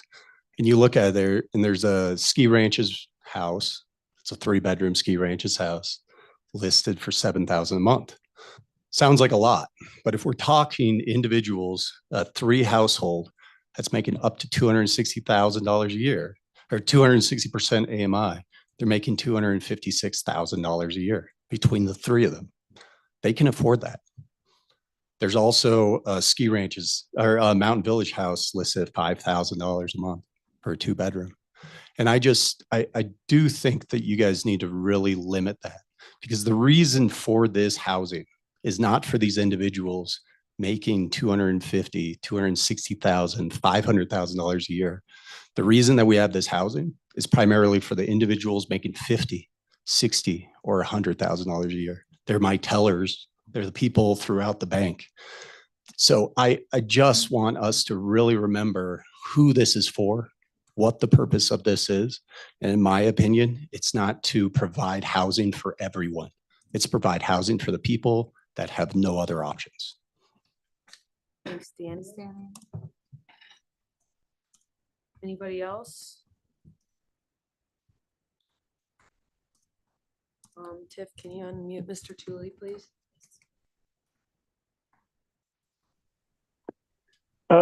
Douglas Tooley. Just very quickly, I testified on this previously at the last work session on the topic. I have since refreshed my waitlist status, although what happened in the interim does have some relevance. It's a longer story. So I do have an interest in this.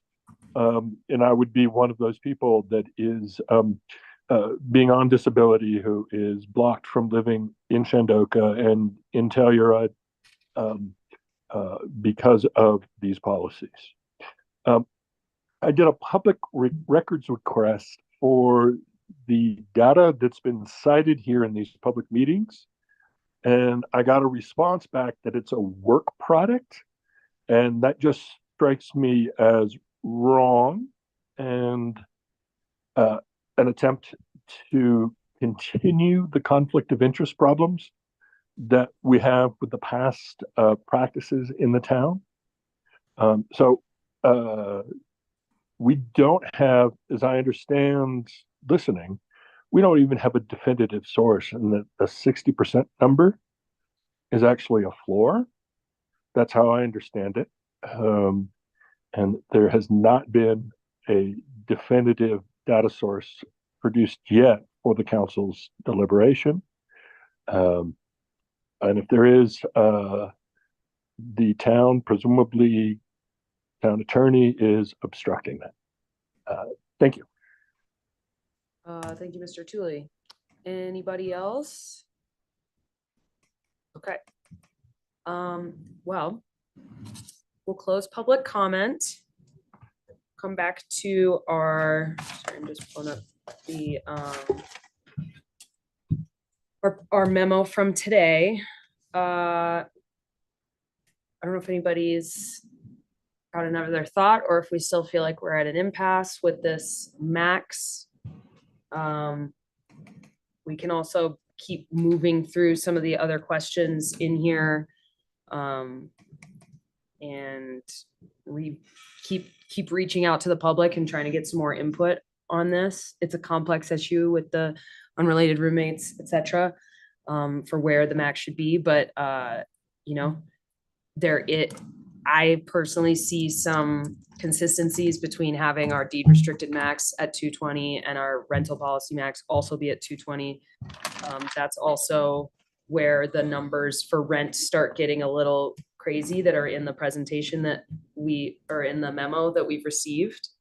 So I don't know, does anybody want to give? Maybe we just straw poll as to see how many people on council feel okay with 220 as the top end, and then take it, and then. Yeah, I mean, we're still in work session mode here, so. I mean, I think I agree with you. I think I like the fact that it is consistent across the two different types of housing that are deed restricted in the community.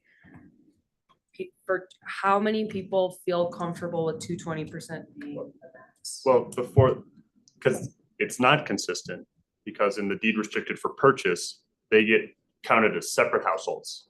And so you have the owner of that's one household, and you have the tenant, and that's another household. And so that's not a consistency. Those are two separate households living in one home as how we calculate them for our deed restricted purchase program. So that's not consistent. It is to qualify to purchase though. So if you have one household that purchases it and resides in, and you fulfill the one person per bedroom need of our guidelines, then that's your household. But when you're a household that qualifies and you have a roommate, those are counted as separate households. But you would have qualified under an exemption in that case, and that's not, we shouldn't be making rules based on exemptions. Right. The exception is just to, and I remember this discussion very explicitly as we were going through that guidelines, to make sure that we make that person very well aware of that requirement, that they have to, every bedroom has to have at least one person in it. Again, they have to, if they are qualifying to purchase that without enough people in their household to fill those bedrooms, then they're asking for an exemption to our rule.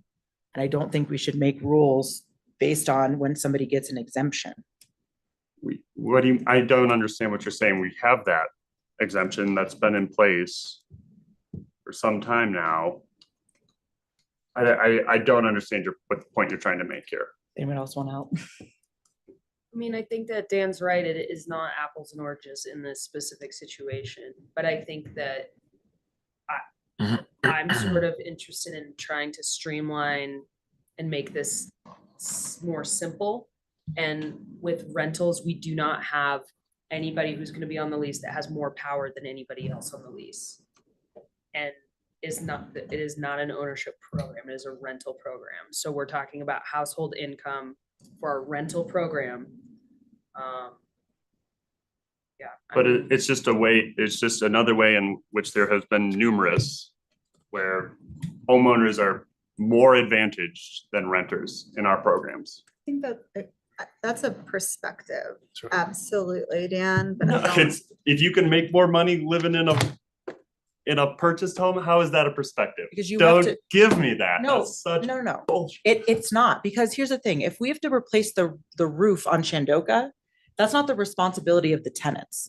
If you have to replace your roof on your home, that's your responsibility. It is very different being an owner versus being a renter. It is different. And I've seen it bankrupt homeowners in the recession in our community, in Telluride, in Lawson Hill, in Mountain Village, in San Bernardo. There is significantly more risk as a homeowner, and there's no guarantee that you get this, regardless of where you purchase, that you get this, And if your this income win goes at the end. down, you can adjust your rent here. If your income goes down as a homeowner, your mortgage is your mortgage. And if you can't refinance to a better rate, then they are different. There's different risks, there is different rewards, there are different situations. Let's get back to the straw poll. Who feels comfortable with 220% being the max?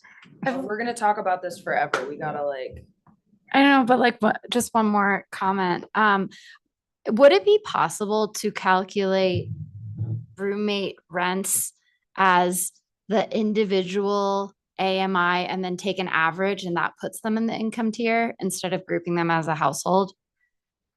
I mean, anything's possible. We're just looking for direction so that we can write it into policies. And I think writing things that are more complicated in the policies is what gets difficult for legal. And one of the goals of us doing these policies is to make things more easily understandable to the public, to staff, to council, to everyone. But we're at your direction. So I mean, I almost feel like it'd be harder on staff, but I almost feel like that's easier to understand from the public, is that it's our individual AMI. And I'm just to try and see if there's like another way to do this, because clearly this is like the hardest thing to figure out here.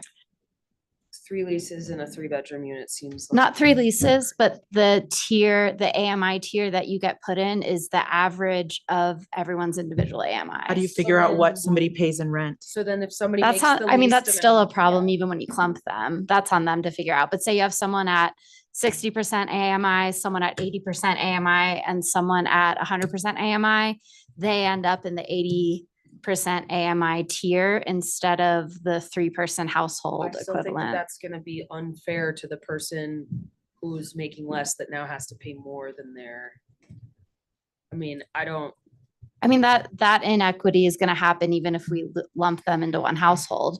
It would just. But we can't do that because it's a 3-person household and you're taking individual AMIs. Well, that's what I'm saying is, do we not I don't look at think the it household the works. same way? I'm just trying to throw like one more idea out there, just so we can exhaust all the options.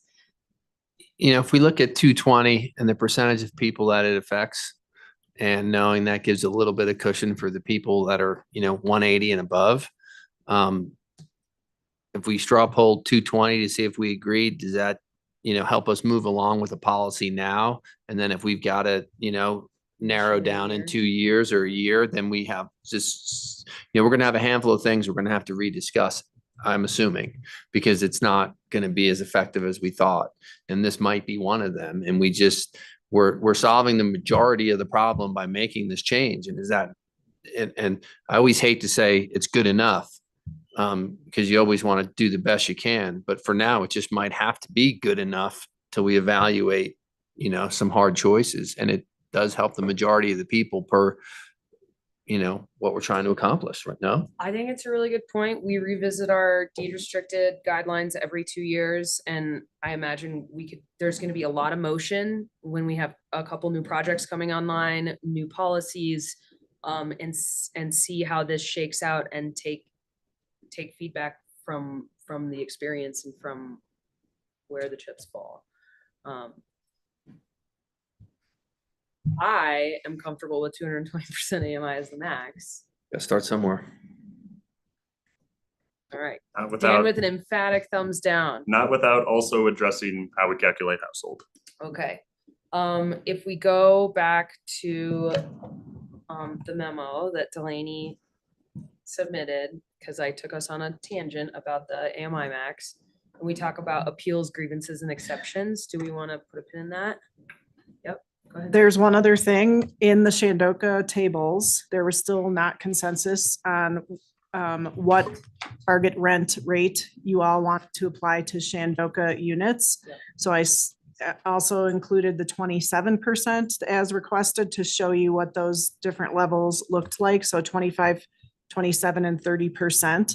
The general consensus last time was that the council, the authority, thought that Shandoka, being the older buildings and being more targeted towards lower incomes by disallowing entry at a certain AMI, might be better served to its residents to be targeted not at 30%. So if you could Discuss that. let me know if you have, and I did want to mention that while there's still some concern with 25%, I ran through some schemes with numbers and what rent loss based on current versus if we picked 25% could look like, and it is not bad. It's minimal enough.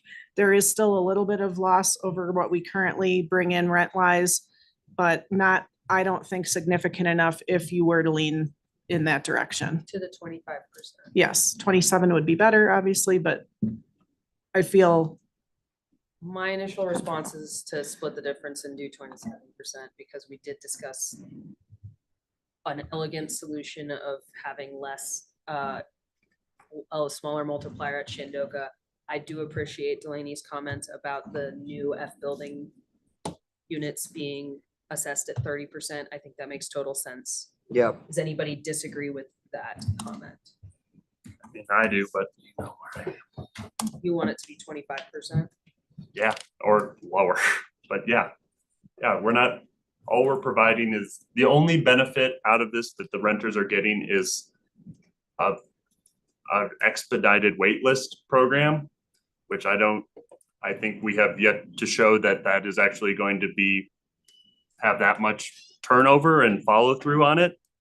And so charging 25% of that instead of allowing people to enter our for purchase system, which you do get a return on. You don't just lose the money like you do for rent. You build home equity.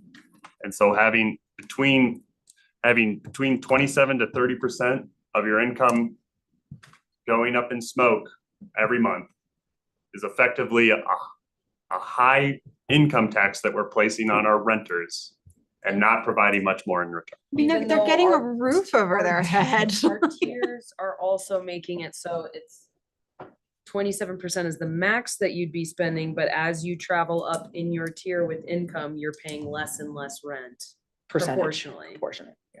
I understand. Okay. Well, that's 6 thumbs up for the 27% for Shandoka. Wait, I Except for thought building F. that was thumbs up for the building F being at 30. I didn't realize. 27% Okay. for Shandoka and F building being at 30% was what I asked. Do you feel okay about that? That I means, feel like sorry, the price break between 30% and 20%, 27% isn't necessarily enough to accommodate or to justify the lower quality of the housing personally, but I wouldn't fight 27%. It's like 10% difference in rent between 20. Like if you take I don't think one bedroom in the middle, in the 27% table, the one bedroom in A tier is $777. It would go, if we did it at 30%, it would be $863. So that's a difference of $86 out of which one? 777? That's 11% cheaper. Yeah, I can get on board with 27%. I think I would love for it to be cheaper, but I'm not gonna fight that too hard. 27% everyone earning greater than 80% AMI is going to have their rent increased. Because the current rent is set for 50 to 80% AMI. And I'm mostly just saying it for the listening audience. If you earn greater than 80% AMI, which I don't have that in front of me now, but you're going to be paying more money. And we also won't kick you out. We'll We let you don't have stay. to repeat Yeah. this a million times, so we all understand. Okay. Delaney, do you want to talk about grievance stuff next? That's all Ally. So can I just clarify? Shandoka, 27%, except for building F, 30%. And remodeled units. Well, into as the that, future? As we as phase that that'll comes be- up, then it'll be part of the discussion when the policies are reconsidered for amendments. Okay. Thank you. Okay. Ally? Okay, so switching back to forward into the memo, so before Delaney's excerpts. Next, we need to talk about appeals, grievances, and exceptions. So right now, as you remember earlier this year, you adopted an appeals policy for the rental program only with respect to non-renewal notices. Before that was adopted by you earlier this year, there was no appeal procedure. There still is no exception procedure. Exceptions only exist in the guidelines for the for sale housing. So the preliminary questions I need you to answer are one, and we've talked about it a few times. Do we want to allow exceptions in the rental program? Staff has been pretty vocal of not supporting exceptions, but I think it is worth discussing and giving an answer at this meeting, just so I know what I need to draft for the next meeting.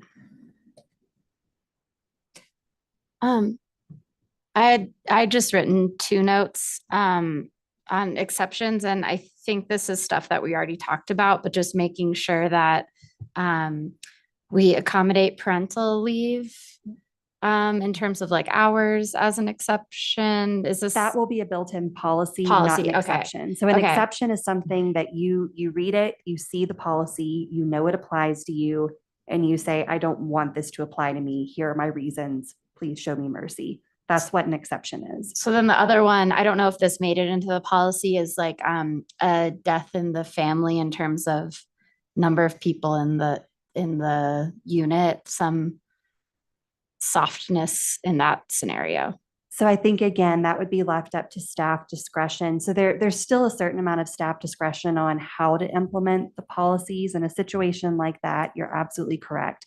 They might no longer strictly meet the qualification for that particular unit if their household size goes down. But that's exactly the scenario where we would then prioritize them to place them in a different unit when appropriate that meets their household size, assuming they're not going, they're not absorbing another family member or a friend or a roommate or something like that.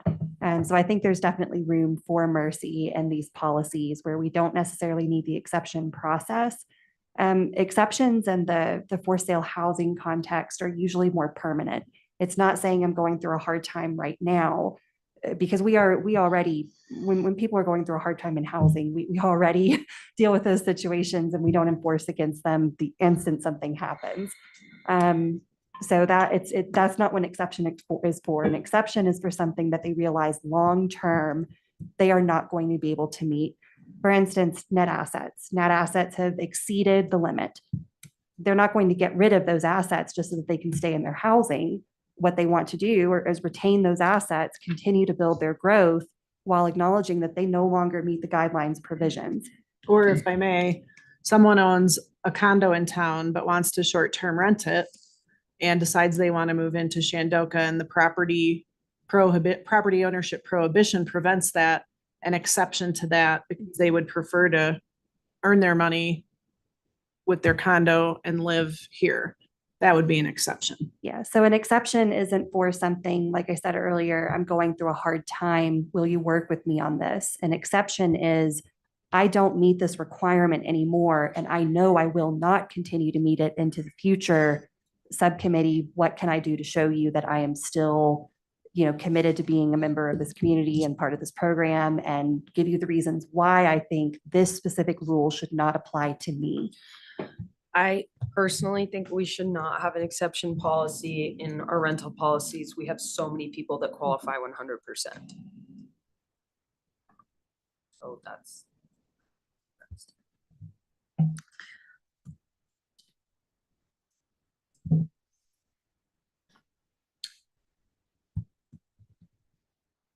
Anybody? No, sorry.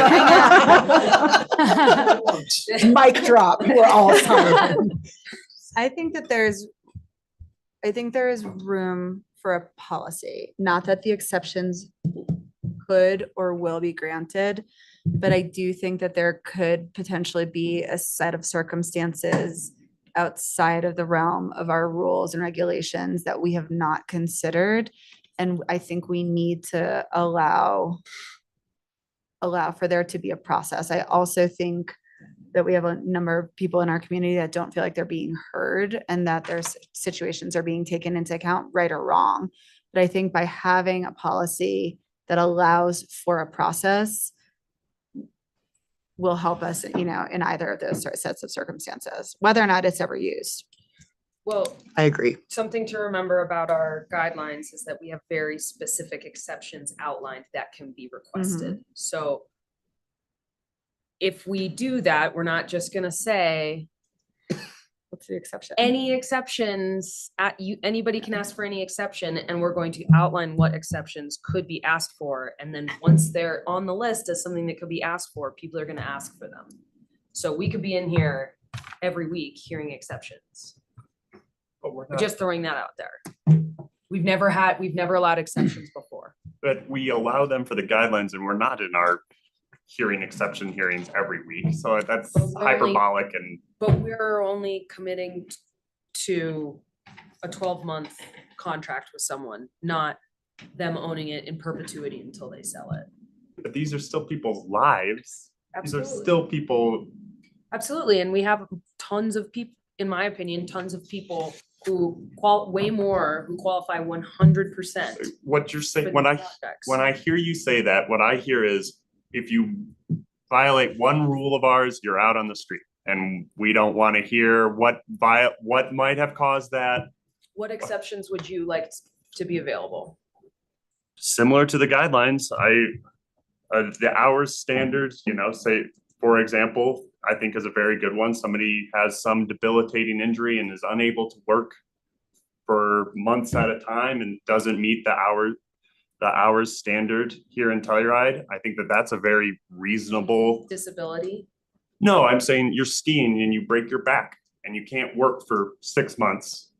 And that there is no process for staff to allow an exception for that. But there is, just Yeah, same there way is. death, right? Yeah. You could just say, hey, I broke my leg and I was a server at the National and I couldn't can't serve do it. for 4 months. But that's an exception to our rules. So the deed restricted guidelines do have some administrative discretion types of they may even be called exceptions, where staff has the discretion to allow for certain things to occur. I would presume that Ally could write in something similar to that versus having a full-blown exception process. I know we've repeated this a lot. We already are doing this in practice. We just don't have policies written, and sometimes people take advantage.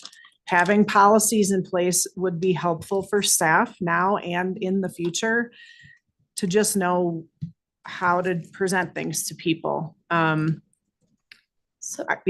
Those examples that have all been given they already exist, all of them today, right now. And to illustrate what Delaney's talking about, we, in the last iteration of the guidelines, we include now what's called an administrative exception.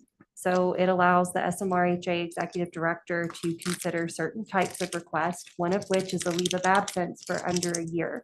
So if someone wants to leave their residence for under a year, the subcommittee won't even see it.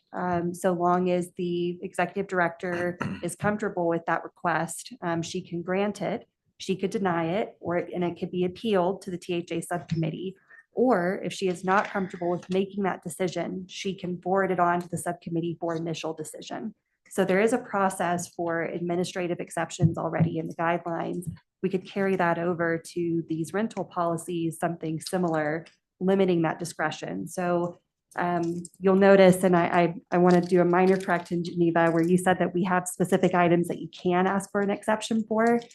The guidelines are actually the opposite. You can ask for an exception to anything unless it's prohibited. Yes, so we have a list of items that exceptions are prohibited for. We can't even accept an application for them.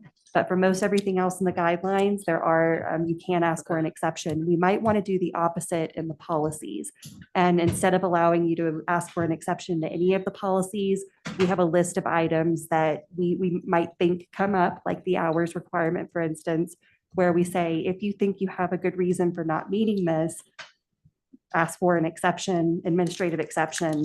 If Delaney was uncomfortable or the community service director was uncomfortable making that decision, they could then send it up to the THA subcommittee or the board. I think I was thinking of the exceptions we encourage people to ask for. Yes, that you are do have listed. that list. I guess my question, and maybe I'm super off base on this, is this a situation where maybe because we're having a hard time with like the household like makeups, is this where we could write an exception to say that if your household is made up of, like, let's use a 3-bedroom example, because that's what we've been using. If your household is made up of unrelated individuals, so the 3 bedrooms are 3 individuals, then you could apply for an exemption that would extend the maximum household income rate up to 260% AMI, so long as not a single one of those individuals exceeds the 200% AMI individually. Is that like how we could utilize this exemption thing to work out some of these nuances? I was thinking more along the lines of emergency. You get hurt on the ski hill, death in the family. health- Maternity leave, health- can't work. Right, maternity, health issue, more things along Yeah, those it sounds lines. If that's something we're anticipating to happen, I mean, think about it. How many ski accidents are we going to have versus how many roommate situations do we have? So if it's something that's more common that already exists, that we know is going to continue to exist, it's a choice that someone's making. We just need to draft the policy around that rather than making an exception for a very income- common situation. Income is the thing that you cannot get an exception for. Yeah, under the In the deed guidelines, restricted. yeah, and the deed restricted guidelines, that is one thing that we hold hard and fast to. There are no exceptions, period, for income. Can I ask an income question? Say that someone, that a family member who doesn't live here, live in housing, passes away and someone inherits some money from the family member, but it doesn't put them above their net income or net asset limitation. But it would technically be part of that year's income, but it's not like ongoing income. Are they then pushed up into a new income tier because of that inheritance, or is that something where we should maybe talk about? I don't think inheritance on your taxes is listed as income. Is it? I actually don't know. I've never. I don't think that's, I don't think it's listed as income. Okay, never mind. Oh, yeah. I would bring my knowledge from when I was working at the Regional Housing Authority. And as much as I keep hearing people say they would like the policies to somewhat mirror the guidelines and some of the practices to mirror how we're doing it in that world, it depends on what someone does with those monies. If they put it in a bank account and they write their rent check and their car payment and everything off of it regularly, then it's income. If it's in an account that isn't to be touched, it's invested or it's put in a 401 or whatever, then that's an asset and that's different. But I think that gets more into the implementation stuff as well. Again, all of these situations are happening right now and we're working through them with people. We're not against people and we're trying to help them through it. And we've got probably 8 tenants right now who are in ski accidents this year who aren't working, and we're working with them and they're finding their way and we're helping them find assistance for rent and things like that. So So then perhaps. not trying to you- sway you in either way, just letting So you then know. perhaps, you need to tell us those sorts of situations, because I think what I've heard from the community is that they feel as though there has just been a lot of gray and there potentially could be some abusive relationships or whatever it could potentially be. And so I think codifying all of this is what we really want to do so that everybody is very clear as to why the decisions are being made. And so, yes, they've been done all the way along. And I'm so grateful to staff for leading that department and making those decisions with compassion. But I think we just need to make sure that all of those things are in writing somewhere so that way the general public that may or may not ever have to ask for an exception because they're living in a rental unit can at some point turn and say, okay, this is an actual policy. This isn't arbitrary. Or like a temporary disability policy seems like it could address the ski accident issue, or a grief policy, household grief policy that just states the community services manager will address these issues on a case-by-case basis. So that way there's still the leeway, but it's written down and it's not like, oh, we don't. Is that what you're asking?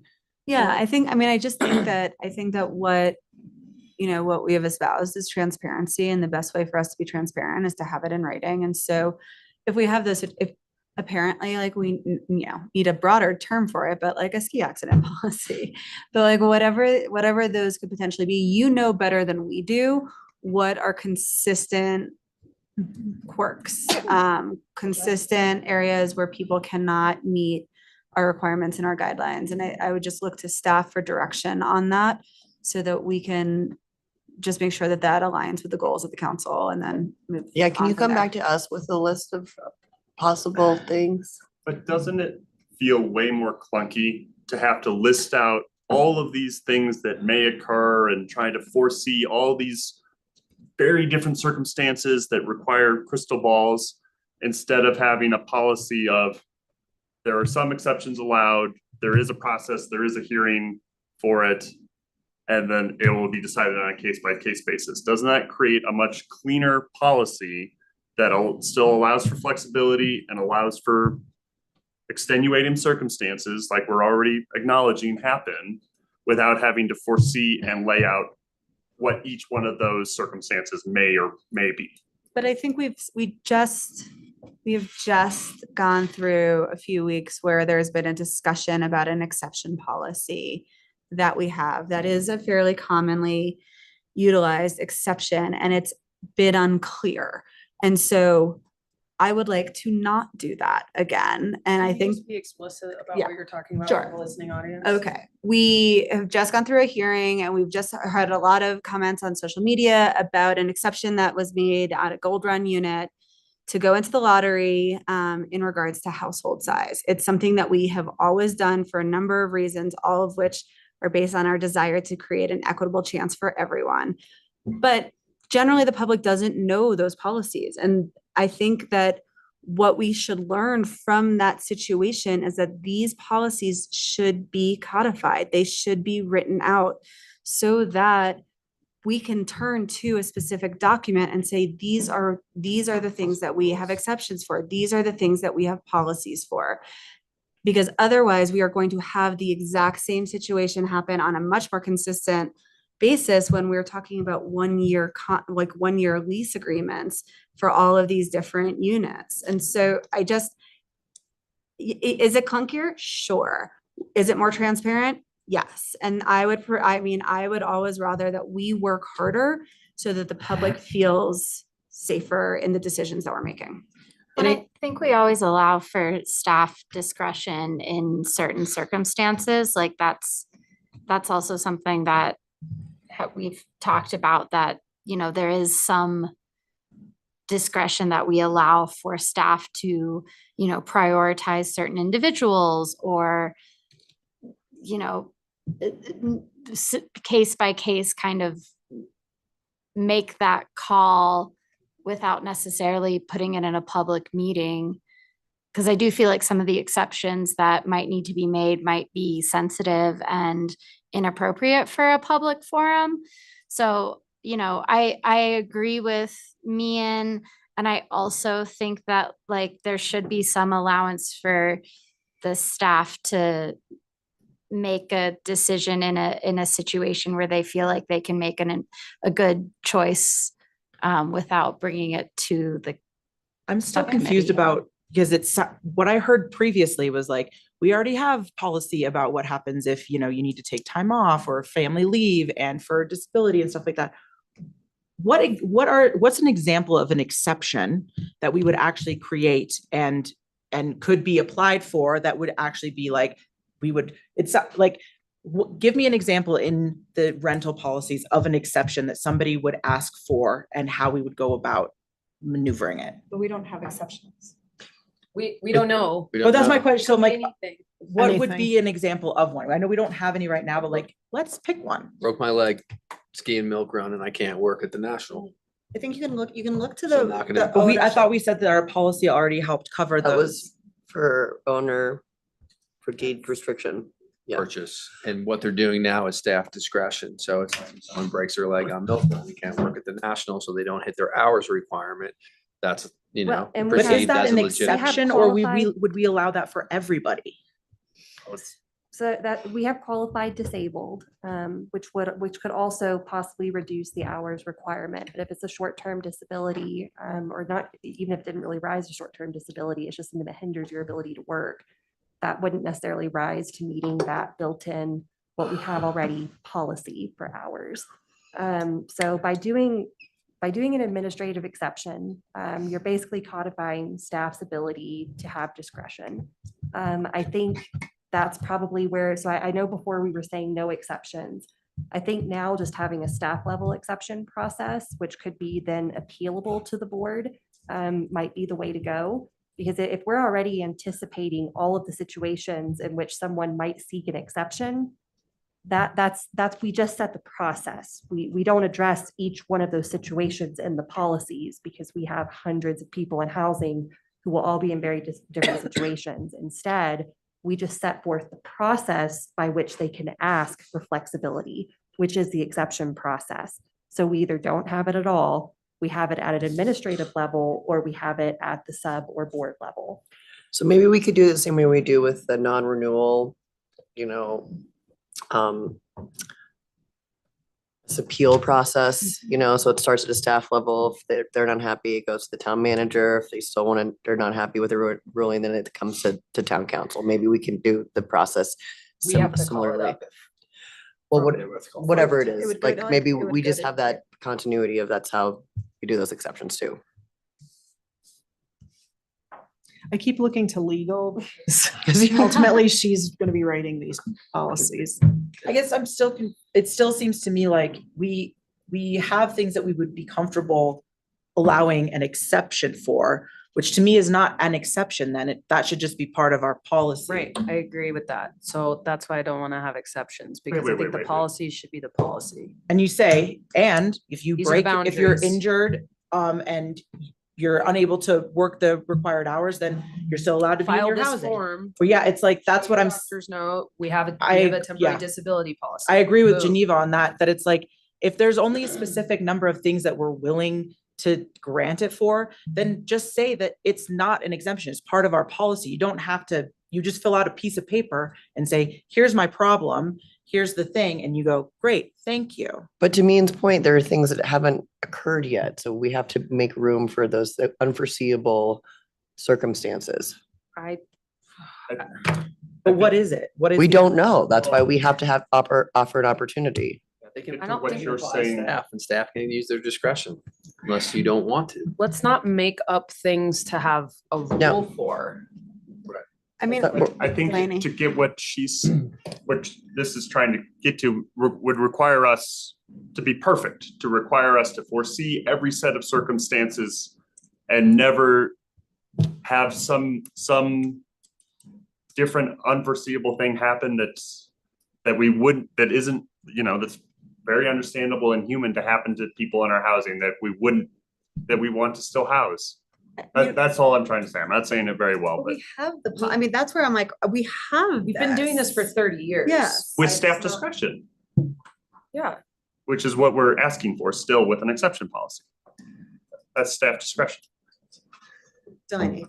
I don't know if this will help, but I thought I might interject that what I would prefer, and I would presume Ally would prefer, is that you consider the actual qualification policies that you have already discussed and that consensus has been to put into play. Number of work hours required, no other property ownership, net asset limitation, those very specific things, and work almost backwards. Of those qualification policies, which of those are you comfortable with someone asking for an exception for, administrative or otherwise? Because in the guidelines, there are some that are strictly prohibited. You cannot ask for an exception to income. If you don't prohibit it, that will become the number one exception request in some way, shape, or form. There's an allowance for the household size. Do you want somebody, I don't know how that would work in rental because they would still have to say they would have a roommate. And so I don't know what the exception would be for, but just trying to use the guidelines as an example. So if you consider what the qualification standards are for the policies that have already been discussed, which ones of those are you wanting to prohibit? Which ones are you willing to allow? And do you want it to come to the full subcommittee or THA or keep it administrative? Or do you simply write a policy that addresses those things with discretion? And if it is denied, then it gets appealed. That last part sounds amenable to me. Yep, me too. And do you I have, agree. do you have any advice for us in terms of okay, these are the circumstances we've heard and this is where we think it's at. I mean, you don't have to necessarily discourage somebody if you give some kind of parameters as a guide, but we don't want to go down the road of, I make too much money, so I'm asking for an exception, right? I mean, I think we would for sure say no, no income exceptions. Just like we Right. do with deed restricted. I mean, I think we just mirror those for the most part. And like, maybe it needs, and that's where I don't think Are that, we gonna do leave of absences and rental? I mean, I think that yes, that Maternity if, and the death in the family. if you have a yeah. death or if your mother has cancer and there's nobody else to take care of her in Pennsylvania, but you fully intend to come back and your boss has granted you an exception to work remotely during that time, I think, yes, you're still a member of the community and you deserve compassion. So I actually think that I didn't realize this was going to be a huge can of worms. I thought we were just going to like take what we already have thought was appropriate for people that own their deed restricted units and apply it for the most part to what we have in rentals. And if we're wrong, and in a year, we'll change it. we'll adjust. I think that it would be good to see an outline with a proposed outline of some of these policies that could be administrative. I do not think that renters should be coming before the full THA board under any circumstances. No. And see what those examples would look like and what we can put down policies on paper. I'm worried that we're complicating things. Right. I think we're maybe pre-complicating things so it's not as time and labor intensive later on. Yeah. I mean, and I really like leaning on a lot of staff discretion. I feel like that's already been working and that is literally your job is to manage that. So But with some Right, right, parameters, right. please. Do you Yeah, have we don't enough wanna just direction, say- Delaney, with this so far? Do you have some direction to work with for? I think so, and it's Ally? more really for Ally here. Yeah, and again, by taking the exception procedures from the guidelines and transferring those over to the policies, there will also be criteria that the decision maker has to consider, which gives Delaney as decision maker or the subcommittee as the appellate board, things to consider before rendering a decision, which is always a good idea. So let me ask you this then. So I think I understand what we want to do with exceptions. We do want to include them, but it's more of a way to codify staff discretion than anything else. Yes. With the appeal process, going back to what happened earlier this year, the appeal process was only for non-renewal decisions. And that was, so it went to a hearing officer who is the town manager. And from there, 2 members of the full board could call it up to the board for consideration. Now, Geneva, you just said that you don't think under any circumstances anything needs to go to the board. When we take this appeal process and put it into these policies, should we change that to subcommittee, do you think, and have all decisions end at the subcommittee level? Yes, I think there's no reason why any of this should be on Kodo. And somebody's personal rental situation being broadcast on Kodo, I think that's totally inappropriate. Isn't that their choice? Sometimes I think if they were compassion given the is, choice, they yeah. would have All the right. hearing not on Kodo. All right. And so let's do it at the subcommittee level. yeah, and like in the event that a mistake was made and we're like airing someone's, Okay. you know, All right. personal stuff. We don't all have to repeat the same thing. Yeah. Got it. Okay. Okay.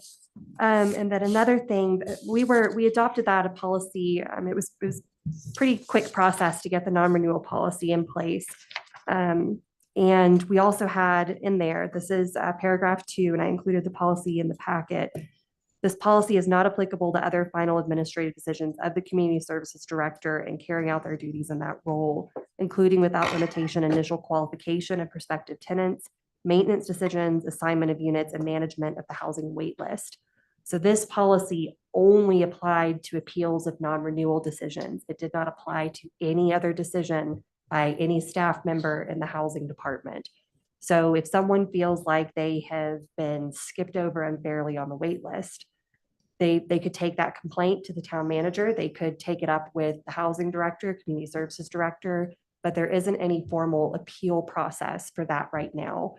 do you now want to open the door for appeals of those other kinds of staff decisions? Or do you still only want to keep this appeal process for non-renewal decisions?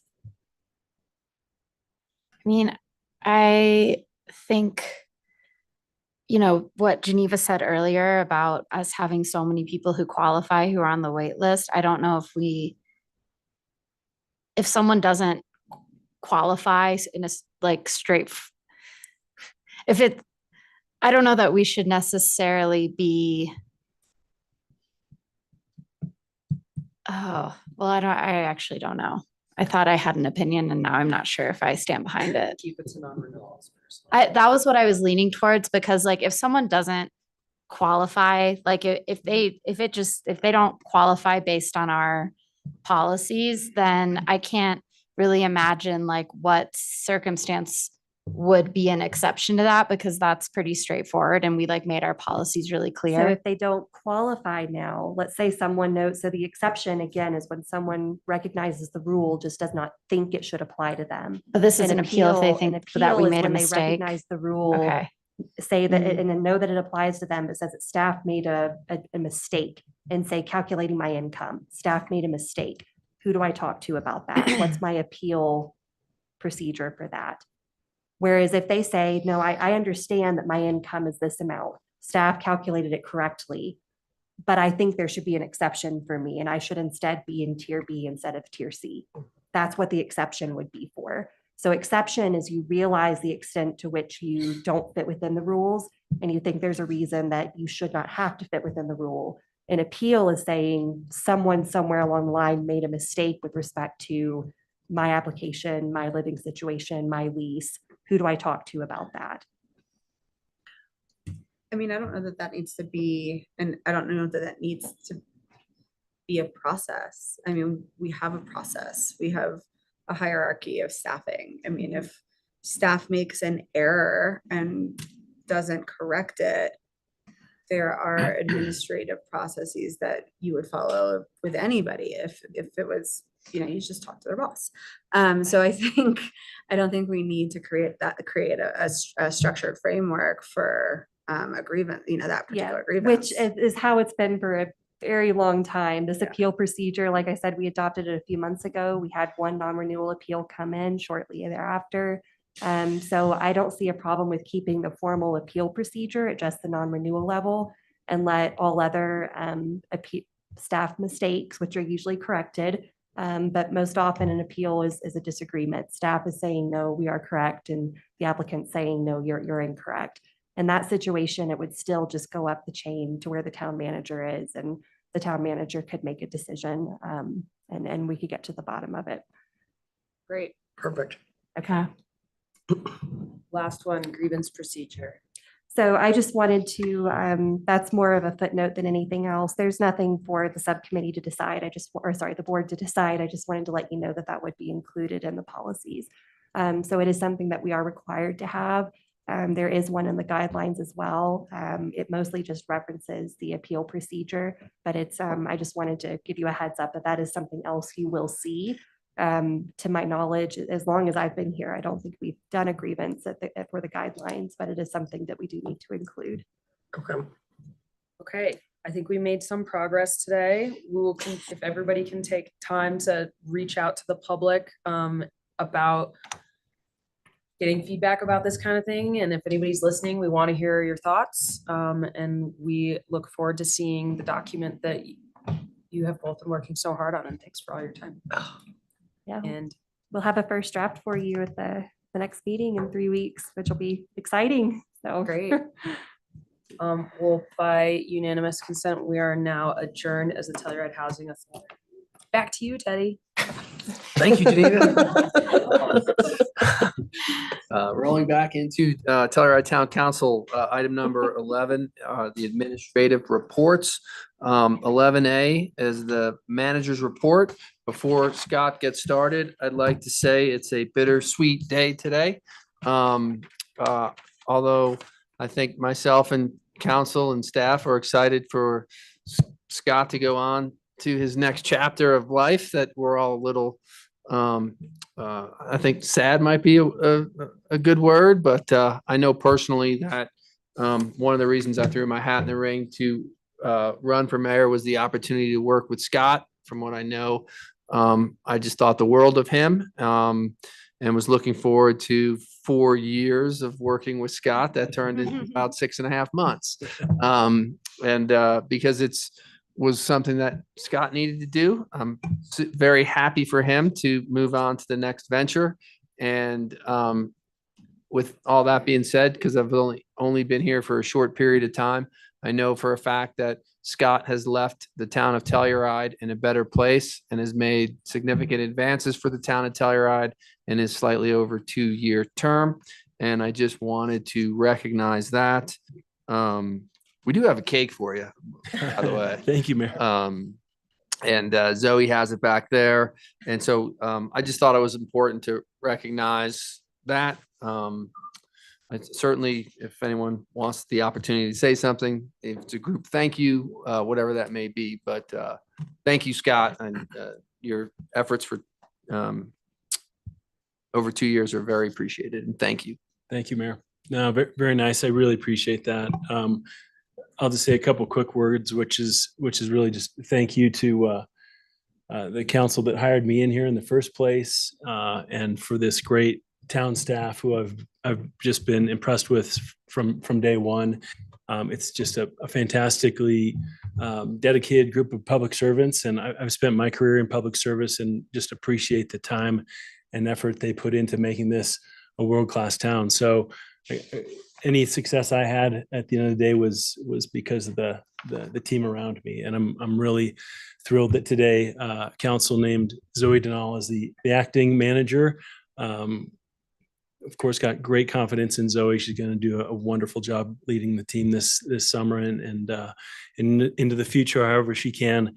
And no, it's been a pleasure. I've had an amazing public service career, a little bit of time in nonprofits as well. And now it's just the right time for me to step back and shift gears a little bit in life after doing this a long time. And really look forward to staying in the Telluride area.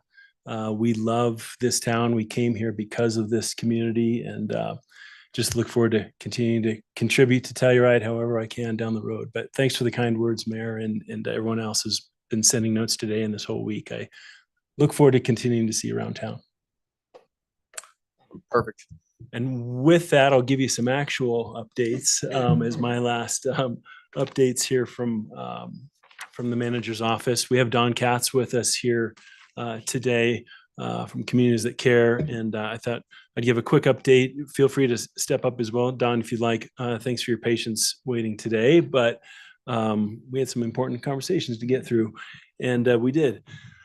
From that youth hangout standpoint, again, this is our historic shed at the Voodoo property. We have, I guess from a technical standpoint, thanks to Zoe, Lance McDonald, CCY, our architects, continue to move along on design around tenant finish. And again, that's built on design concepts that Ryan McGovern on our Park and Rec team was able to solicit from our high schoolers in particular around town, which has been a really cool effort to watch.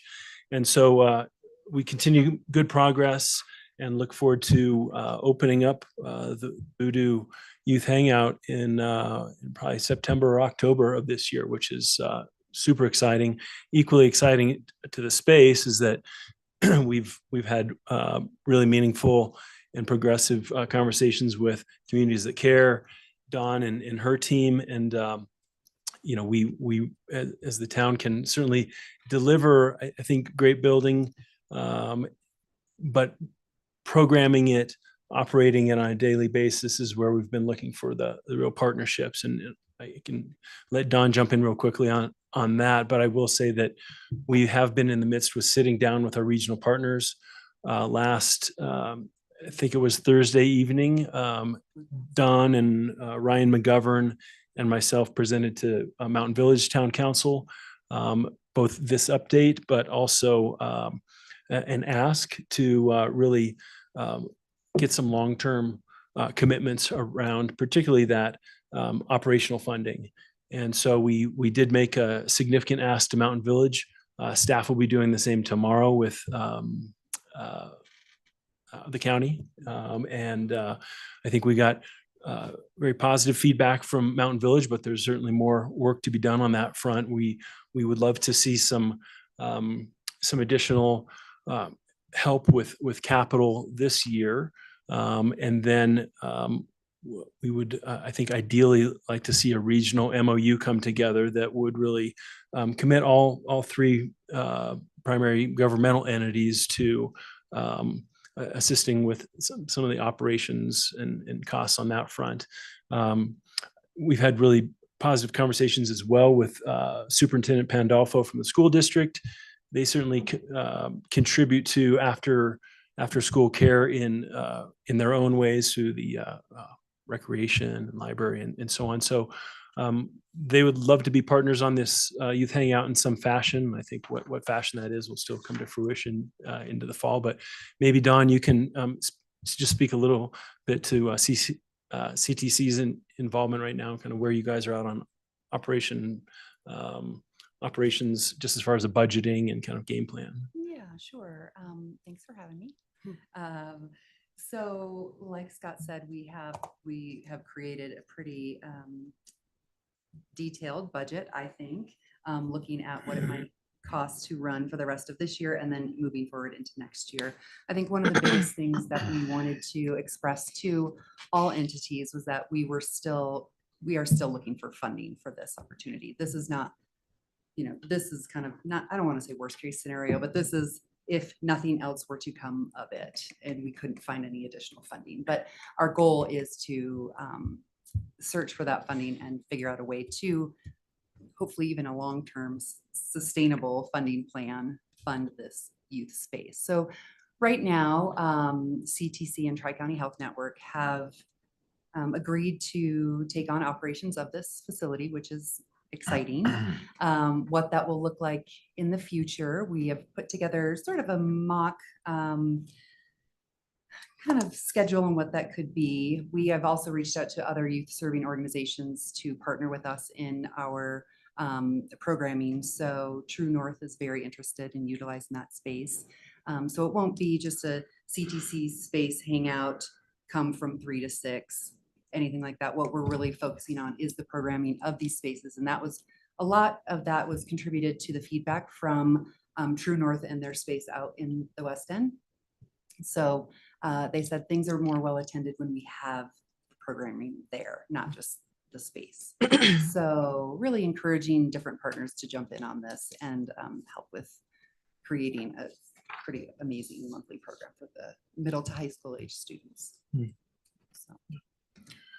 So we'll continue to update on those ongoing conversations with county commissioners and with Mountain Village Town Council. We really appreciate their openness to truly look at this through the regional lens, knowing that our high school and middle school, all of our schools are very regional in nature.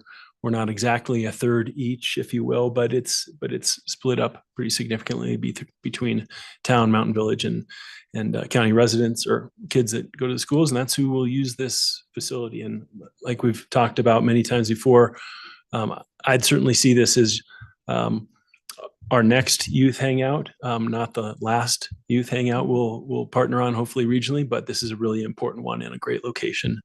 So we'll happy to take any questions from council on all things youth hangout, if there are any. You guys are moving in a great direction, and thanks for all your hard work. Absolutely, we're pretty excited about it. That's exciting. Yeah, thank you CTC and Don for being a part of this. We really appreciate that. For all the support. Yeah. Thanks for waiting around too. Thanks. It's been a little while since we had talked about the Genesee parcel, or in particular parcel that the Med Center looks to utilize in the near future.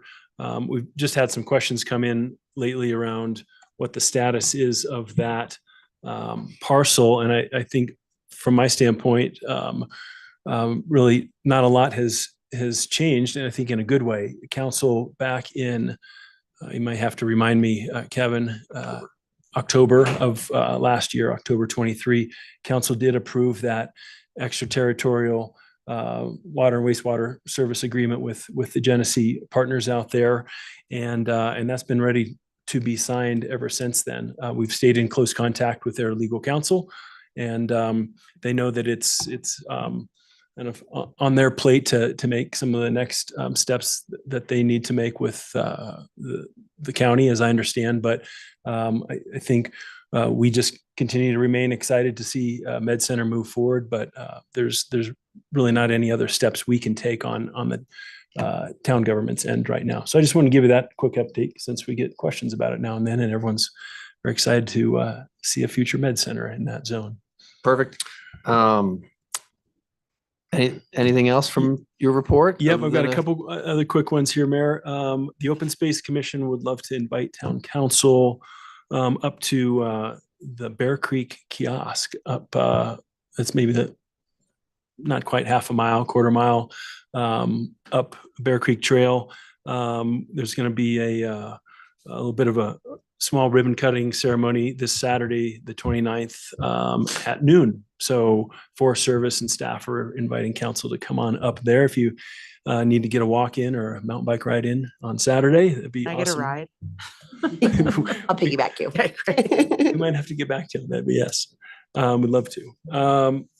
What else? Again, big thanks to town staff and our Parks and Rec department, marshals, Public Works in particular, for everyone's long and hard work for the Bluegrass Festival this last weekend. We had, our chief is in the midst of a 10-day shift, I think, and there's a lot of staff in Parks and Rec that are doing some very long weeks as well. So we just appreciate the lift from the team. Things went really well. We had one evacuation during Friday, and we're really thrilled to continue to have National Weather Service staff in person on site to help us make really best informed decisions we can. And I think operationally went great. I'm sure food and beer sales and everything else was great along the way also, but awesome weekend. Thanks for everyone who came out to that.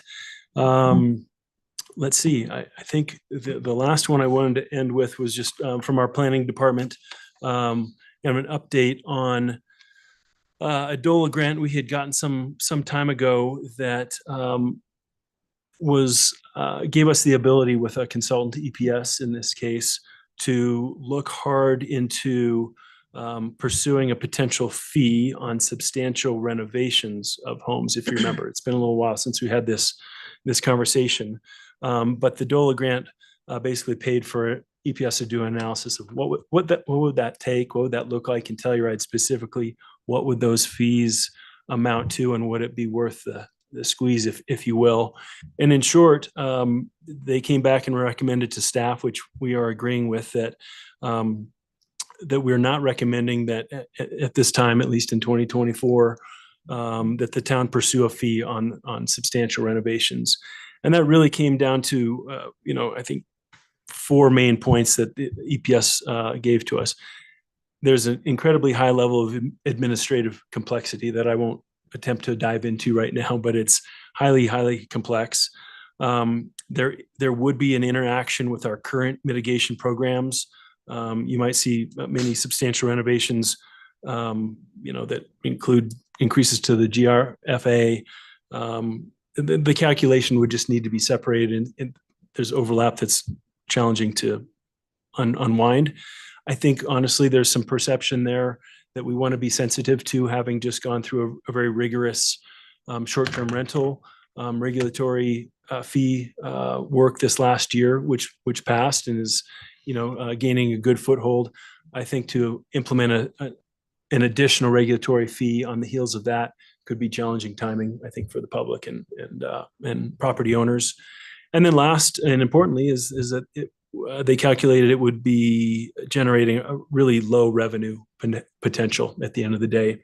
So I think at the staff level and our consultant, we're recommending that we pump the brakes on that effort. We use the DOLA money to analyze it thoroughly. And I would suggest that, council and the planning building department revisit this in 2 years and see if it's worth a look again. Is it a good effort? And the effort resulted in us not recommending to move forward. So that happens sometimes. I think that is it, Mayor. Again, thanks for everything. It's been a pleasure and look forward to seeing you around town. Thank you so much. I can't wait to adjourn this meeting and see how fast you run out the door. Kevin, I'm going to go over to 11B and the attorney's report. I'll make it even faster. I don't have anything for public dissemination. All right, perfect. Thank you, Kevin. Council reports 11C. I'll start. Ellen, you always get to go first. I know. I got a couple. Yeah. So we had a case meeting, pretty standard stuff. Kodo Live at the Drive was approved for 1 year for their street closure on July 31st. We saw a bunch of calendar dates that were approved. There was a new event that came to case that is still sort of in the planning phases, but it would be a country music festival the week before Jazz Fest of 2025. So they only got approved for the calendar dates, and it still is they're still kind of talking with Amanda and Stephanie about the logistics. It would be a medium sized event, so less than 6,000 people, I believe, was the cutoff. So that was interesting, but otherwise a pretty standard case meeting. I also had a HARC meeting. Some bookkeeping stuff. We found some like redundant and conflicting information about signage in the land use code again. So that's been updated. We saw a Galena, 2 lots on Galena again, and this was the one that I referenced that is in a wetland area. So this was, they still need to give us a landscape plan. So that wasn't in the plan yet, but they made some changes to it. But this is kind of messy because they have an extra dwelling unit on the other side of Cornet Creek. And while HARC approved it with some conditions, it still has to go to P&Z to see if it meets the wetland requirements. So this will be a lot simpler once we cleaned up that language. But nothing super crazy going on there. There was a Galena home that was brought to us that was originally approved for a large remodel, and now they are wanting to tear the house down and rebuild it because it is more time and cost effective. And that was an interesting presentation. It was approved with some minor conditions. There was a lot of conversation around the roof line, but ultimately they were able to find a historic photo that showed that the roof line was in fact parallel to Galena, not perpendicular like the neighbors. So they ended up approving it. And there was a lot on Primrose, which is new construction. It's really modern. It was continued, not approved. The biggest issues there were like the number of windows and the retaining wall, since those lots are a little tricky since they're on a slope. So that's gonna that had some revisions, and so we'll see that one again. So that was HARC. Awesome. Thank you so much, Jesse Ray. Mine's pretty quick. Open space. Yes, we want to invite town council for the unveiling of the new kiosk at Bear Creek noon this Sunday. And also there'll be a special tribute to Saturday, yes, to the Ute Nations, as we did a good tribute in our kiosk, honoring their presence here in past and present. We also, during this past meeting for open space, continue to talk about creative weed management over the valley floor. We are continuing to talk about bringing some goats onto the valley floor, which is super exciting. I think we found some ways to work with our conservation easement and livestock and eliminating some of the hurdles that we thought we might have to get through. Also, we discussed mapping the valley floor and a higher resolution of drone footage, which will really help us with monitoring the weeds and even with how flora and fauna is growing year to year. Being at the top of the watershed, this is something that will really help us with, capturing historical data. This new drone footage, if we decide to do it, if we can do it financially and with town council support too, will be a really good stepping stone for us to monitor one of our most coveted pieces of land that we are in charge of caretaking, as well as monitor the wetlands and so on and so forth. Tomorrow, I leave super early with some staff members to go and pitch an $800,000 grant to, it's being distributed by DOLA. And I just volunteered to do it today, and it's for some of our wastewater infrastructure. So hopefully that goes well, and we'll have some good news for you guys in a couple months. Awesome. Thank you. Geneva? Great. Polls close at 7 p.m. for the election. You can vote in person at the county annex, which is next to the thrift store here in Telluride. You just need to bring an ID if you don't know where your absentee ballot went. And there's also in-person voting in Norwood. That's it, at the Glockson building. And you can drop off ballots until 7 p.m. And you can drop off ballots until 7 p.m. Please exercise your democratic rights to vote. Thank you. Small D. Small D Democratic. Small D. Oh. Well, depending on what primary you voted. Yeah. Thank you for that. Mia? Okay. I attended the Telluride Tourism Board board meeting this month.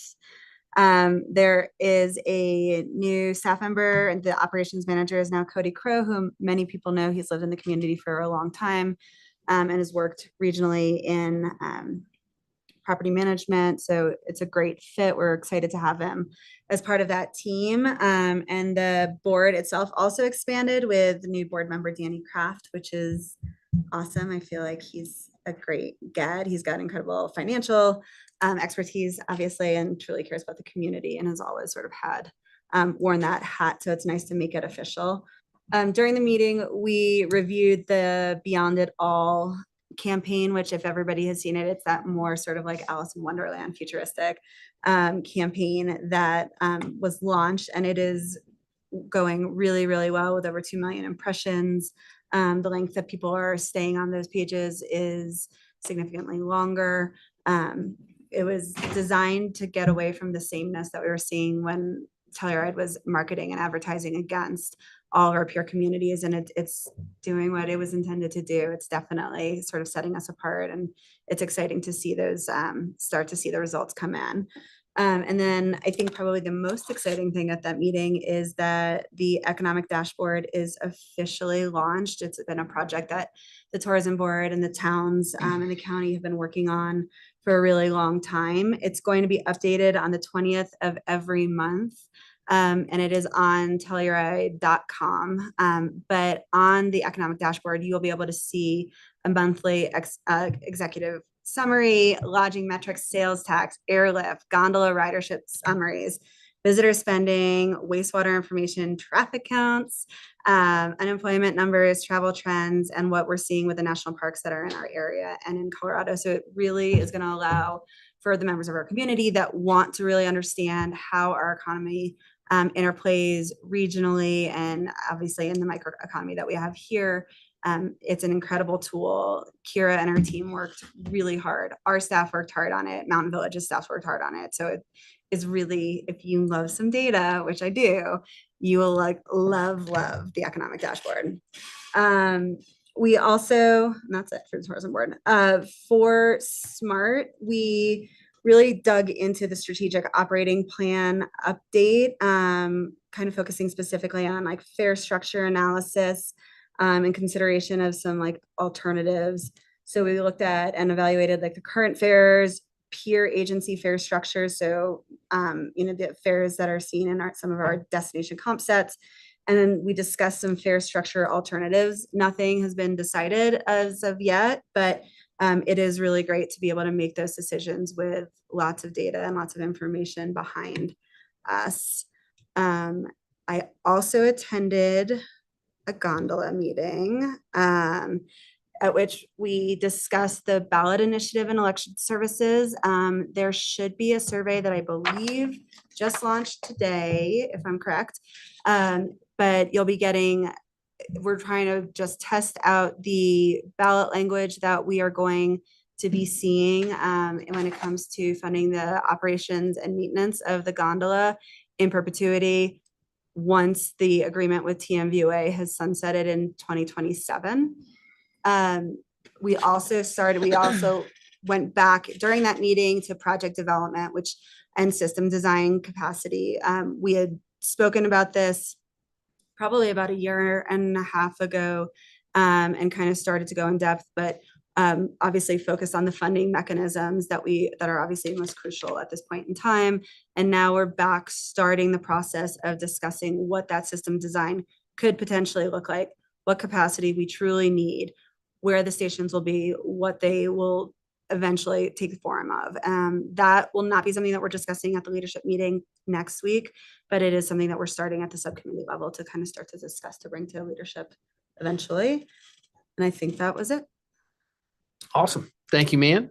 Ashley? Great. We had a Parks and Rec meeting that was it was great. Basically, we discussed or they discussed and I listened to the discussion of the new and approved winter ice rink schedule, which seems like it's very far in the future to be talking about the ice.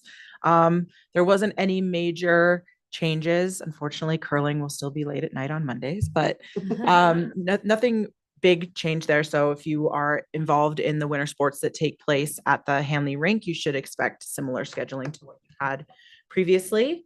And then the bulk of the meeting actually centered around the new warming hut and wash stand facility and the design for that. And the contractor was there and it kind of went through and they approved the new designs. They're really great. I believe I asked Stephanie this and she said that they were going to work on it, getting those plans posted on the Telluride Town website. So hopefully if anyone's curious, they can go and look at those.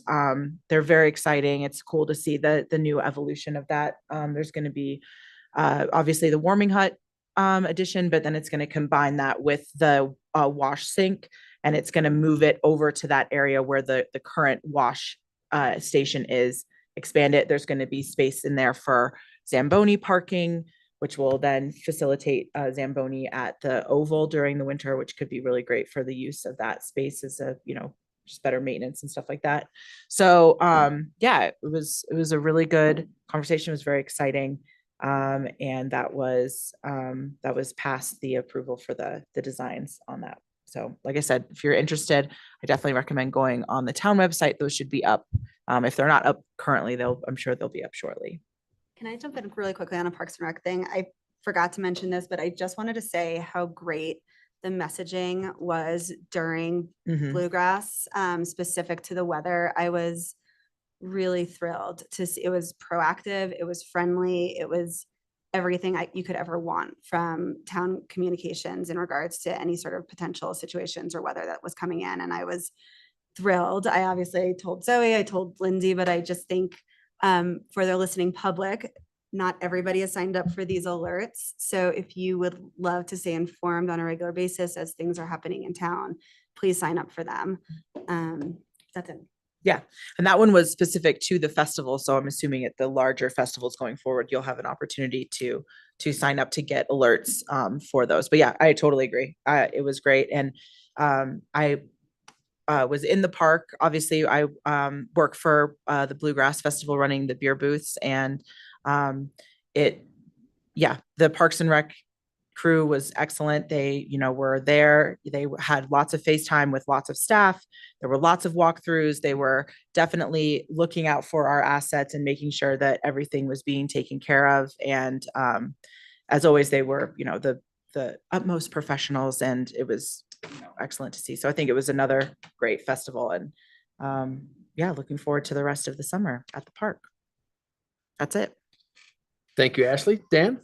A few updates on the Bluegrass notes. They did voluntarily comply early with the single-use plastic ban that's taking effect just here in less than a week's time, the 1st of July. So they went above and beyond, as they sort of always do with that. On that front, they're a great partner in a lot of ways for that. Eco Action Partner, they had their bi-monthly meeting. The biggest notable thing there is they were successful in receiving grant funding from the EPA of $150,000 over the course of 3 years, which will definitely really help their budget. And they're planning to bring on a new, shoot, I didn't write down whether it was full or part-time staff, a new staff member of some sort to just help continue facilitate all their programs. On that note, they are going to be at the Community Fiesta, which is in Town Park this coming Saturday at 1:30. So after you've hiked back down from the Bear Creek sign dedication, you can just swing right on into Town Park, and that's being held by Community Banks of Colorado, and I know CAFI is involved with that as well. And Eco Action Partners will be there and will help. It's going to have forms and helping people sign up for the CARE program, which is the Colorado Affordable Residential Energy Program. So that's for low income residents in Colorado get subsidy for energy bills and for home upgrades to help reduce energy costs and energy usage overall. So there will be more information at the Community Fiesta that's in Town Park again at 1:30. Eco Action Partner also held a Green Business Roundtable at the library that was attended by a few folks, continuing to explore that program. Yeah, and then there's that. I've got planning and zoning later this week, and I think that's it. Thank you. Dan, thank you very much. Tiffany, any related organization reports? 11E, comments on payments, provide those comments by email. And item number 12, executive session that concluded earlier. There's no need to reconvene on that. And by mutual consent, I am adjourning the meeting. Scott, you are free. Stick around, have some cake. Thanks, Mayor.